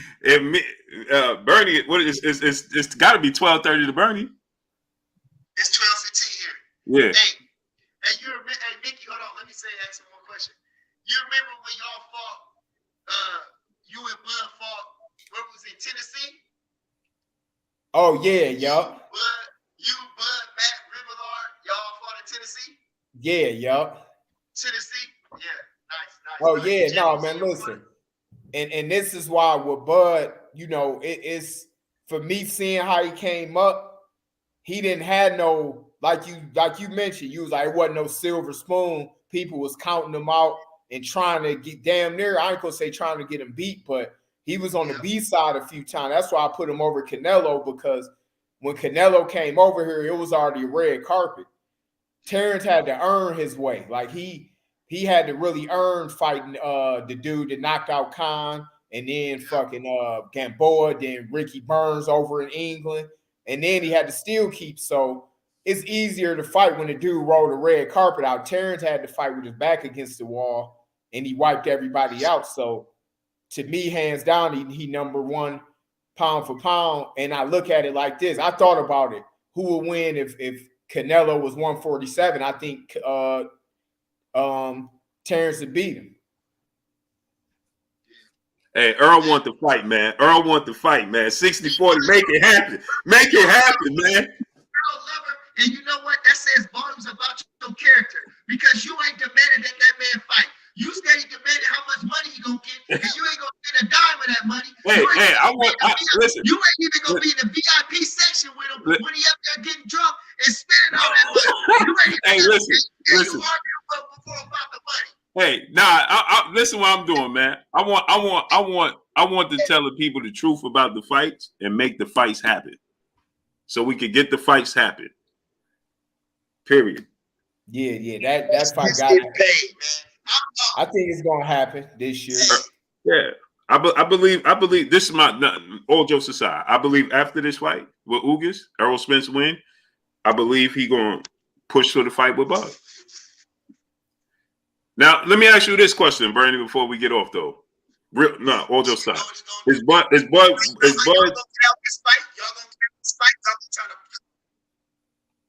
Say it again? You was breaking up. You go ahead. You said what? No, say what you were saying, because you was breaking up. I forgot. Fuck it. Go ahead. I said, they're going to try to price them out. They're going to try to say, oh, well, we got 3 belts. You know they put the Ring magazine on the line too. Yeah, you know they put the Ring magazine on the line, which is a shame. I know that because you should never contest the Ring magazine belt without Bud Crawford. Wait, hold on. Wait, so this is gonna be an undisputed fight then? If they fight, it can't be without Bud belt. No, that's what I'm saying. No, I'm saying Bud and Spence. Yeah, Bud and Spence. I ain't even think. Oh, they gotta fight. Oh, that shit gonna happen. Yeah. I forgot that's gonna be undisputed. That's what I'm saying. Like Earl, after this fight with Ugas, Earl gonna press for the fight. It's gonna happen. I know. Tim Smith. I ain't agree with what Tim Smith said. He gonna fight Keith Thurman. Nah, he don't want. When is Errol Spence's fight? He don't like. It's gonna be in April. Damn, this way in April. Yeah. And listen. And Keith Thurman fights in February. So Keith Thurman gonna have 2 more months to rest up while Errol Spence fight in April. Yeah, but the WBC already said that they not gonna make Keith Thurman the no mandatory. It's no way they can make Keith Thurman. Like, dude ain't fight. I respect Keith Thurman. I respect everybody getting there. But Keith Thurman ain't fighting 4.5 years. He has 2 fights in 4.5 years. Keith Thurman was a world champion. No, I know this. I know. No, but I'm saying, I know this. But this is what I'm saying though. You can't jump Keith Thurman to the front of the line. He's not ranked top 15 in nobody's sanctioned bodies. He's not 10 in the ring magazine. He's still one of the best. No, he is for sure. But this is what I'm saying. It's still him, Bud, Errol Spence, Danny Garcia. For sure. But what I'm saying is a win over Mario Barrios makes you the mandatory for Errol Spence. So now he's jumping over guys that has been working their way these last 4.5 years to put themselves in that position. No. Yeah, and this ain't nobody up there. It's but the bad guys. Ain't nobody up there. Ain't nobody up there besides Boots. Ain't nobody up there besides Boots. But that's what I'm saying. So but Boots, how did he get to leapfrog Boots? Keith Thurman was unified champion, beat everybody. The old champions, the young champions. Come on, man. Put some respect on Keith Thurman. No. What I'm saying is, listen. Keith Thurman is a good fighter. I'm not saying taking anything away from what he do in the ring. What I'm saying is this: how do you Your name, your reputation, blue blood. But that's politics now. Now we talk. But again, okay. So all right. But if we're gonna say name recognition and your status is one thing, then we got to also talk about that when it comes to negotiations. Then So if status and name carry weight, and that should jump you ahead of the line, then we also got to use that when it comes to negotiation. We can't have it both ways, because then you see what I'm saying? Undisputed. I mean, that's huge. Like I ain't even think about that. And so now you're looking at Keith. Errol been trying to fight Keith. He wasn't fighting him. So now Keith could come in and stop Errol from fighting Bud for undisputed. Boy didn't have when Keith Thurman wanted to Errol Spence wanted to fight Keith Thurman. Errol Spence wasn't the man. He wasn't there. It don't matter. He had a belt. He had a belt. No. Yes, he did. He beat Kell Brook. He had the belt. No.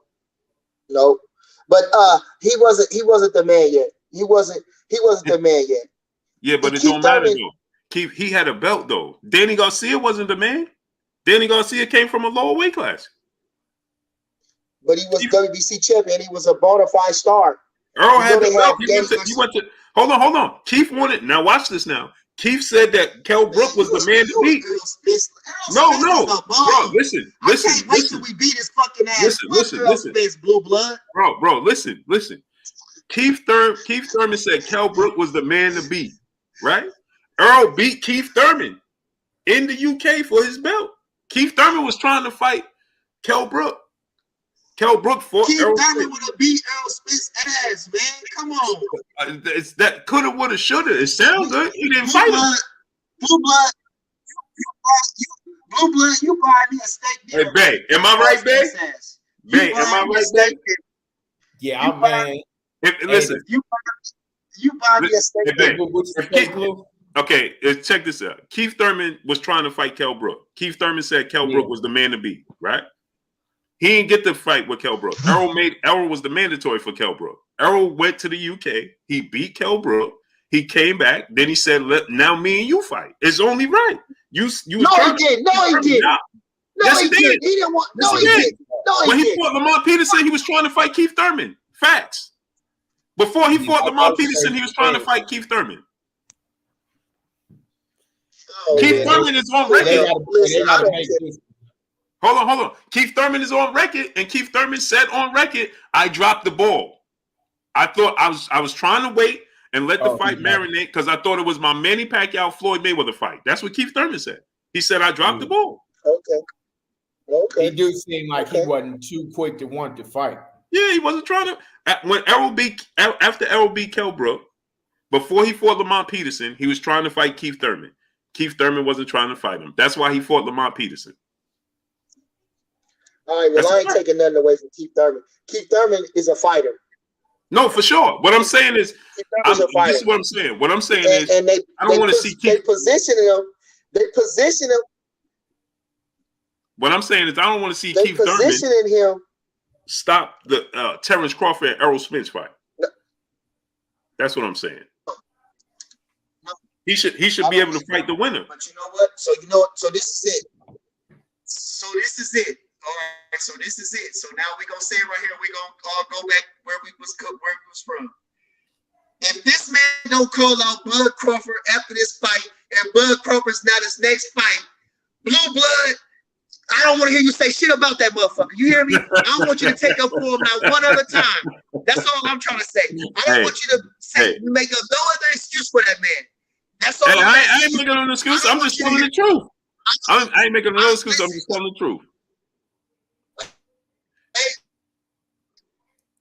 We gotta see the best fight the best. Wait, Mickey, you right. Errol Spence does not call out over you. If he beats you down in Cougars, I don't want to hear you defend this man. I want to hear you berate the man, shame the man, and tell it. That's what I want. I want a shaming campaign to go on for this man. If you don't, this is what I want to happen. I don't want to hear another. When you call him out, I don't want it to be about money right away. Like, oh, I got to get this split. I just want to hear him say, man, I want Terrence next. I don't want him to make it about money. And I like Earl too. I like both of them personally. They both held the fighters, and I'm friends with both. But I don't want to hear about money after the fight. I just want to hear that he won the fight. Now, let's not count who got out. Because shit, who knows? But I ain't counting who gets out. I'm just basing off of the fight. I want to see people him want to see. Earl, you know, Yeah. I see him beat the guy. And let me say this: I like Errol Spence. I watched him in the Olympics. I don't have nothing personal against him far as that per se. I think he's a good fighter. I'm a boxing fan. I want to see the fight myself. I just want to see the two coldest people fight. That's what it always was. Every time I knew it was the two coldest people that fight. So my frustration, like I say, is to come in is why is this man avoiding the fight and trying to put the fight on? It's not necessarily. It come from watch this, babe. So you saying Errol is cold? I say he decent. No. Now listen. Now, like I said, Earl, he good at what he do. He cool. Like I say, him and Danny Garcia is a highly competitive.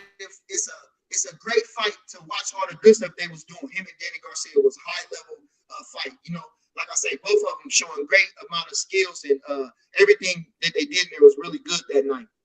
I love Errol Spence. I like the way he fight. He decent, you know. He just can't fuck with Bud Crawford. That's all I'm saying. And that's just it. I just want to see the fight. That's it. I just want to see the fight. Yes, sir. So let's get out of here, man. I appreciate y'all coming through, man. Good show. Yeah, we're gonna have to do it again. Yeah. Let's make it happen. It's 1:30. Huh? And all the people used to win it. Ohio used to win the nationals. All these fancy people from all them fancy places win them nationals. And we'd come back telling stories. Oh, this dude cold. Oh, this dude from here be cold. And when Bud get his chance, he don't even want to hear about how cold they is. He can't wait to fight him. Come on, man. That's how my guy roll. That's how my guy roll. Don't tell me how cold this nigga is. I want to fight that nigga. Oh, he cold? Oh, yeah. Put me in there with him. I ain't looking like, damn, I got to fight him tomorrow. So you saying Bud fight him tomorrow? So you saying Bud want that action with boots? Listen, on my soul, and I'm gonna tell you this is what we said today too, because I was telling my, I said again, if you want to fight Bud Crawford, talk shit to Bud Crawford. Don't say it'll be nice to fight Bud Crawford. I wouldn't mind fighting Bud Crawford. He good, but I'm better than him. Tell Bud Crawford I'll beat your ass. I want to fight. He just said that when I interviewed him. He just said that when I interviewed him. You heard what he said? He said I don't. He said after I smash on Bud Crawford, I don't want to hear no excuses from him and Errol when I smash both of them. I don't want to hear no excuses about age or none of that. He just said it. So now I'm gonna tell you. So you go back and report to him what I say. He number 2 in the WBO, right? That's what they say. If the true that Virgil Ortiz don't want to fight him for the mandatory, tell him to make himself the mandatory. And tomorrow he tweets some shit about Bud Crawford, saying, "I beat Bud Crawford's ass." Tell him let's make the fight. Yeah, because that's how you got to get Bud Crawford. You can't say like I'm telling you what God loves. You got to really try to punk this dude. That's how you gonna get the fight. You gotta punk. You gotta. If Boots come out and tweet and say, "I'll beat Bud Crawford ass," tell him he don't want none. Tell him let's make the fight. See how quick we gonna be making this month. See how quick we gonna be talking in some negotiations. Now you getting it from see how much that man get to talking and with all due respect too. I ain't got nothing. Everything he can say is respectful. I respect he a triple champion. I respect that he pound for pound. I'm just saying I'm Boots and I can beat his ass. Let's make the fight. Come on. Now let's see how what you gonna see from Bud then. That's all. Let's do that. That's what I'm telling you. That's what I'm telling you. Just like when you come on. Say less. Yeah. That's what I'm telling you. That's what don't smash him. I'ma smash you, nigga. I can't wait till we fight. I'm pushing this nigga out for mandatory, nigga, just so I can be your mandatory. Nigga, all I think about is you. I can't wait to beat your ass. And let's see how quick we gonna make that fight. You ain't gonna hear Bud say nothing but sign the contract, nigga. Let's go. I'm going to Philly on Monday. I'm going to Philly on Monday. Yeah, do it. All right. I'm going to Philly on I'll tell Monday. you what, guys. Hey, babe, I'm going to Philly on Monday, babe. Oh yeah. That's Like I said, this. you know, Like I you said, know what? I like to see Boots and Thurman. If Thurman win this fight, That's what I said. yeah, I like to see Boots and Thurman because we got to get Bud and we got to get him and Spence. That's undisputed. That's huge. You know, Bud ain't thinking about. That's what Bud won. He ain't thinking about. You know, I wouldn't be thinking about Boots if I was him. Boots nasty, and you know, but I think him and Thurman is a great fight. Yes. Right. I think that'll put them. I think first of all that'll give Boots some credibility because you can't, man. Fighters need rest, and like I say, he had a stellar career at Keith Thurman, but I think Boots he ain't fought nobody to give him no type of test, no type of real competition, you know. So like I say, he passing the eye test wholeheartedly, but like I say, he ain't fought nobody that's a big welterweight or a true welterweight that can actually that's young or that's in their prime or just skill set is high that you know. So I think he needs a little bit more season. It's almost like they did with Gary Russell when he fought Lomachenko. Yeah, all of them fights, but nobody. That's with Pastrana. And Pastrana was like a flyweight world champion. I think that was like his best win out of all the fights that he had. 25 fights before he fought Lomachenko. So, like I say, I ain't taking nothing away from Boots, but you know, shit. And this is what I want to say too. These Keith Thurman had to fight Lou Cavazos and all that. He had to make his way up, dude. Danny Garcia fought Eric Morales, who was WBC champion. He was old. He fought a Zab Judah, who was still beginning to do his thing. You know, they made their way up, man. Boots ain't fighting nobody yet. I mean, Limpinets was, but he had every advantage over Limpinets. Well, he can't fight them if they don't get in the ring with him. Delorme was through. If like I say, he was originally the Delorme. I ain't even fighting Delorme. Give me somebody else. Give me that Stanionis dude, or give me somebody else. I ain't gonna lie. I think Boots can fight anybody. Hey, Cody Crawley just got that win over Butev or Abdukara, right? He ain't gonna fight Boots, huh? No, he just asked for he want $1 million+ to fight Boots. But he never. Yeah. No, and I understand. Yeah, I get it. Nobody want to get in there with that kid. He a buzzsaw. I get it. So he probably in a rock and a hard place too. That's what they were saying. Yeah, he too. is, man. Dudes don't want to fight that cat. Mm-hmm. And I ain't knocking that, but I'm gonna say this, and I'm gonna let y'all go. If he wanted with Bud Crawford for real, talk that shit to Bud Crawford. If he really want to make some noise, talk that shit to Bud Crawford. You know, he ain't gotta call him a bitch or talk about, you know, say nothing personal, but really make that effort to fight that Bud Crawford. Say that. Wait. I can't say it. Bud don't give a damn. Fuck it. Fuck him. I'm telling you. I'll beat his little. That's in between time. Hey, man. Fuck it. All right, hey. Talk yourself into an ass whooping. Shit. Hey, man. Hey, I'm going, man. You know we can talk. I appreciate you. Man, oh yeah, man. Yes, sir. Always good to get with y'all, man. And anytime. Yes, sir. Salute, great brother. Appreciate you. Love, man. I'm going. All right, bro. Yeah, babe. Babe left too. Salute to y'all, man. I just wanted to bring y'all. We had a good show today, man. It's entertainment, man. I appreciate it, man. I couldn't get to everybody's super chats. I don't know what was going on with the chat, man. It was freezing, so I couldn't click on the super chats as I was trying to click on the super chats I was reading. You know, so I apologize to everybody that I couldn't get to your super chats in time to read the super chats. I was trying to click on them, you know, so I could read them, but it just froze, and I didn't want to tell them to go out, come back in, and try to refresh the super chat and refresh everything so that I could, you know, read the super chat. So I apologize to everybody if I couldn't get to your super chats, if I didn't read your super chat, you know, yeah, I apologize. Y'all know I try to get to each and every one of y'all, man.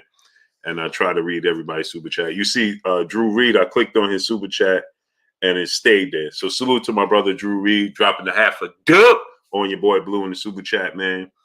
I appreciate y'all 1000%, man.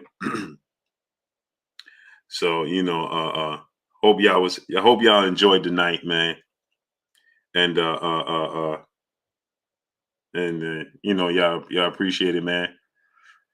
I hope y'all enjoyed everything, man.